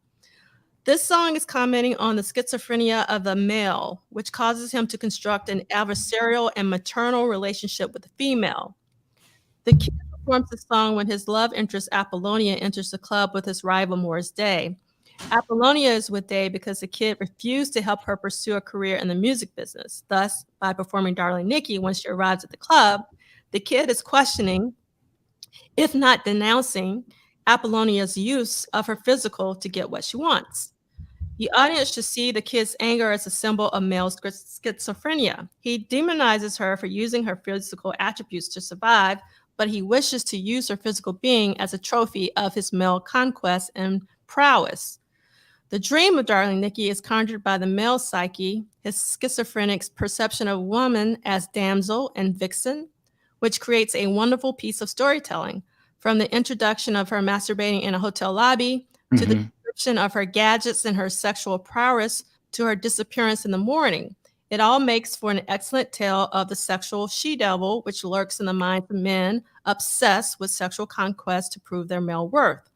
Prince is showing that this conquest is meaningless because real salvation cannot be found in the libido. What the kid gets are empty orgasms, which leave him still longing. Woke up the next morning, Nikki wasn't there. I looked all over and all I found was a phone number on the stairs. So do you have any reflection, excuse me, about Seeley's comment about the schizophrenia of male as it relates to Darling Nikki? Well, first of all, that's incredibly deep. I never thought of it that way. Me neither. That's why I wanted to read it. Yeah.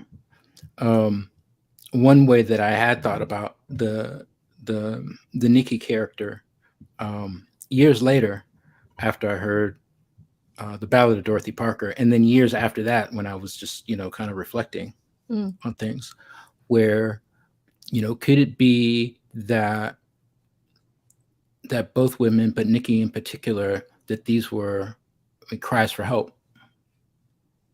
Not so much to be helped by some male figure to either take care of them or be some sort of patriarchal figure, but that the lives that they were living at that moment were cyclical. They were circular, and that the only value that they had, and let me leave Dorothy out of it. That's kind of like another kind of thing. But it was just the idea of, okay, well, hey, you want this fruit cocktail? You know what?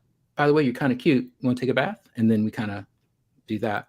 To where, Prince walks into a hotel lobby, sees a woman, doing some penthouse type stuff, and engages in that. And could it be that Nikki doesn't have it within herself to make some type of personal connection with someone? And Dorothy Parker, in that kind of same way, where she just falls in love so fast to the point where she wants to, not get to know the person, but to just, engage with the person. Although I've got this other theory that, the sex never happened in Dorothy Parker. Like he really just took a bath. Yeah, I always just a weird set. Yeah, I did too.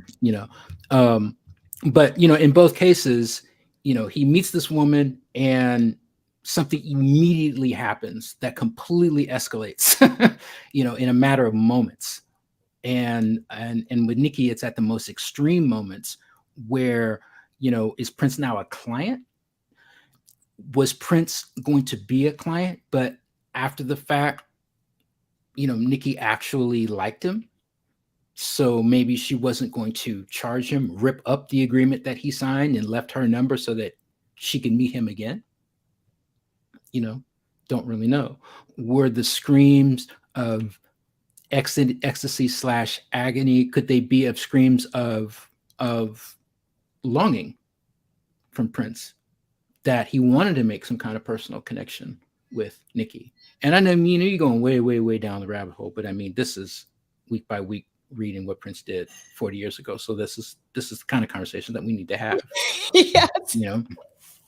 So I would have to kind of sit with what C. Lee was saying, what was, writing, because there were like real legs to that.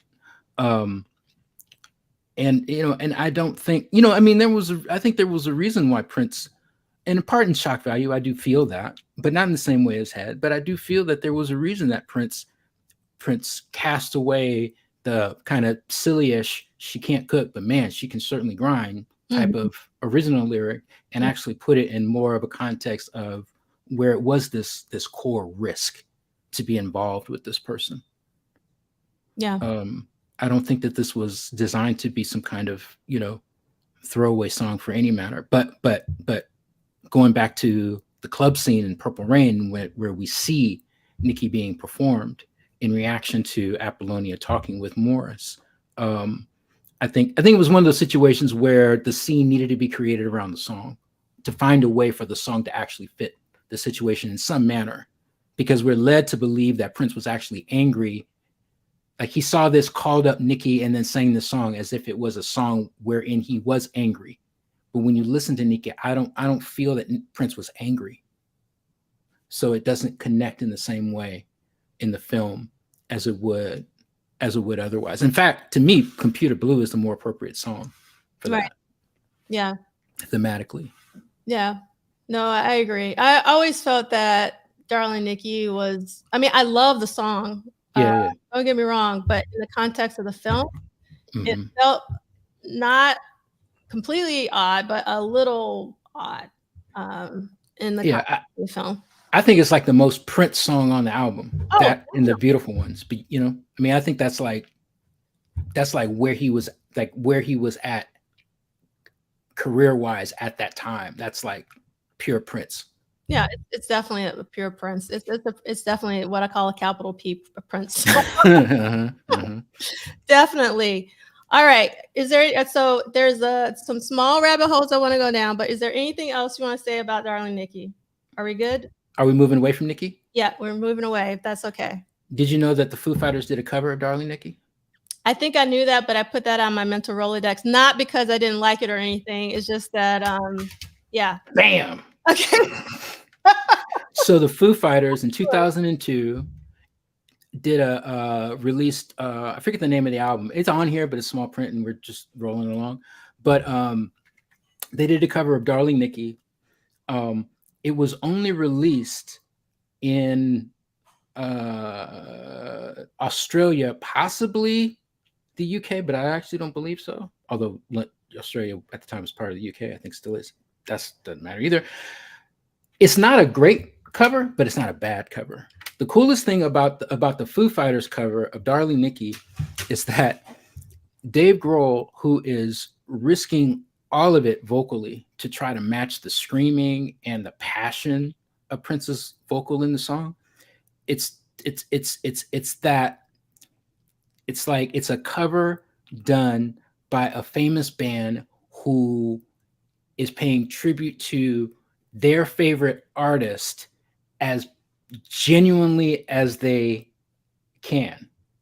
And it's done as sort of like a full, like, rock fashion. It's like there's no synths in it or anything like that.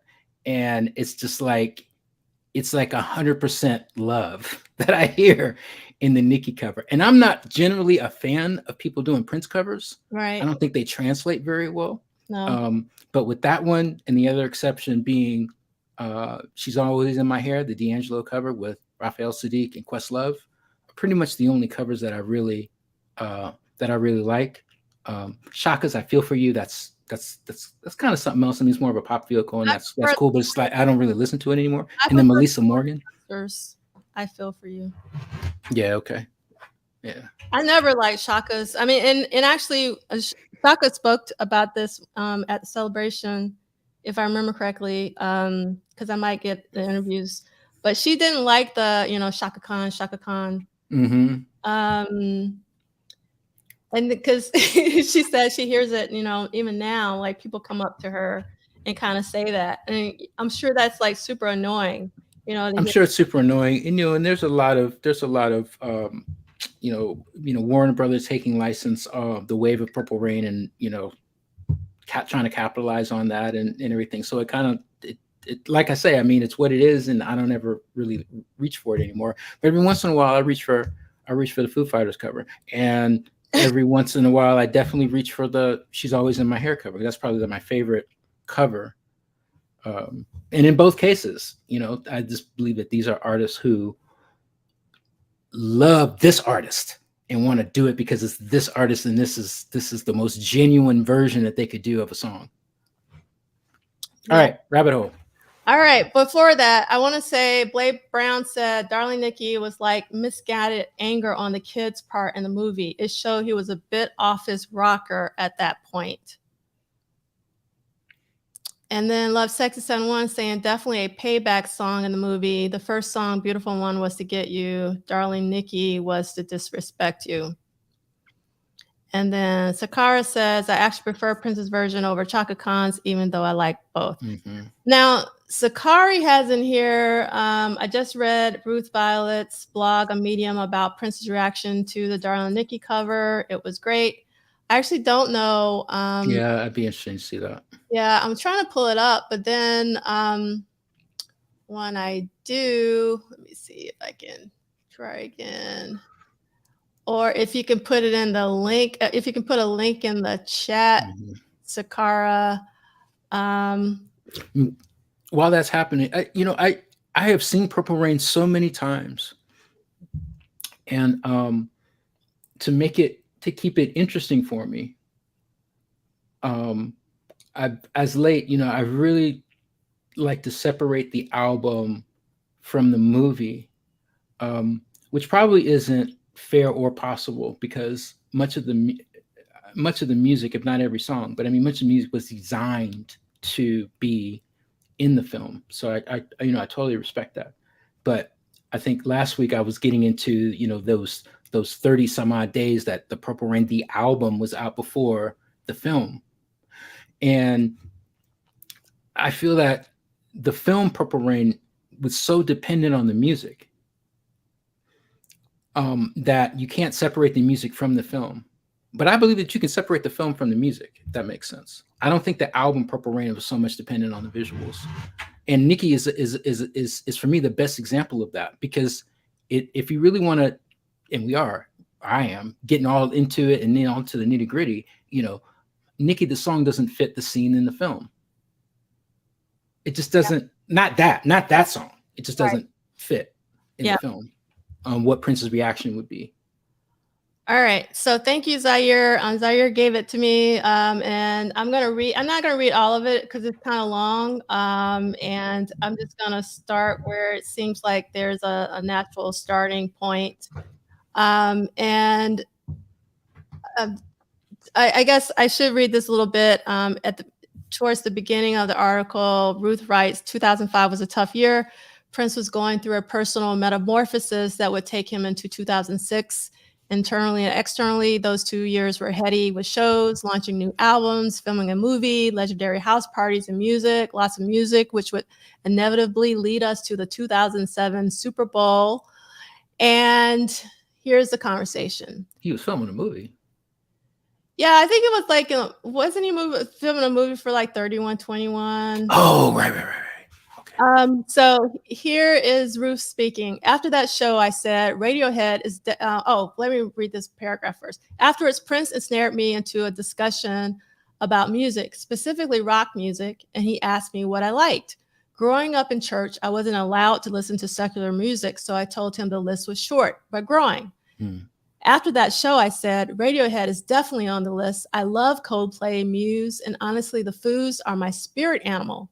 I clutched my invisible pearls, rolled my eyes, and I feigned a swoon. He laughed. What about Nine Inch Nails? Prince asked. I haven't really listened to them. You mean him? He said. Who?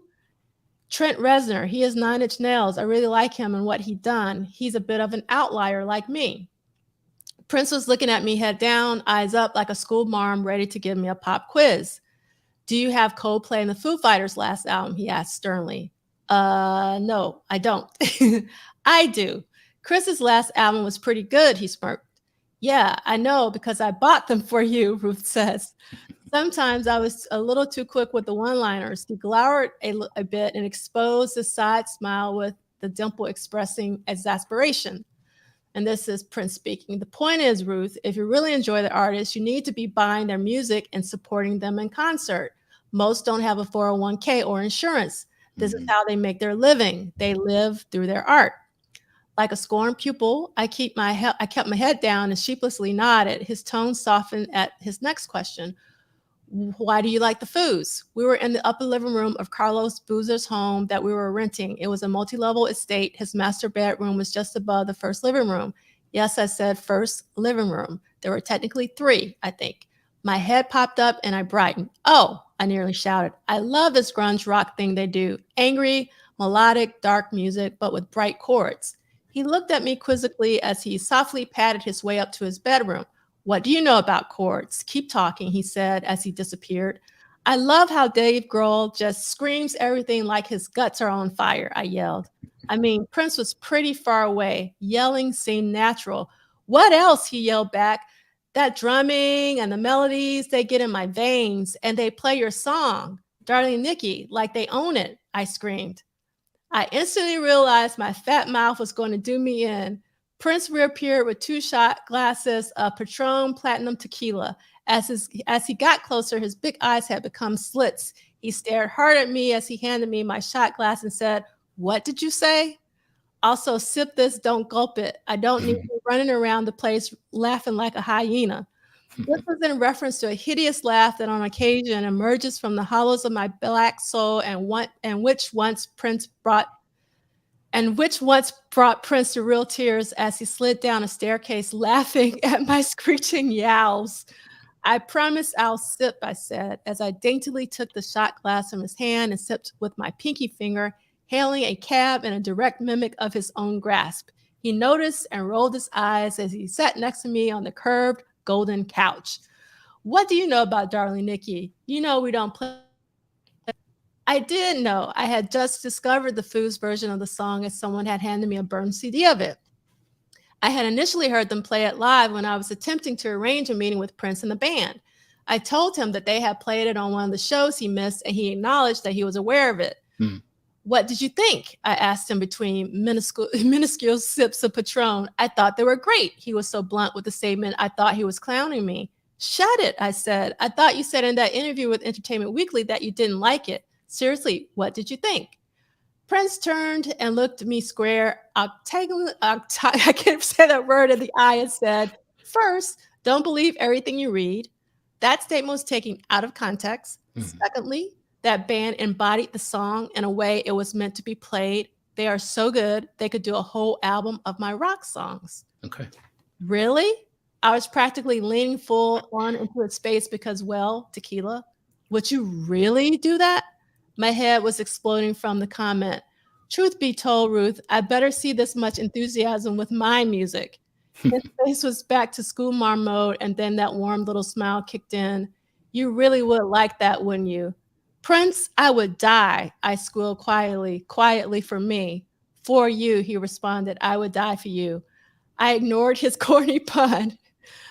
And let's see, I'm gonna skip just a couple. And I'm serious, Prince, a rock album with the Foos or maybe a few others covering your songs would be epic. I have their burned CD with your cover. Have you? I want that CD. In the meantime, I'll think about it. Maybe, he mused. So, and there's like so much more that, and then let's see.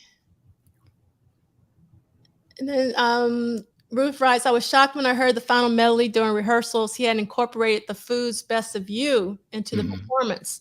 What did you think? He asked over the phone after he sent me a rehearsal link to forward on to the Howard Stern show. I think it's fantastic, Prince. Once again, you're brilliant. I know, he sighed. I could hear him saying that. He wasn't being arrogant, just excelled a regular old run-of-the-mill statement that we both understood as fact. Did you hear I used the Foo Fighters song? Yes, I did. It's amazing. Do you think they'll like it? It was a genuine question. I can't imagine they wouldn't. You killed it. I wasn't kissing his tushies. It truly was great. Good. Click. He hung up on me. No goodbye. No, I'll talk to you later. Just click. I hate it when he does that, and he does it often.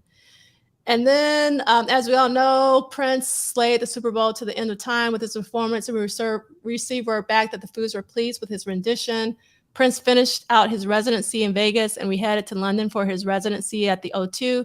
Later that year, when we were back in Los Angeles, I received a request for music licensing for Darling Nikki. The Foos, along with CeeLo Green from Goody Mob, whom we had recently met in Vegas, wanted to perform the song for MTV's VMAs. At the time, Prince wanted to personally review licensing requests and would then scrawl his 17th century Victorian approvals or rants over paperwork. Then I would fax and return. Yes, I use an ancient device called a fax machine. Most of the time I would try to save trees and email the approval. This proved to be unmanageable, though even with my hovering, timing was always an issue. One of the Foos managers called me in a small panic. The Foos and CeeLo wanted to perform it the next night. Could I ask Prince to rush the request through? Could I? We are currently renting a 36,000 square foot home in Beverly Glen from George Santo Prieto. The clackety-clack of my hooves reverberated up the 20-foot ceilings as I lady race walked the marathon mile to his office. And I'm not going to read that paragraph. Why are you breathing like that, he asked. I just ran down the hall. What for? The licensing request. I need you to approve it ASAP. He glared at me when I said ASAP. I'll look at it later. Leave it on the desk.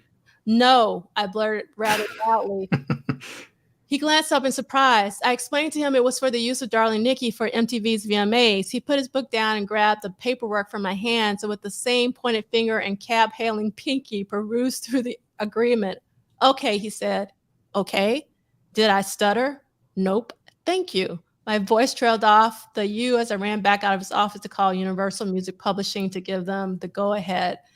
The next night, Prince and I, this is such a great story, I gotta read. The next night, and I haven't read this before, so I'm interested. The next night, Prince and I were watching the VMAs downstairs in the movie theater, and as CeeLo and the Foos came on screen, he looked at me and said, "This better be good, Ruth," as if I was standing next to the guys about to shred it out. "It'll be great," I said confidently, nervously, very nervously.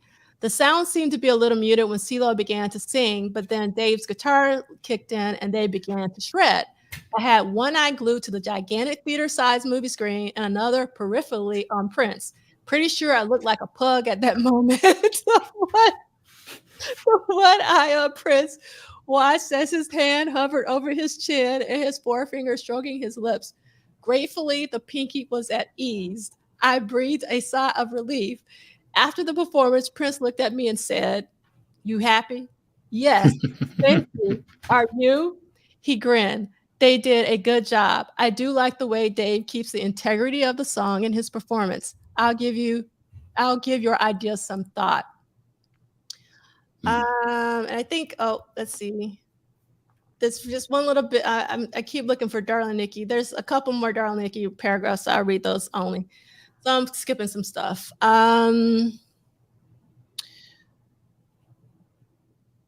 Okay, so there's some show in LA, and she says that night the Foos played a rendition of Darling Nikki that nearly made me crawl on the floor begging for her to come back. It was Prince later called me to ask how the show was. I gushed. Once again, Prince reminded me that I needed to have that same level of enthusiasm for him. Prince, I love the Foos, but I love you more. I know, he said and laughed. And then if you scroll down some more towards the end, it says, as in life, I hope the minute Taylor opened his eyes in the next round, that Prince's large doe eyes were there to greet him. I hope Prince threw Taylor a new set of golden sticks and shouted, "Let's rock." And I hope that a searing rendition of Darling Nikki rattled the holy halls with wails of excitement and inconceivable, vibrant, ecstatic joy. I hope they are both shining together and rocking on forever. And if you're wondering, Prince never did give me my burned CD of the Foo Fighters version of Darling Nikki back. He still owes me. And it goes on. Yeah. That was beautiful. Yeah, she's wonderful with the stories. I really like to hear about Prince the person, and to get backstory about things that you're publicly aware of, because you're the consumer. You're watching this, you're listening to this, and it just really makes me lament over the passing of Steve Fargnoli and the kind of context that he could put into these conversations that we're having now. Yeah. But yeah, Dave Grohl, I'm not a Foo Fighters guy in that kind of way, so much as it's one of those bands where it's like I just want them to win, because I just think, Grohl in particular are just, good people. He's got one of the most amazing second acts in rock and roll. Yeah, and he's gone through some tremendous loss. Yes. It's just a really amazing story, and that's all I got. All right, so we're going to quickly go through, and my rabbit hole isn't that long. It's not really a rabbit hole. It's more like I don't know what you call it, but we're going to skip through all this, but up so far in 1983, Prince has tracked 26 songs, and Darling Nikki makes the 26th song that he has tracked. Again, you can find the slideshow on the website for the book club. And hold on 1 second. Yeah, I got your message. Thank you so much, Man Ray, for that, because someone's asking who is Ruth. That is who is there. And so I won't go through that. And then we won't go through that. All right. So a couple of things happened this week, or announced rather.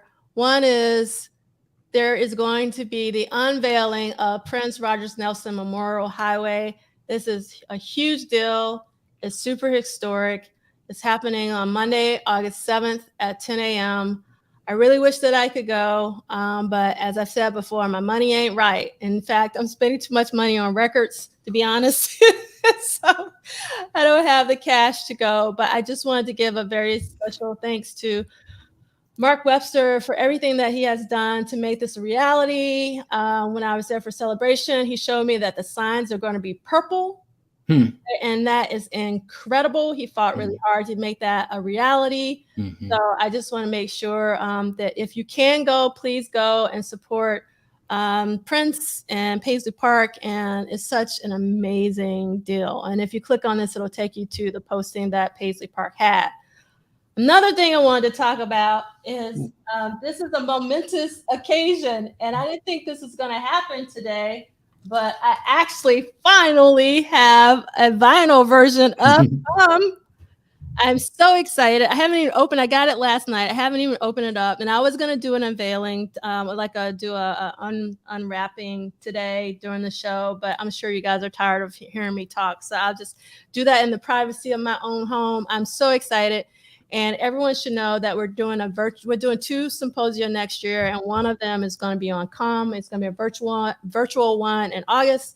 So I love Come. It's one of my favorite albums of all time. And I just wanted to celebrate the re-release on a release on vinyl, because it never was released on vinyl in the States. Nope. So this is a big deal for me. I was really excited when that album came out. I remember that I was in the Tower Records in Buckhead in Atlanta. Mm-hmm. Yep, I know all about it. And I saw that poster. And I got it on day one, and it was a real inroad for me. The album was a real inroad for me to get back into what Prince was doing beginning in the early 90s. There's never been an album that Prince has released that I have not purchased. But that being said, there are a few albums that Prince has released that I don't really rock with too well. I don't find a way where I fit in. And Come was the Rosetta Stone of where he was at during that period. I play it to this day. Yes, indeed. And let's see. After that, I mean, obviously there's a reissue of Love Sexy. I don't have that one yet, even though I ordered it, but I don't need it because I have the original, which I want to show. And again, I'm really doing this more for myself, and I want you guys to see. I don't know if you guys can see this. $7.99 from Turnbull. Still got my sticker. Love. So I can't wait to actually get the reissue, because I'm gonna do like a sound test. I always like to test the sound. Yeah, that would be interesting. Yeah. I got opinions. I mean, I'm mad that it's tracked. Yeah. I get it. Totally get it.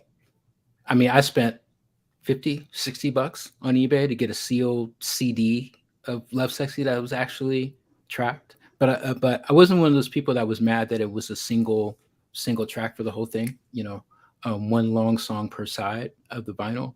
I'm really big on what the artist intended. And if it's going to be a reissue, then reissue it, as opposed to, a reimagining of it. Maybe that's a little strong, but you get what I mean? Yeah. That's what he put out. That's how he wanted it put out. Put it out like that. Yeah. All right. And I'm trying to quickly get through this because we're all tired and all that. Thank you. So really quick rabbit hole. Nice photo. Yeah, I love this photo by Anthony Barboza. This week was Betty Davis's birthday alongside Bonnie's birthday. And I just wanted to say happy birthday, happy heavenly birthday, but also talk about these 4 re-releases that Light in the Attic Records are about to drop. And Crashing for Passion, which is the one in the top left, which is going to be purple vinyl, is the first time being released on vinyl, like kind of, through official channels. So Crashing for Passion was released, I want to say in the 90s, because I have it on CD, like in not the best quality, like some bootleg company or something. So I'm super excited. And then I have all of these, but I'm buying them again because I'm a record collector, because I got to have the colored vinyl. And then obviously they're going to have extended liner notes. So if you're a record collector like I am, and you're into Betty Davis, or if you're not into Betty Davis, you need to be into Betty Davis. And so this is a really great opportunity to get some really good music.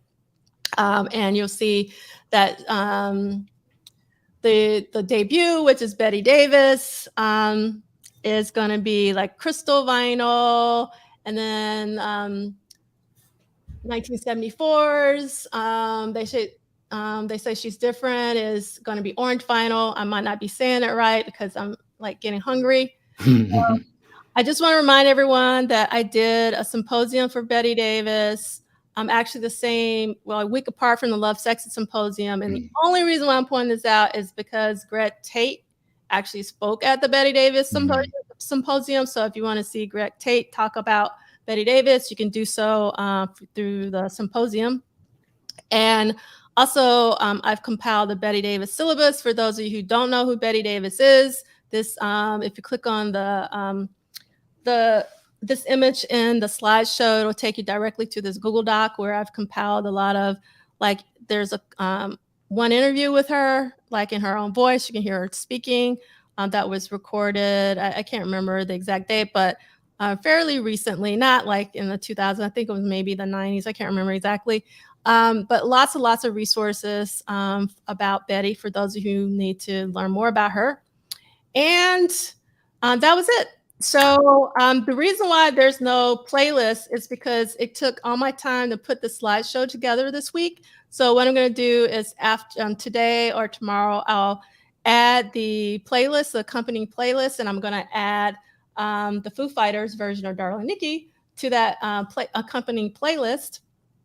And next week, we are going to be reading pages 117 and 120 through 125. And we are going to be discussing something called August 3rd, 1983 at First Avenue. So everybody should know, but if you don't, you'll find out. So that's a really important date in Prince world.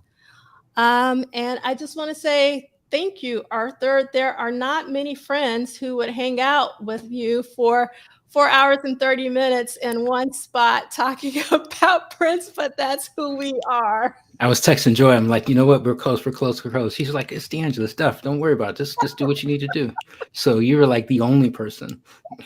Joy would be like, you're the only person to have some real clout on that area. And real quick, because you mentioned the Love Sexy Symposium and also Bonnie Boyer, Harold Pride did an excellent workshop on the band, the Love Sexy band. He spent a lot of time on Bonnie Boyer, talked about her outside of the context of Prince and her involvement in a lot of material that we know too, not obscure or anything like that. It's really good to check out to learn something more about her. I went to high school with her niece, Carla. And yeah, Carla, really nice. She was a year younger than me. She was so excited that Bonnie was in Prince's band. Carla was a Prince fan herself, loved her aunt.